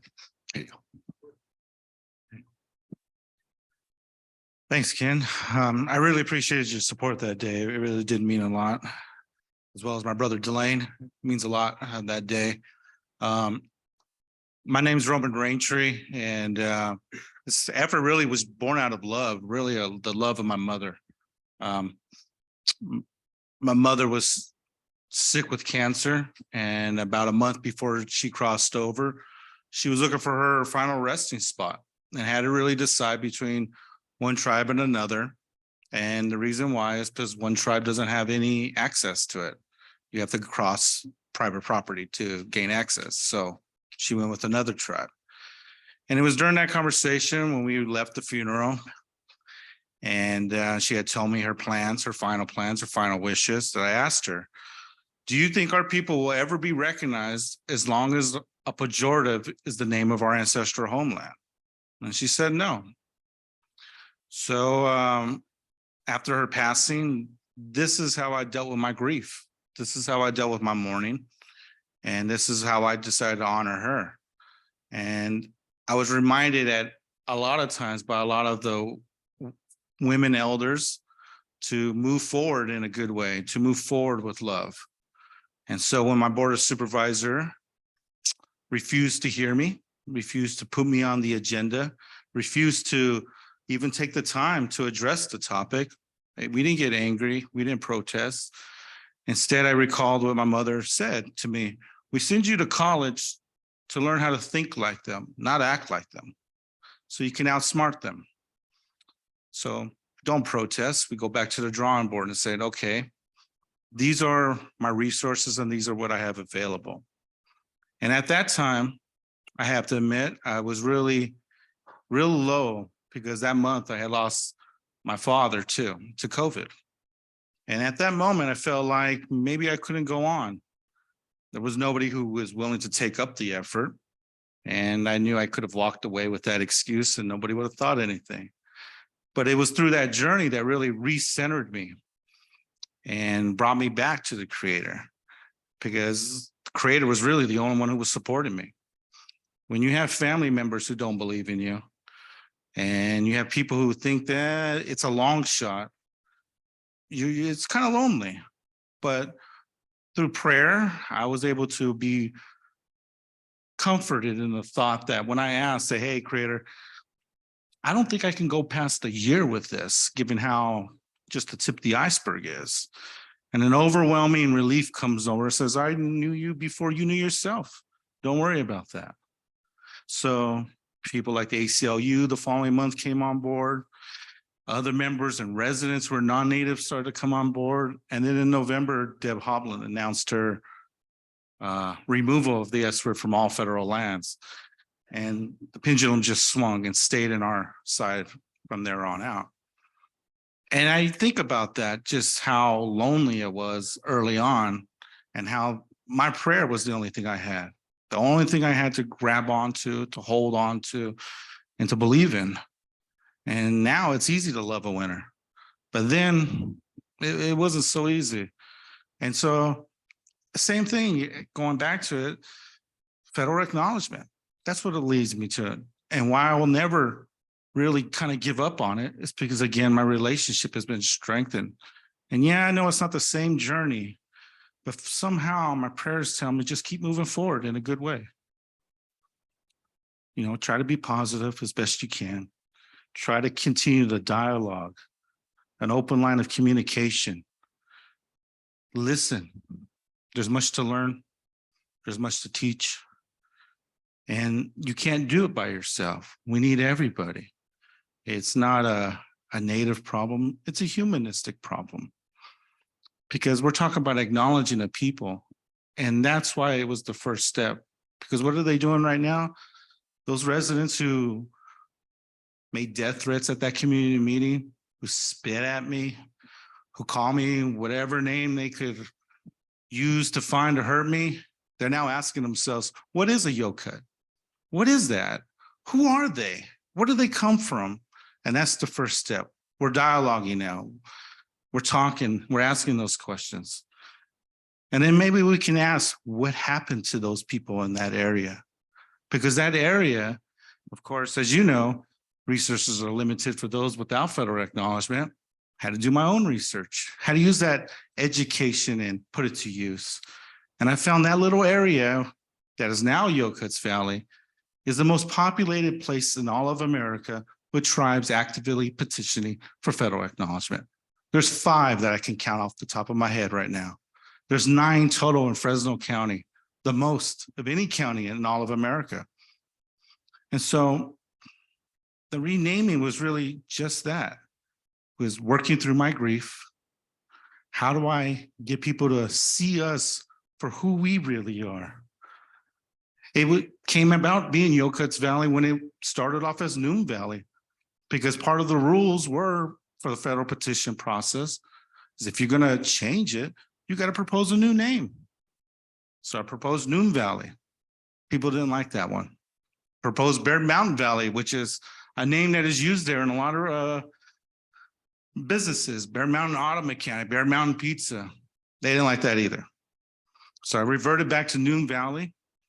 And it was the Yokut elders and folks that said, if you're going to name it, you might as well name it Yokuts Valley, at least honor the true inhabitants.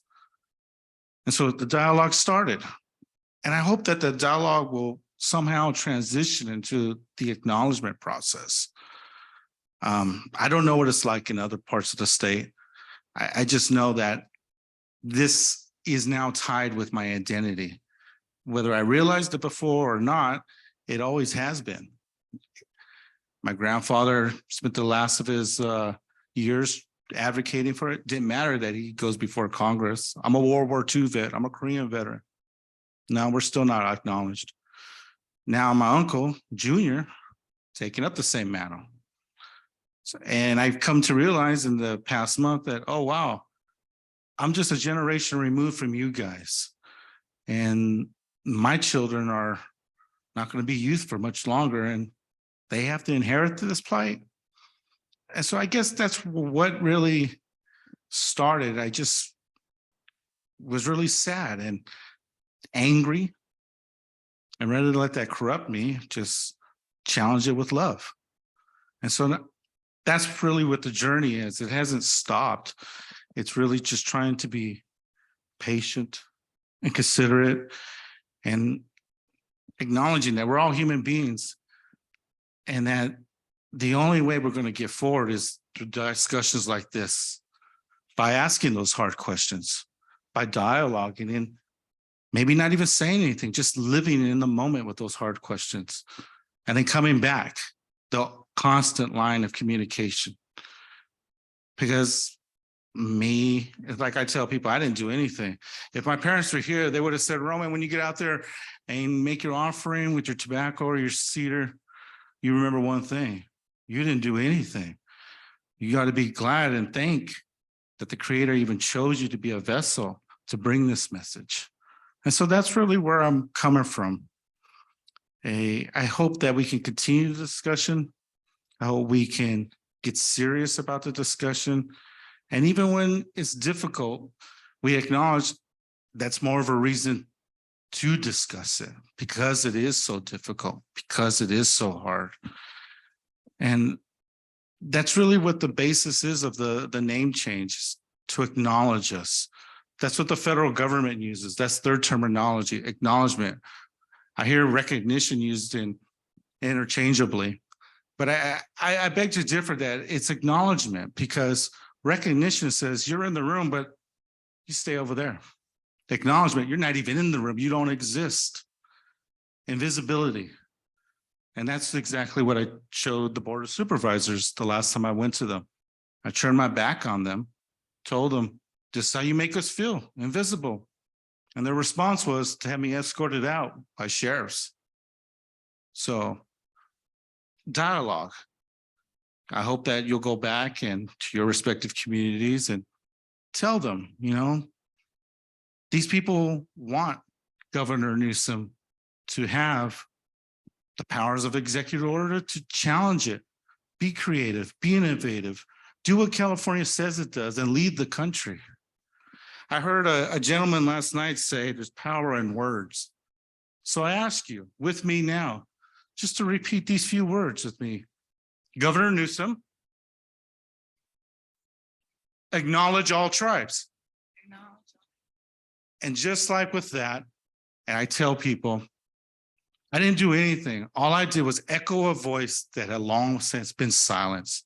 And everybody else that came on board to help out only amplified that call, amplified that silenced voice of those people who were assaulted, our mothers, our sisters, to the tune of that word. Remember them. Amplify that voice. Thank you.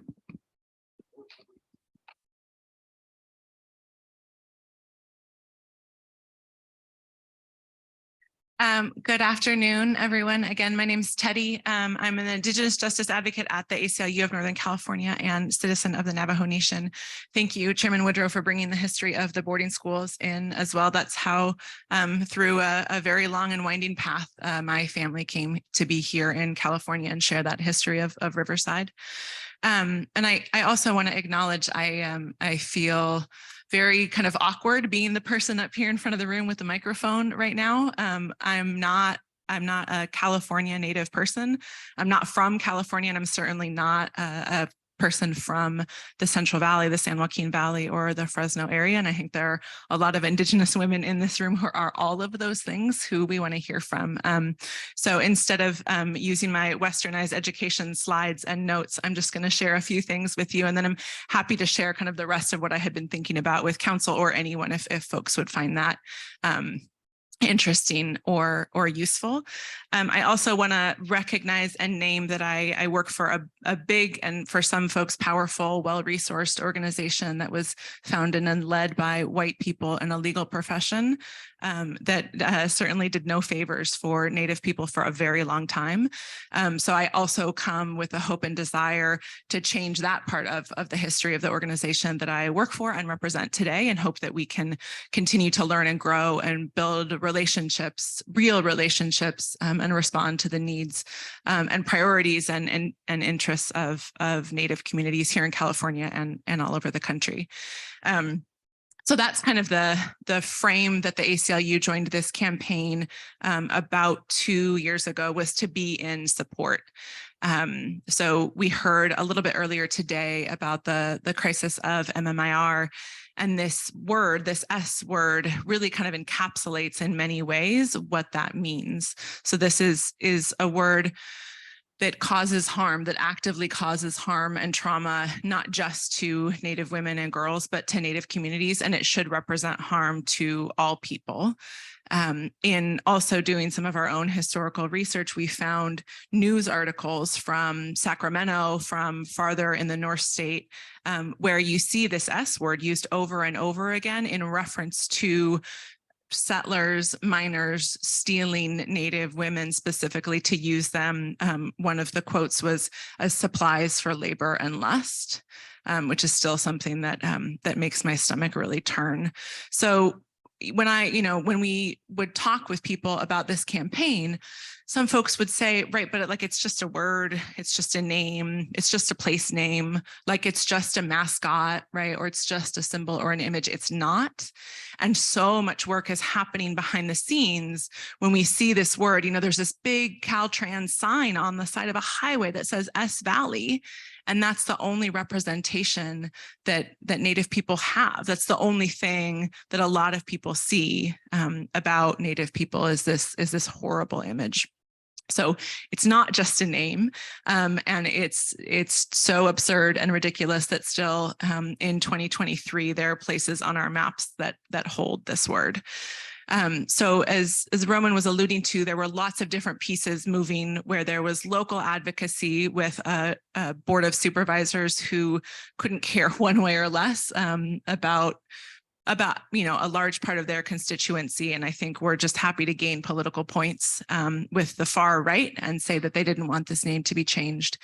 And so if the local government wasn't going to do anything about it, what were all the other avenues that we could look towards? Was that the state government and working with Morningstar, Restoring Justice for Indigenous People, Alliance of Boys and Men of Color to pass AB 2022.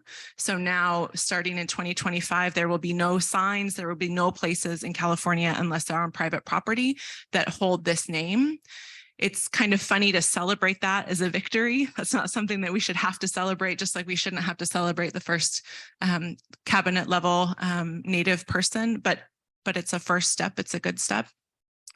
And then also with the federal government. So Secretary Holland had a secretarial order removing the S word from federal geographic features. And a geographic feature is like a creek or a mountain. It's not a populated place. So at first, actually, the secretarial order was not going to cover what is now Yokuts Valley because it was a populated community. And so we said, basically, well, no, if you're going to do it, do it. So we advocated with the federal task force, and who knows if their plan all along was to include populated places, but they chose to then include 6 populated places, 2 in California, 1 in Tennessee, and I can't remember off the top of my head where the other 3 were. And then also working through the U.S. Board of Geographic Names. And it kind of felt like find and pull every lever that you can to try and make this important thing happen. And all of those pieces kind of wound up coming together. There's still work to be done. The supervisor ordered county workers to put an S Valley sign back up on public property, which is now we believe to be in violation of state law. So that work isn't done. And then we still need to figure out where all the, the S Valley circles or cul-de-sacs or 2-lane streets are in California, and just get rid of, let's just get rid of all of them. So that work still remains. And I will wrap up just by saying, some of the ACLU's other Indigenous justice work relates to all of these issues. We're working across the country to prepare for a response to the Supreme Court case Brackeen v. Holland, which is trying to overturn ICWA, which I've heard a number of people talk about the importance and the limitations of ICWA today, and how can we make that law stronger here in California, and how can we make it apply to and protect more people, and also working on the protection of sacred sites and land back, which is very much related to honoring the ancestral people of California and making sure not only are they not named after racial slurs, but they're returned to the hands of the people that were created there on that land and for that land. So yeah, thank you. Thank you all. Just one more note is that the work isn't done on name changes, and there's still an ongoing iterative process with the U.S. Board of Geographic Names to identify derogatory names to places. Jason McCannell, who's in the room, serves as part of that group. So if you have ideas for him, please feel free to just connect with him.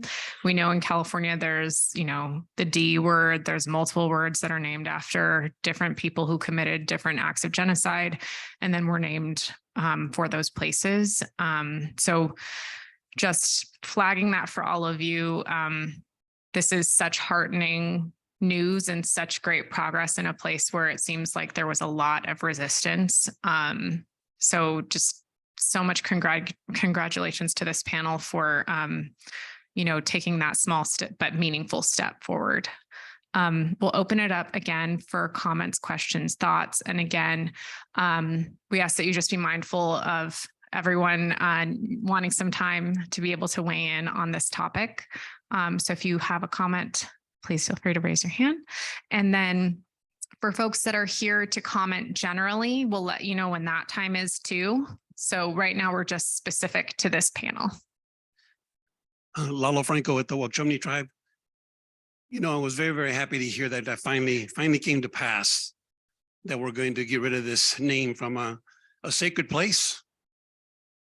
Our people, the Wauchumni, that place right outside of that city, that little town there, the one they call Bear Mountain, Noho Dumet, is a sacred place. The story goes that the Great Spirit, Trohill, he came to the people down in the valley and told them, I'm going to flood the world. The people have turned bad. I'm going to bring the rain, and the world is going to be covered with water. So the people that heard the message and believed it started going up that mountain And they say, the old people, that the rain came, the wind came and was knocking people back down into the valley, but only the strongest were able to go up to the top. And the ones that made it up there, and that we don't know how many, the story doesn't say how many, but they survived up there for a long time by just eating the animals that came to the shore from the world being flooded. And after they were there for a long time, no one knows how long the waters receded. And then the people were able to come down to the valley, and then the world was repopulated again. And there's many stories like that, here in our valley about the world coming to an end and we began again, resetting and things like that. So, but that place up there is a sacred place. So I'm really, really happy, personally, that the name got changed. But it's also part of what was prophesied a while back, well over 40 years ago, that we were going to see these type of things happening all over the country and with different people. It was Chief Pliny Wampum, the corn nut chief. That logo got the people got rid of him. The people in Minnesota, the Frito Bandito, another offensive, logo was rid of by groups in Texas. Aunt Jemima, different. The Redskin. Oh, we've been fighting the Redskin logo or name for a number of years, and trying to educate people as we went along that the word Redskin it's offensive. But oh no, please don't get rid of my Redskins. I used to get calls. Please, Tulare Union, one of the schools in local close to where we live on Visalia, the Tulare Union Redskins. Also, those people were stubborn and nasty. They cussed us out, and we're keeping our Redskins. No, they got to get rid of that. So it's all part of the cleansing and the change that was prophesied a long time ago. And we still have, as was mentioned, a few more that we need to tackle. There's still a bunch of creeks in Tulare County that are very derogatory. Creeks, and we need to get rid of those. But again, white Americans don't like to be told what to do. They have in their mentality, this is our land. We conquered it. These are the spoils of war. They belong to us. And we Native people were just in the way. Remember, a long time ago, it was declared we were not human beings. Some of that still persists to this day. So we have to really fight hard, rally around our young brothers, the ones that have the energy and the insight and the patience, like Roman and other elders here, Woodrow and other people here that can help us. But so we still have a ways to go. Thank you.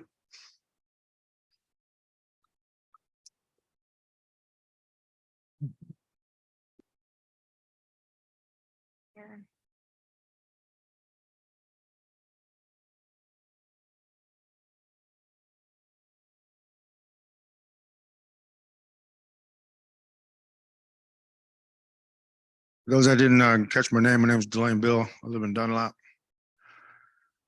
I'm not going to say I'm from there. I was told we were from everywhere. I'm not going to put my family in no boundary because there was no boundaries. Squaw Valley's been there since I rode that bus since kindergarten, preschool. And that's over 50 years ago. Lived with it, grew up with it, got teased by it. Then learned how to tease with it.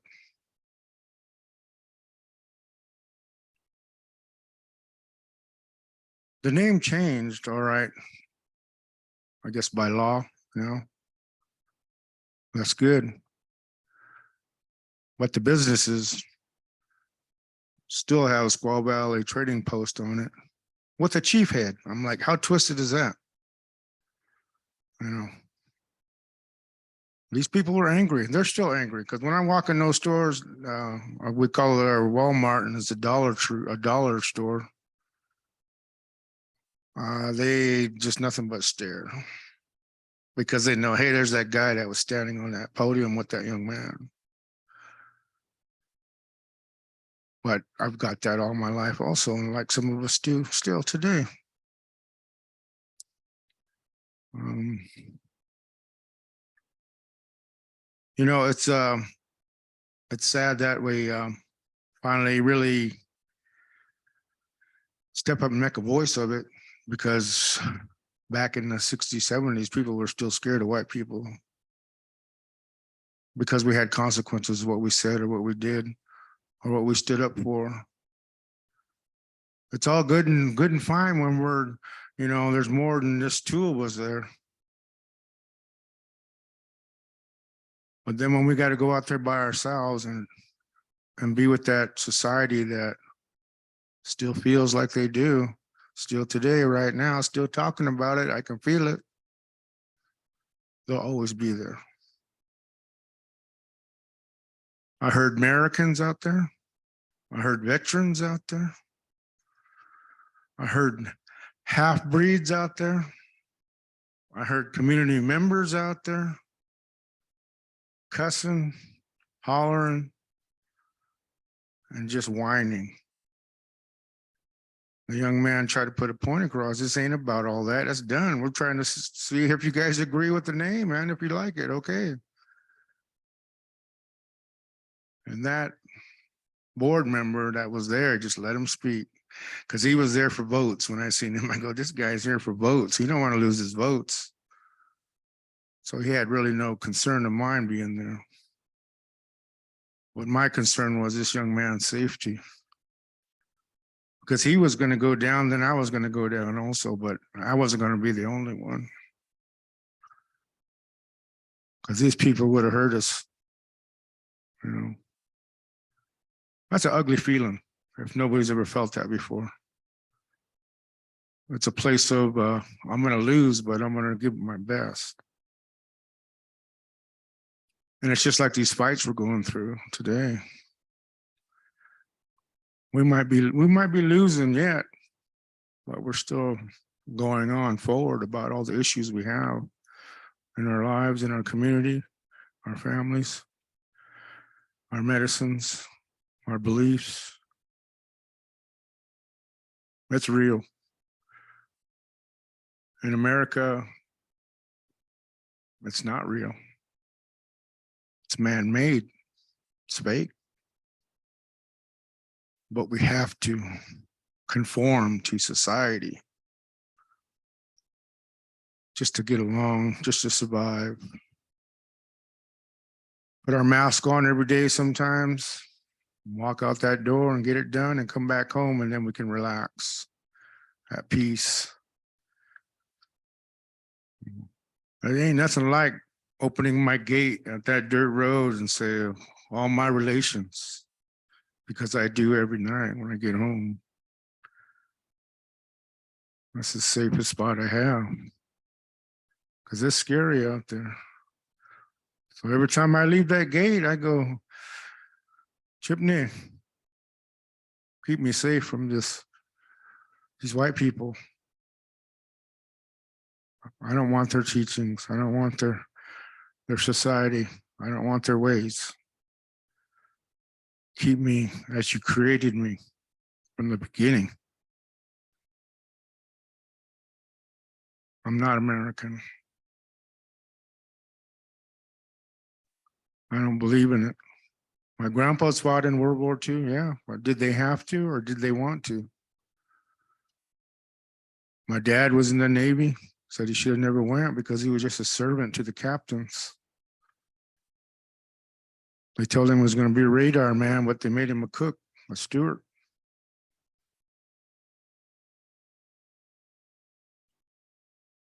We all have our reasons. We all have our thoughts, our hurts. But we're all different, because right at that meeting, Gladys Dick had no problem with Squaw Valley.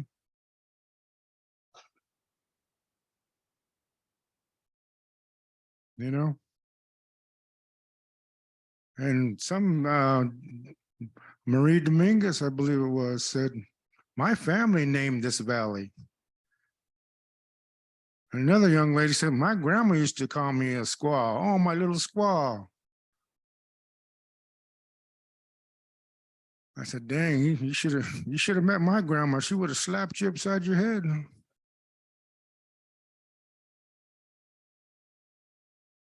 It's just something how people don't understand, and some people want to understand. So a singer has Apaches. They love Apaches, the high school. Right here, Sierra High School, Chieftains. Man, that's a tough crowd there too. That's something like Squaw Valley if you're going to go up against them. And they're not even from the mountains. Most of them come from the valley.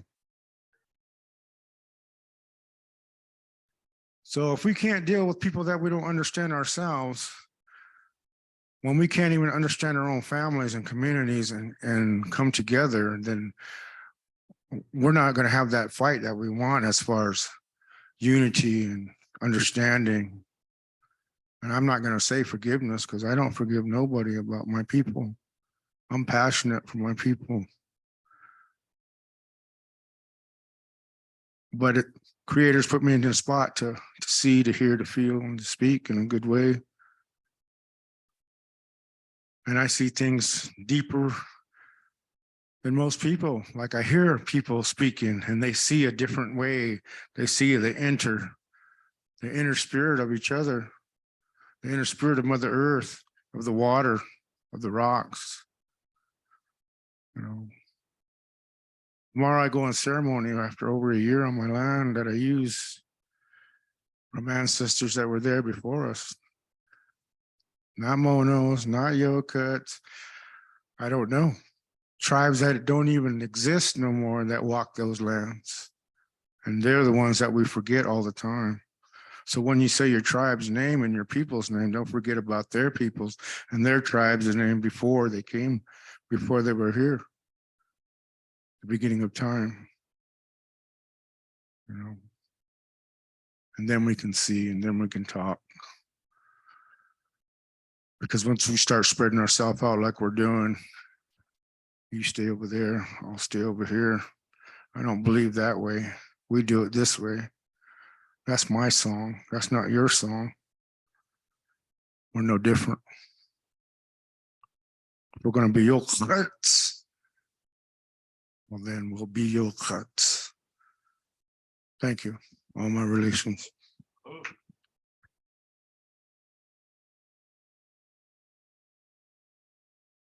Hello, everybody. My name is Rayuka Raintree. It's my daughter Lola, my son Xavier behind the camera.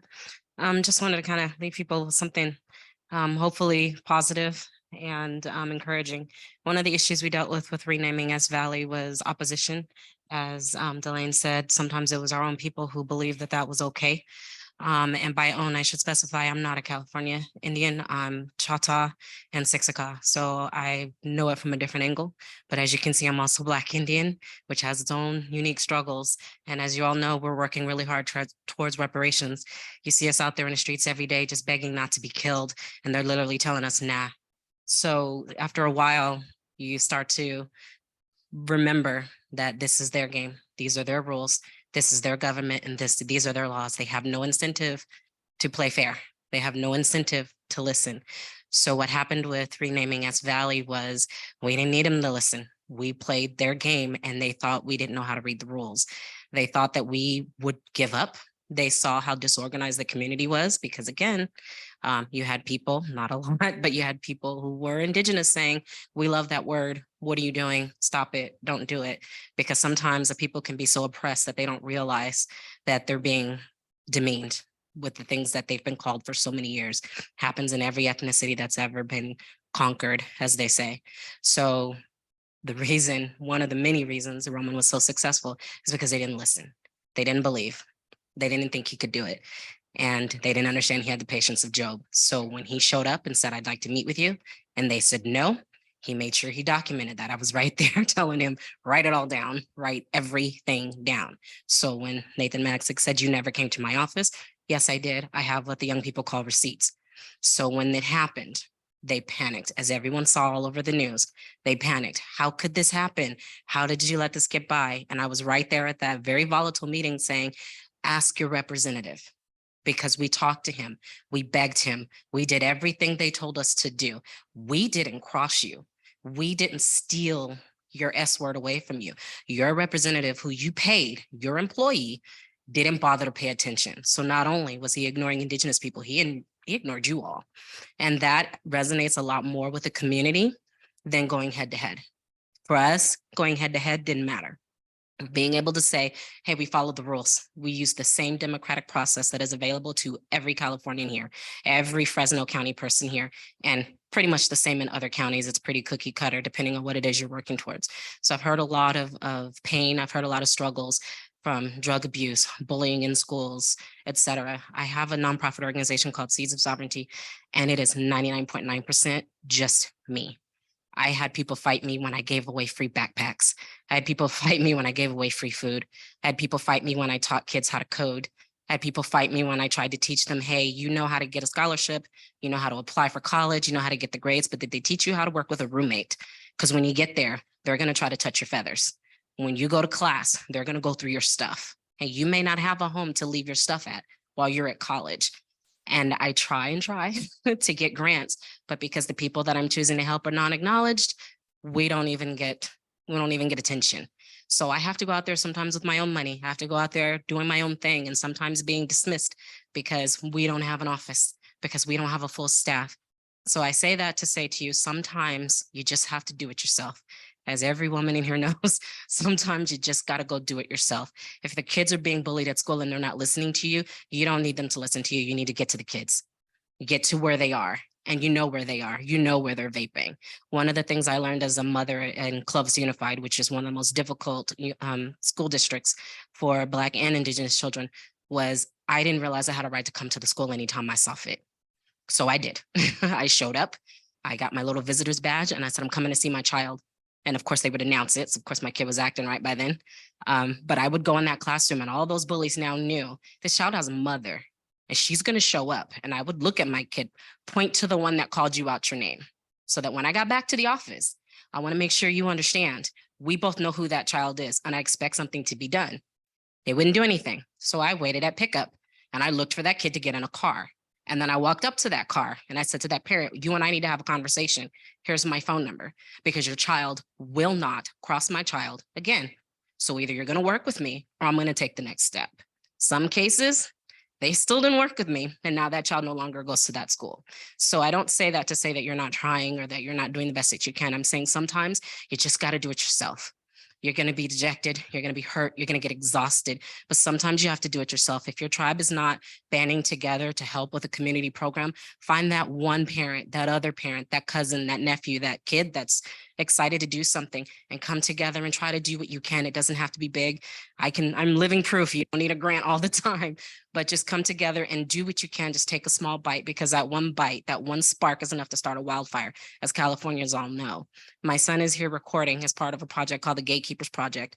We applied for a grant under California Truth and Healing and we did not get approved.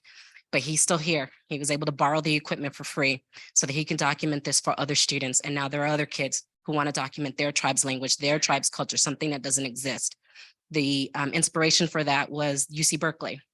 Again, like I said, I'm not California Indian and I'm trying to learn the languages of my husband's people so that I can teach my kids a lot easier. It's easier for me to teach my kids if I know the language, but I had to pay to have access to somebody I can walk up to. So his grandparents, his aunts and his uncles are right here, but to get access to those recordings, I had to pay. My kids have to pay. And even when we paid, we didn't get the recordings. And that was frustrating. And every time someone comes into the community and says, oh, if you just give us photos, oh, if you just give us your documents, oh, if you just let us record you for this and let us record you for that, we never see them again. And when we ask for access to stuff that we're in, that's my face, that's my child's face, that's my husband's face, their Dita, their grandpa, everyone. Oh no, well, there's some red tape with that. We can't let you access it. Then what did you get it for? Who's seeing it? Who's it for? So we decided to do the Gatekeeper Project so that our own people could access it first. No more locking it away in some university that our kids don't even get scholarships to. My son does not have a scholarship to go to college. He just made Dean's List. He's an honor student. He goes to 2 high schools to achieve his goal. And there is no guarantee that when he graduates next year, that he is going to go to college because he is a non-acknowledged Indian. Because of the way the bureaucracy is with my tribes, he can't even enroll there. So here you have an honor student able to help his own community that may never realize that goal because he's non-acknowledged. So we have to find another way to make money. I had to get creative. I had him start his own business, taking pictures, recording elders, putting that information together so that people his age, people his sister's age, never have to go beg someone else who got a grant, got an entire new building at a university, got all sorts of funding for everything else off of our information that we can't even access. So I'm hoping that most people don't leave here dejected. I hope that people don't feel as if it's hopeless. It is difficult. And as Roman said, it is lonely. You're going to want to give up. But sometimes all you need is just one other person. If they're not going to listen, there's no use shouting into the void. Just do it yourself. And there is always someone who knows how to do something that you don't know how to do. So reach out. Social media is amazing. There's always that person that's not going to comment under your post that's going to call you, text you, email you, private message you. I'm usually that one that says, hey, what school district is it? Would you like me to come with you to the office to talk to them about how they're treating your kid? You're not alone. It's just there's so many of us out here that sometimes we can't hear you. So you have to shout a little louder. And sometimes you just have to light the fire yourself. Thank you.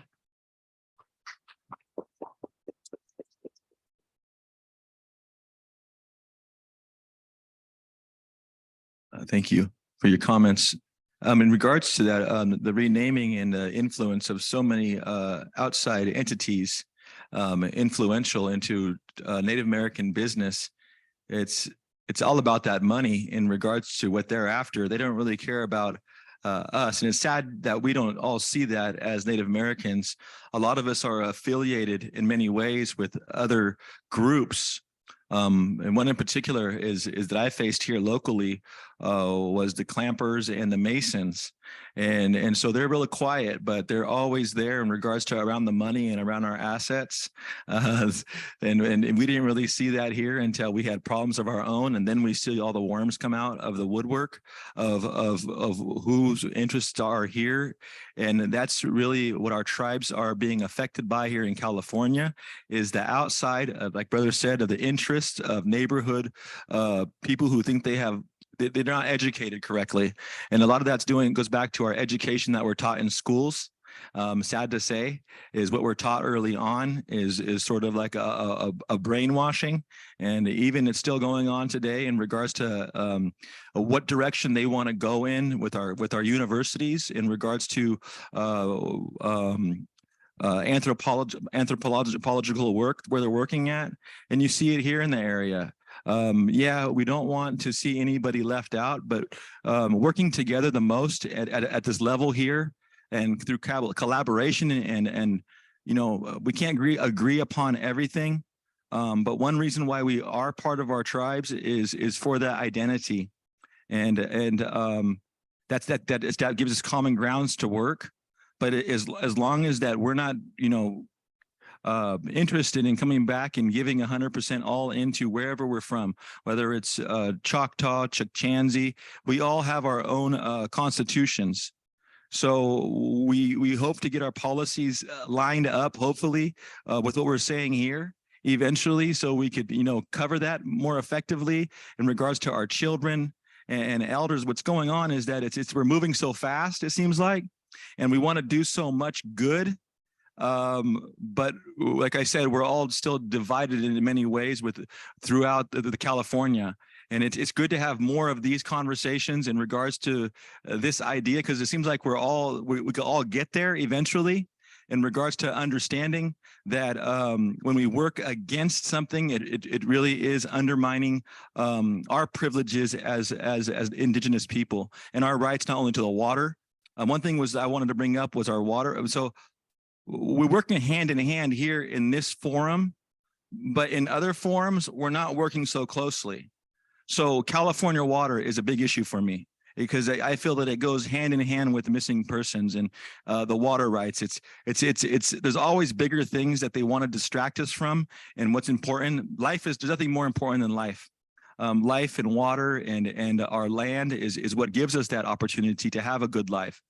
And so all of these things are good, but as long as it gets us back together again, that's the whole purpose, is not to get too far out on these subjects, that get us off track of where we need to be as a California people, as Yokuch, as the people of wherever we are from. That's oftentimes what our names refer back to is your name. That Yokuch is just saying human or distinct people, has no distinction back to tribe. It has distinction back to rivers and mountains and the areas, that area. But in regards to who you are, it doesn't say anything about who you are that lives there. You know, we eat fish, we eat trout, we eat from the food, the berries and things like that. That's all it describes there. So like brother says, the holding on to certain things that we learn to move on, it helps us to, being Indian was because we had nothing. That's how our people got what we got to in our knowledge and our connection with the creator is through nothing. And so it's hard to get there because we have everything today. We're so strong. We have everything. You have clothes, you're dressed. You don't got to worry about the creator asking, you know, do I have wood for my fire? What am I going to eat today? Because you all have that. Y'all take care of yourself. So your prayers, you're basically praying for what you know you're going to get. You're not, your prayers are got to be more heart. You got to be more hungry for what you want sometimes. And sometimes going without is always good a little bit, you know, to go a little extra hour before you're going to eat, to push yourself to that limit again, so you could see clearly and think clearly again. Because now what we do is we start attacking each other, and that's what they want. They want us to figure out through our human errors that we can't figure out this problem. And it's really simple. It's really basic. To all hear why we're here is through the land and the water and the air. That's basically what we need right there. And appreciation for the basics. And now we need to learn how to get along as a group and as tribes, and how to work effectively and not let our the political influence us so much, because we make the money. We make the money. We make the opportunities. We create that. The money does not make you. It does not create what you want to get done. Don't let the people push you to jump through something, because, you know, this whole thing of Black Lives Matter, that's what they want, to divide us. And that's what I'm hearing now is we're still very much, we have to start talking about how we're going to become undivided, how we're going to stop letting the politics divide us and become so hurt and so sensitive. Where do we become so sensitive at? Our feelings are so hurt. Like, toughen up a little bit in regards to teaching our kids it's okay. This is going to happen. And I hate to say this, but it's true what the brother said, that we build character by our sufferings. So we don't want to get rid of, we want to get rid of the stigmatisms and the prejudices, but we want to put something back in there good in regards to it. We can't just leave a void there, because our kids are going to put something back in there. We got rap music coming with a big influence. We got all kinds of drugs that come out that are going to fill those gaps. If we're not doing it, and all we're doing is complaining about, we don't like this, we don't like that, you have to fill the void with something else new, a new way. We can't just, there's nothing back there to hold us up. We're not holding up. We're only holding, our culture's holding us up. But not everyone's practicing our culture. Not everyone gets up and sings a song. Not everyone gets up and prays. And so it's our unity when we get together like this at the end. What are we going to do different next time to make it easier for brother here? For the brother here that did that whole 2 years by himself, it felt like. We want to cut down the suffering of individuals as when we have the power and the ability to do so. But when we sit here, we're not going away with the takeaway. A big takeaway is, what are we going to do better to improve the individual situation that's having trouble to get that help out there? So I think that we're going in the right direction. We just have some hugging to do and some kumbaya to sing. And I think we'll get there eventually in California. Hello, my name's David. Again, I'm still David. And before I got up here, I had to wiggle my legs. I had a cramp. So don't get old. I like what was said here, especially what Roman was talking about. Sometimes it's hard to be the bad guy. I've always done bad things and I got in trouble for doing bad things, but I'd rather get in trouble for doing good things now. So, but the sister was talking about parenting and seeing to that your children get what they need. And we're talking about education. We're talking about schooling. This young brother over here, this short guy like me over here, he talked to me today about schooling. And I learned something from him when he says schooling, the word schooling means a bunch of fish going the right direction. Schooling is not education. Education and schooling is two different things. And I've always said that they always told us that when you come to these places I mentioned before, take one thing that you haven't heard at all from a place like this, and then take it into your heart and give it to your children, just one thing. And the second thing you want to take is something that you didn't know anything about, but you kind of knew, and it's been confirmed. I know one thing that I know for sure now, that we have a female that's representing us at ACLU. And I want to honor you for that. And also, why that is, I don't know, but there needs to be more of that. I come from a place where just a while back, I was lobbying for my cousin to be a tribal chairwoman. And they said, David, you've been in California too long. You're just a long-haired hippie smoking weed. Because around here, you don't act like an Indian anymore, because we just don't nominate women for chairwomen around here. Everybody's always been a chairman around here since the beginning of our tribes. So I was the only guy with a ticket, you know. So consequently, she became the first chairwoman. And so I also mentioned that sometimes it is within our own people sometimes that we need to start advocating to each other to get that strength. And like the brother said, we need to stay together and do these things. Roman, I honor you for being a long, tall stranger in the lane doing these things. And it should never happen that way. It should never happen that way, because there's plenty of it. And those kind of things. I'll leave you with this thought, you know. I did 3 deployments in the military. And while I was in the military in 1978, they passed the law, the American Indian Freedom of Religion Act. 1978, I was sitting in a hospital bed in the military. And they said, David, if you die, you can now practice your indigenous ceremony for yourself, or your people can do that, you know. So what was I there for in the first place? That's what I heard about these other brothers. Like my brother said, his dad was there. All of us, we've had that relation with our relatives. They've all served. And why didn't we have the opportunity to have that, practice our religion until 1978? I wasn't born in 78. I was already old timer by then. In the military, they considered me an old timer at that time. I went on to do another tour after that. Didn't learn my lesson the first time, second time. So I went on the third time. But this time I wanted to go just in case if they buried me, they can bury me with their funeral and my funeral. So that way I could be un-American now. How about that?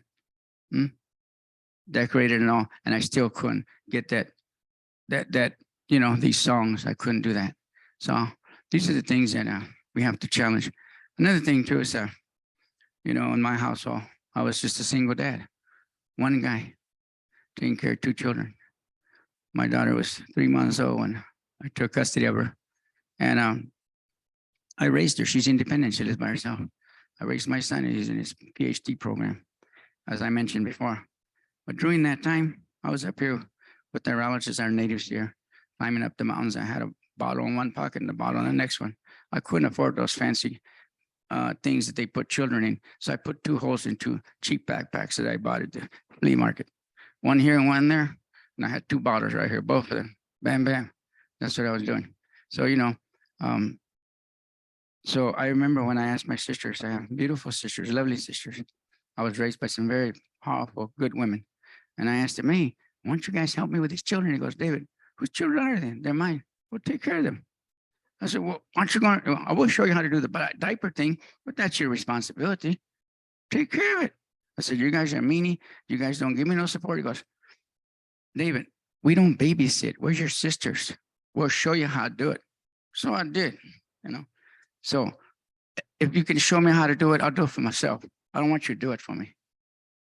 So here, you showed me how it's done. I'll do it for myself. So the next thing I do something like that, I'll know from you because you're showing me. I won't do it for you. And this is what I understand this to be. So, so now I know how to change a diaper. So my son says, Dad, I'm going to adopt this baby girl. Are you going to be there and help me? I said, I don't do diapers.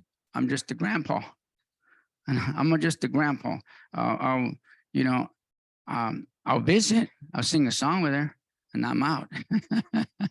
He says, okay. So my whole thing in this is like, we shouldn't be alone. We shouldn't be doing these things together. I like what she said.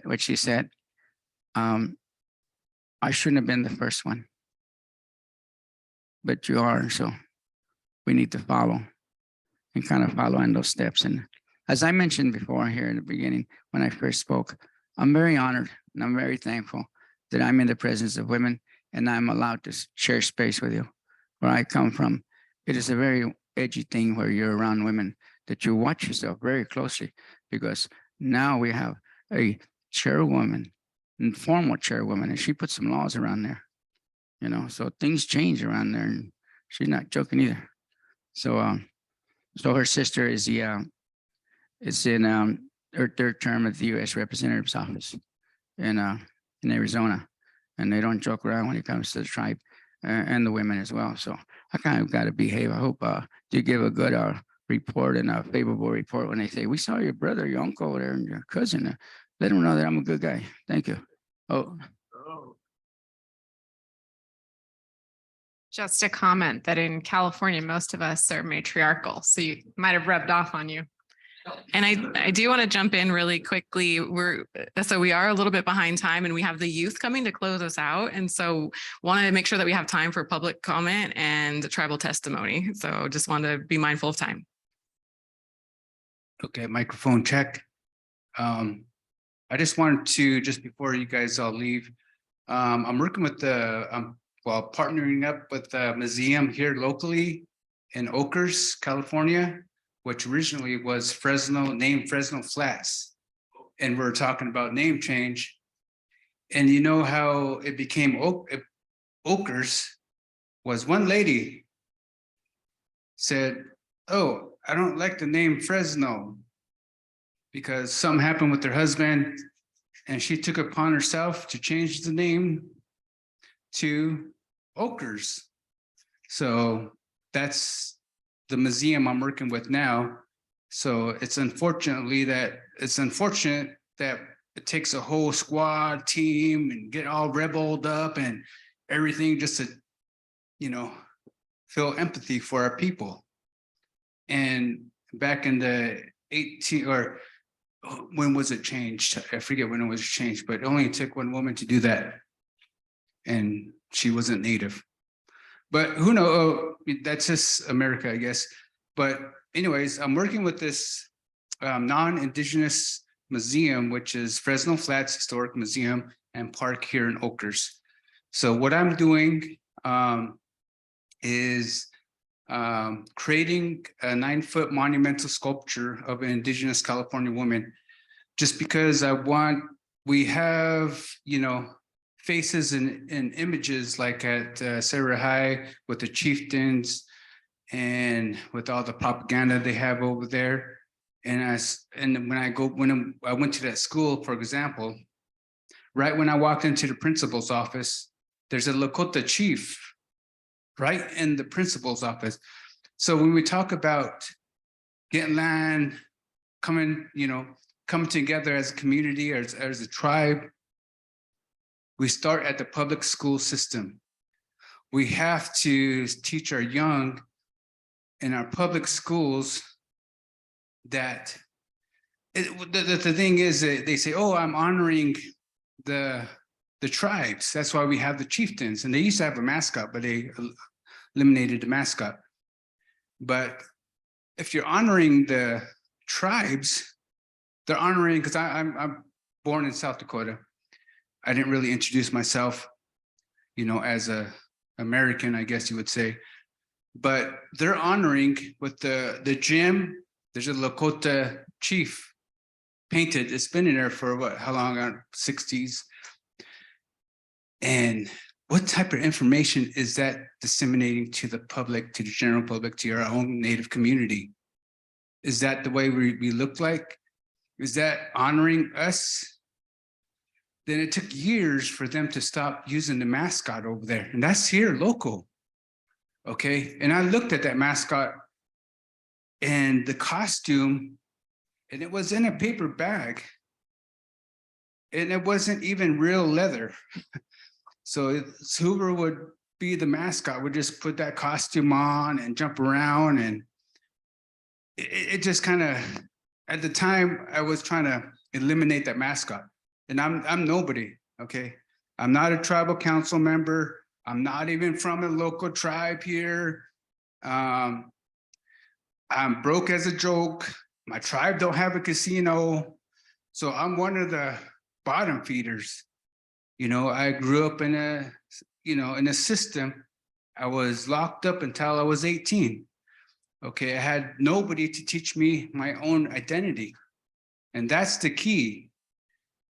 If we don't know who we are, we're not going to know how to live and how to be. The main thing is to be confident in yourself.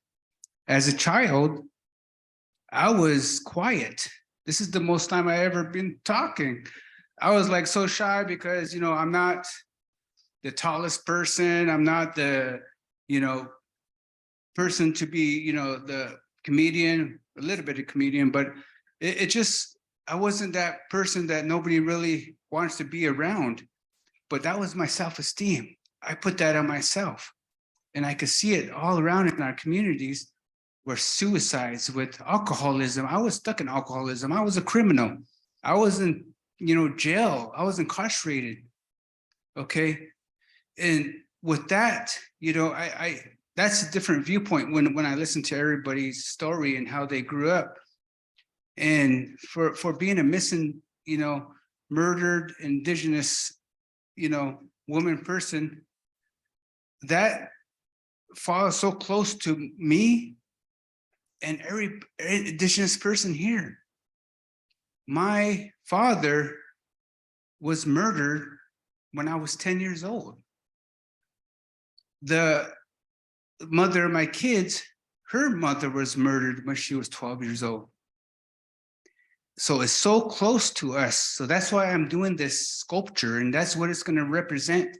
It's representing her hand. There's going to be a handprint resembling the silence of the woman. It's going to be painted. She has a red dress. I have salmon going around. It's going to be a wood carving. It's a thank you for the extra deep voice. But it has a salmon on it too, to resemble home, to returning home, because that's their natural instinct, right? We all had that type of natural instinct. And that is going to be a sculpture of its first of its kind here in this area, this local area. And since I'm not from this local area, I'm looking for input. It's still not carved, but I have a maquette and I'm looking for any type of information that somebody wants to be put on it. But when it's done carved, she's going to have a red dress. And the plan is to have someone or women, survivors, related, you know, anybody that wants to have a handprint on the dress, because this is going to be about 8 foot, 9 foot sculpture. And when the unveiling comes, that's when I'm going to try to get a call out for that. And with this program, we applied for a grant, and this grant is very, you know, over 100,000, and we actually got it. So for me, I talk about investing in ourselves. So I'm looking for Native photographers, videographers, anybody with any input that can help design and recreate this indigenous exhibit at this, you know, museum that, you know, we could all enjoy and all, you know, come to. It's a park too, so people can go over there.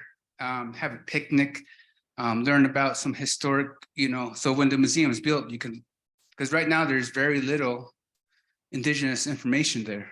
So this is where it's like, why do they have this museum here, but where's the native influence? So I'm glad that I talked with the council here, and they're hoping, we're hoping to create, traditional cedar bark lodging, on alongside of the museum to create a point of conversation, because most of the conversations through the tours, because they give tours, were just about pioneers and settlers. So they would talk about that. I go around with the tours. This is what sparked me to kind of work with them and kind of, I'm kind of forceful in a way, but if I didn't do it, who would? So it's kind of like, I have to do it. I hate being in the, being that person to always be the bad guy, I guess you would say. But I'm taking what, I don't want my people to disappear. I guess that's the point. I want them to have a legacy here. I want them to have a voice, because America was built on behalf of us. Even the Constitution is Native law, is Indian law. People don't understand how some of the main road systems are our traveling routes. So there's a lot of history here that the general basic schools don't, put out there. And I'm still working to restructure the high school here with their imagery of non-California native imagery. Why can't we just do that, right? Why can't we take all these Lakota Sioux people off their walls and stop saying that's Indian, right? And like I said yesterday, when I go to the Central Valley Indian Clinic down here in Clovis, I was like, why do you got my people hanging up on the wall? Why can't I see indigenous people from this land? And that is the same mentality that the designers, the investors say that's who you are. Are we still continue? I even spoke to the Indian Health, and you know what? They have a board of local tribes that are part of that board or work on with the Indian, Central Valley Indian Health. And I don't understand, not to belittle people, but why can't they say, where's my grandma's picture? Where's my auntie's picture? Where's my picture on this wall? We are part of this area. Why is that Lakota chief on that wall? Why is that who we are? Are you trying to manipulate me to be like that? That's what it is, right? And that's just why we have to start with that. And little steps will become big. Like I said, I'm nobody, okay? I don't have, well, eventually I got a degree, okay? I got a bachelor's degree, okay? It took me years, okay? I'm not the smartest. I don't like to write, but we all have a gift. People always say, oh, how do you grow your hair so long? It's not me. People are tall, people are, beautiful, people, look a certain way. It just came natural. Okay, so there's no secret in that. We all had that gift. No matter if it's writing, I do artistry.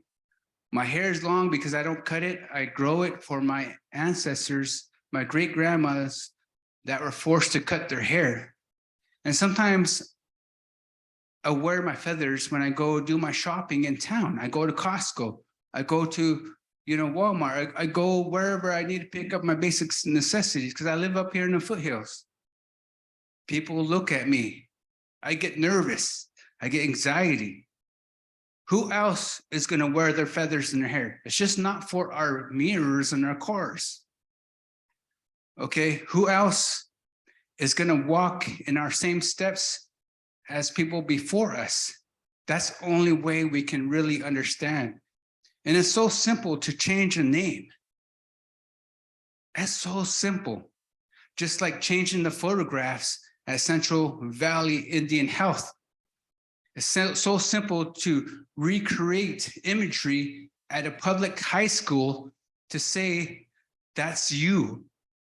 And who comes out of that school? The public. So who's going to discriminate in a way? Because they're not discriminating, they're just misled. Okay, thank you. And thanks to the council for joining us and helping us with this project that we're working on. Thanks so much. So in the interest of time, I think we'll go straight into public comment. Thank you so much to this panel, and feel free to pull them out if you'd like to ask them more. Thank you. And we will start with, do we have the video? Yeah, we had a video submitted by, do you want to read it? Oh, yeah, okay. It's a Delia I got it. Dominguez. We had a video submitted by Delia D. Dominguez from Kitanamak and Yolumne Tejon Indians. And this is on the cultural heritage of the 4 Southern Valley Yokuts tribe of the Kern River of the southern end of the San Joaquin Valley. And then if there are any other local tribes who'd like to testify, we'll prioritize you for public comment, and then we'll open it up for general public comment.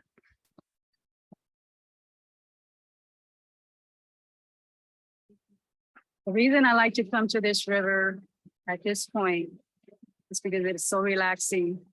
Anytime I have a problem, I am having an issue that I cannot deal with, I will come here to this river and I will listen to the water. I will look upstream and I will look downstream. I'll look at the birds, and all what I hear is just water. And it's just so beautiful, and it just strengthens you.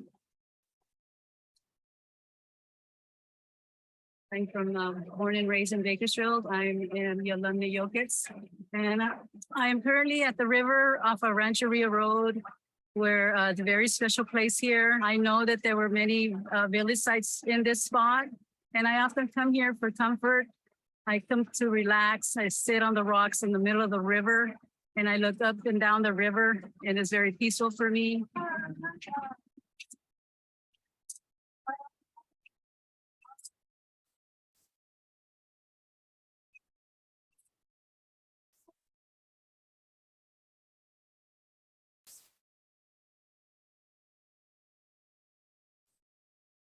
What is a gathering song? We're here gathered together. The river means so much to me. When I see the river running like this, it would be so wonderful if we would continue to run through Bakersfield. Unfortunately, right now, it's cut back so far back. Our families need it. The river needs it. All of our community needs it. I believe that more thought needs to go into dividing the water. If we have to dry up the river by sending out so much water that it kills the river, then we need to come back to the table and rethink this. Even though the water is low, and a lot of the boulders can be seen now, it is still so beautiful. But when you go to the part where the water has been completely taken out of the bed of the river, it is devastating. And I and others have seen the trees fallen dead in the middle of the riverbed. There's no vegetation. There's nothing. And it's like total devastation. It's absolutely horrible. And it does not have to be that way.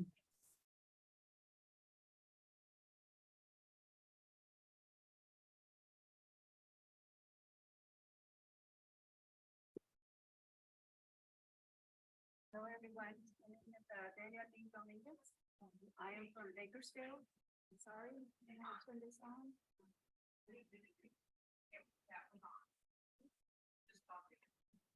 Okay, I'm not a real professional here, so anyway, so I'm here to talk about the Kern River, which is It was the lifeblood of the 4 Southern Yokuts tribes, the Yalamni Yokuts, the Halaamni Yokuts, the Tulamni Yokuts, and the Tuhohi Amni Yokuts. In 1880, this map here was made. There were 2 farmers were fighting over the water. One of them said, "It's all mine." The other one said, "It's all mine." And they went on and on, no, no, no. So finally they filed a lawsuit. And then they settled that out of court. But at that time, when everything was in place, and just before that, when all our tribes were in place, there was a little lake called Kern Lake. There were 300-pound fish there. There was Buena Vista Lake. That lake is no longer there either. There's only a little bit of water that's now called Buena Vista Recreational Area. It does not receive any fresh water from Kern River anymore. The water that is in there, it comes from the California Aqueduct. And that is why around that lake, that man-made lake, it says, do not go into the water. It is contaminated. And so, as you can see here, the river started, comes out of the mountains right here, goes through Bakersfield, made this lake, ran the slough all the way up, ran into Tulare Lake, and all the way to San Francisco Bay. The Kern River emptied into the San Francisco Bay. And that is why the salmon come down all the way to Merced River, Kings River, San Joaquin River, and so on. Today, this lake's gone. This lake's gone. This lake's gone. This slough is gone. The water no longer goes to San Francisco Bay. It goes all the way back to here. The mountains are right here. And so the water runs to about right here, and all of the water is taken out. And there's just a dry bed. And so several nonprofit organizations in Bakersfield got together and said, we want the water to be left in the riverbed for 10 more miles. It's a Band-Aid. But 10 more miles actually takes it all the way out to the outskirts of where the housing is at. And when they came to me and asked me if I would help them, I said I would. And I told them, well, I'm hanging on to you because you're the ones that have the power. I do not, but I will help you, but it has to come from the indigenous way. That's the only way that I can stand by you.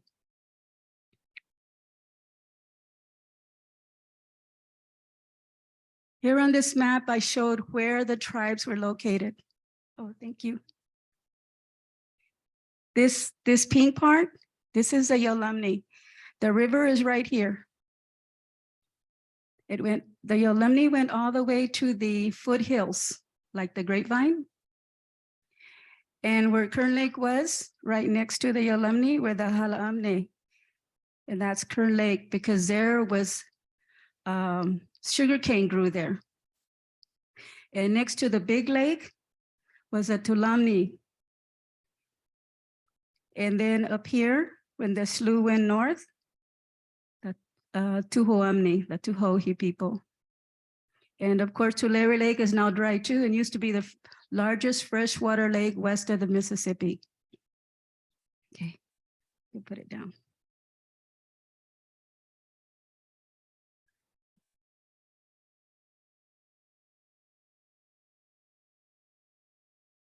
When all of the people were taken away, all of this water used to be our lifeblood. It was where we had water to drink, water to wash the clothes, water to cook food, water for the birds, water for the deer, water for the squirrels, and the people were gone. We're taken away. Our villages are no longer there. Most of them have been taken out. Most of the cemeteries have been taken out. And still there are some that are still being found. But even though all that has happened, there is one place that is still intact. It's a place called Homochu. It's by the river, down in the closer to the middle of the valley. And it was the large sacred place for the 4 Southern Valley Yogurt tribes. And there we would hold our 6-day ceremony honoring our ancestors, the end of October, 1st of November. And I have found in looking into all of that, that most of the indigenous people around the world do the same thing at the same time. How did we do that? We didn't have no cell phones back then. There was no telephone. Smoke could not go up to tell another tribe 1,000 miles away that we're having this ceremony, yet we all did. It has, most of the material around it has gone. But I learned about 1993, 1994, a friend of mine named Robert Gomez from Weldon, East Tubatalabo. He was a monitor, and he asked me, will you come to this site with me? And I said, okay. And I took my daughter, and the archaeologist was there, and he showed us, he says, this is where you can't see it, but below the soil, there's a fire pit. That was where the ceremony, this is where the ceremony was held, and so are where the poles were at. And so I walked that area, and I could see that. And you got to a certain spot, and everything looked so level from mountain to mountain. And so I said, well, Robert, what are we going to do? He says, well, I told the archaeologist to tell the owner to avoid the area or put a park over it, but don't destroy it. This is a very large housing development. It went downhill 2008 when we had the recession, thank goodness. Today to 2022, 2023, the city and the county now want to create an underwater storage area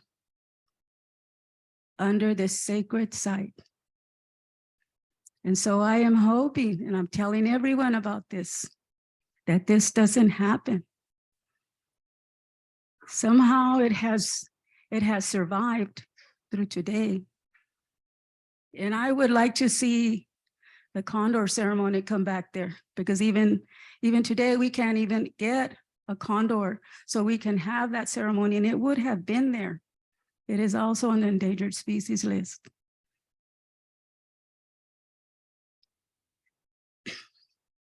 In 1851, when the military came to this area to remove all the people, it was Treaty D. It was taken on June 10th, 1851.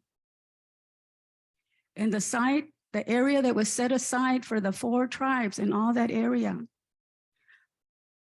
as the water came from Lake Isabella and down the middle of the river, out of the mountains, all the way past Buena Vista Lake to the foothills, to Tejon Canyon, back to Lake Isabella, that land was to have been set aside for those 4 tribes and their surrounding people.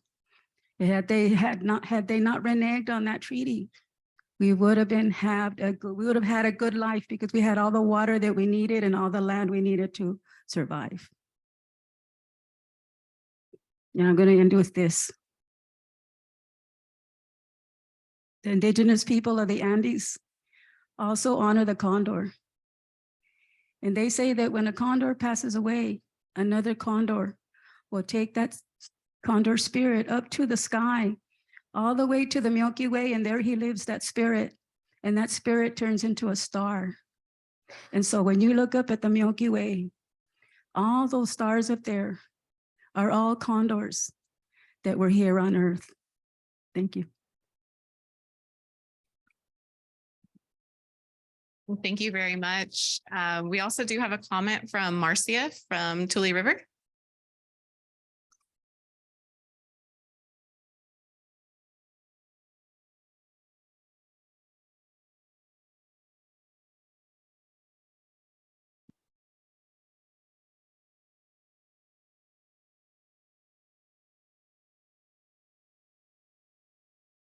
Thank you. My sister Irma and I, we are Yalamani, our mother's side, and Punkalachi from right near the Deer Creek Road, right below Tule River there. And so we are the people who howl. We have the wolf spirit as our spirit helpers. Our father is Yaudanchi, the mountain people.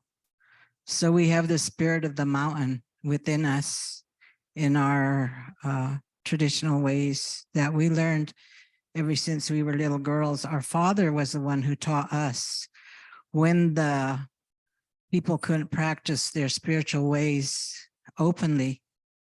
And then in the late 70s, there's about 12 medicine people that came to Tule River to ask our elders if we would be willing to have sweat lodges now that the people could practice their ways openly. And they had a big meeting. My older sister and my brother were there. I wasn't there and Irma wasn't, but they told us about it.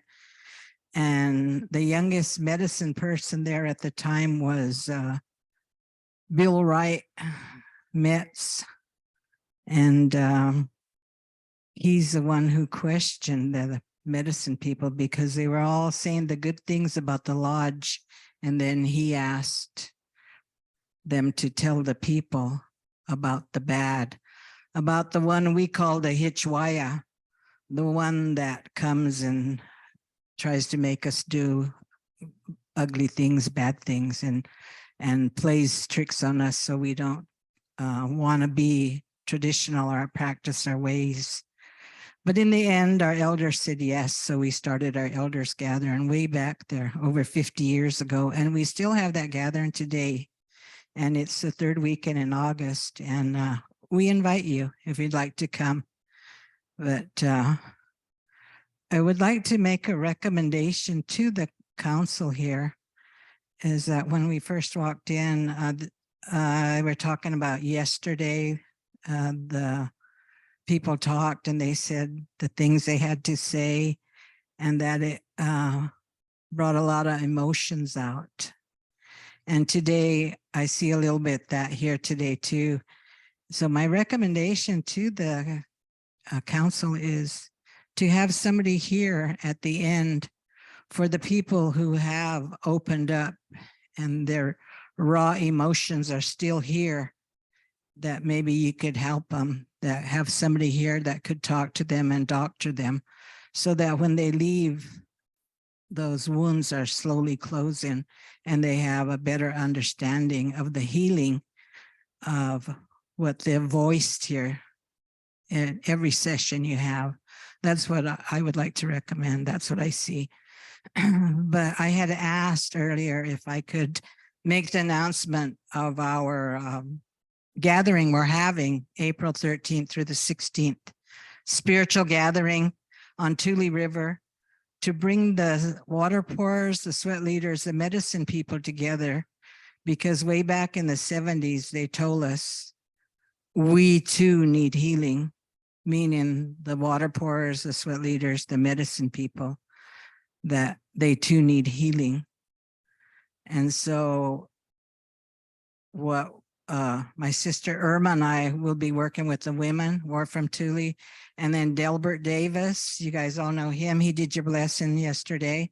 And Ron Ellick, he's moved up north. Those two gentlemen will be working with the men. We bring everybody that we can together. So far, we have 100 people that are willing to come. Whether they show or not, we don't know. But it's invitational to people who are the helpers, the healers. We're all that's left. We've had so many medicine people here in California that did the blood sucking, that did the herb healing, that did the doctoring with the spirits and others that they're gone now. So we're all that's left is the water pourers. We don't call ourselves medicine people because we weren't trained. It wasn't handed down to us, but it's in our bloodline to be those people. I don't know. I heard one of the guys mention our brother, Phil D. Metz. They called him Song Man. A lot of the songs you hear through in the sweat lodges nowadays came through him. So he was our medicine man on Thule. And then from there, Bill Wright, we would go to him. And then from there, creator, grandfather, to learn and to help our people. So I could see where we need to, and several people have told me it's good that we're bringing the medicine people, the sweat leaders together to help themselves.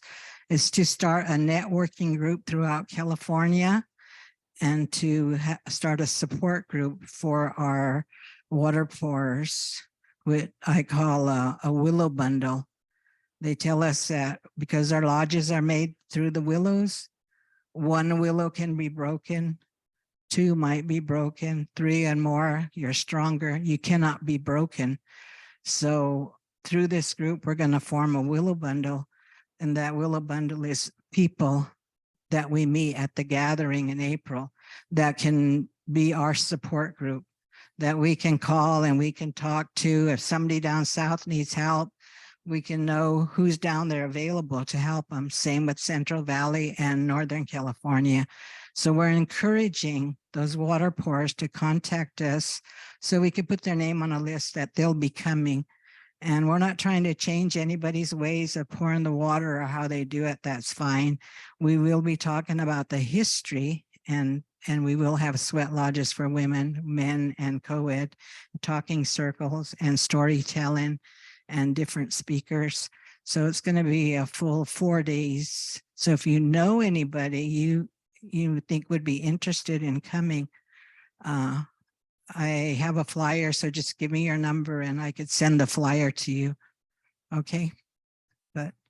And the other thing that's missing is here, I say it in a good way, is you need to have songs. You need to sing, because when you do your blessing, you're inviting not just the people here earthly, but you're bringing in the spirits of the land, and they want to hear what the people say. They're listening to all of us in this room right now since it started, and they really would like to hear songs. Oh.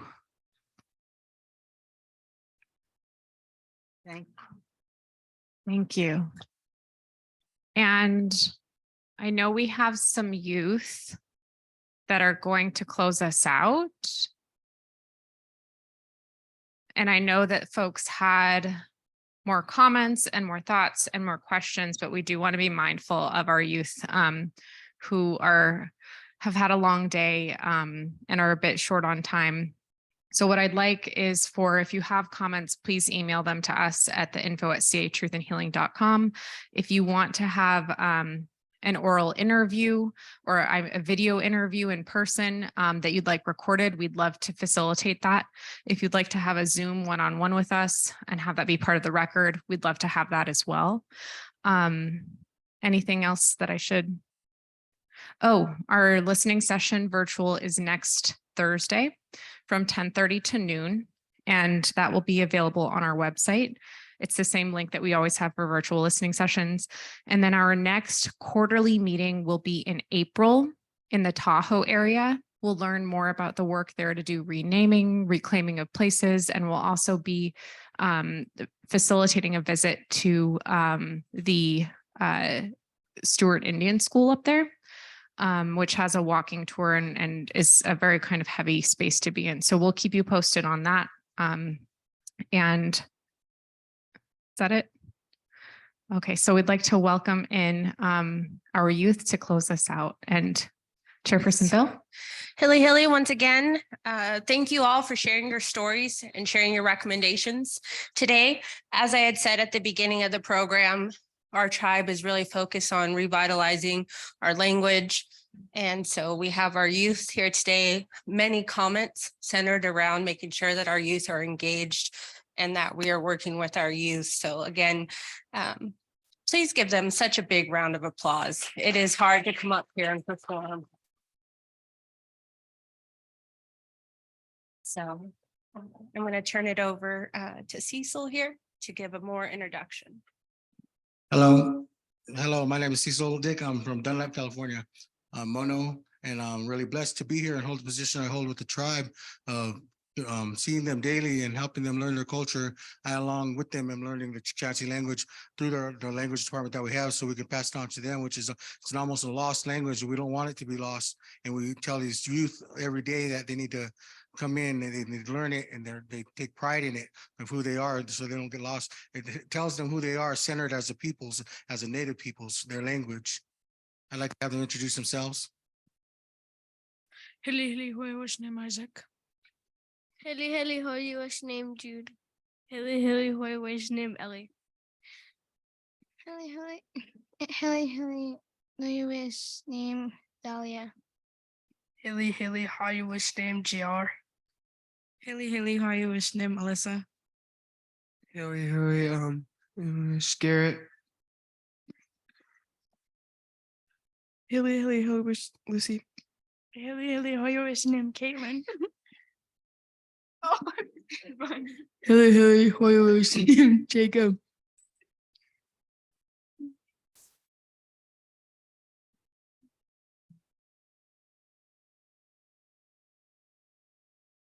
We'll begin singing a Eagle song with a clap stick and some hand drums, and then we will sing a song around the drum, crane song.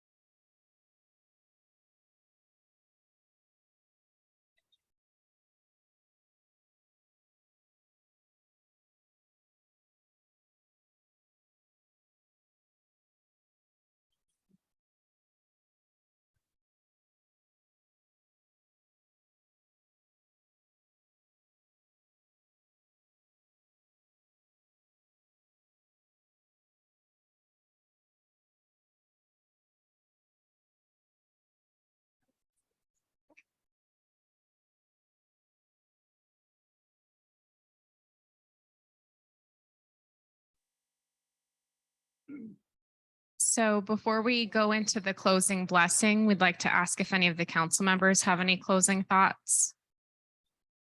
And if not, we can go right into the. Councilmember Lucas, any closing thoughts? Yeah. Oh, then we'll go right into the blessing.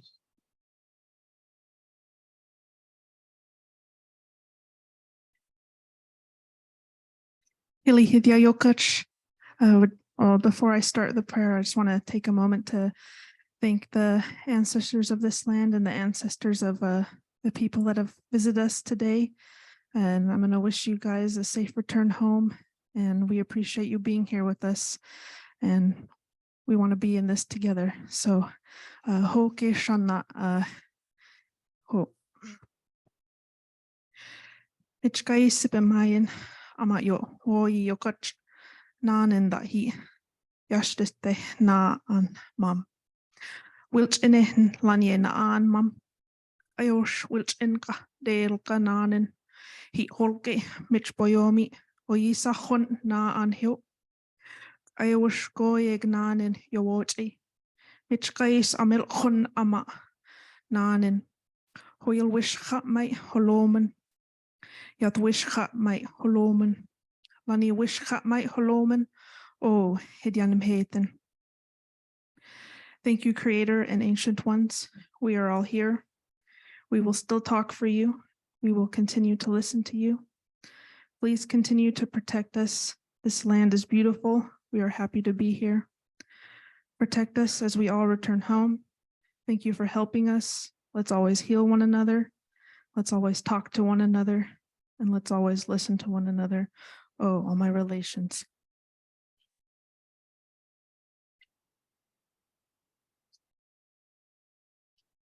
Yahweh, thank you. That concludes our first quarterly meeting of the year. Thank you so much again to okay, I'm done talking. Thank you so much again to Chukchansi, to all of the youth. Thank you for sharing. We know you're a little bit tired, and really appreciate all of your generosity and sharing your hearts with us. Appreciate all of you who joined today and opening up your hearts to this process. This is going to be a long journey, and we are glad to have you with us. If you felt like saying something today, or you leave here and you have some thoughts about what you'd like to see from this process, please feel free to reach out to us. We're happy to meet with you in person via Zoom, or you can send us your comments in writing. So thank you all again, and safe travels.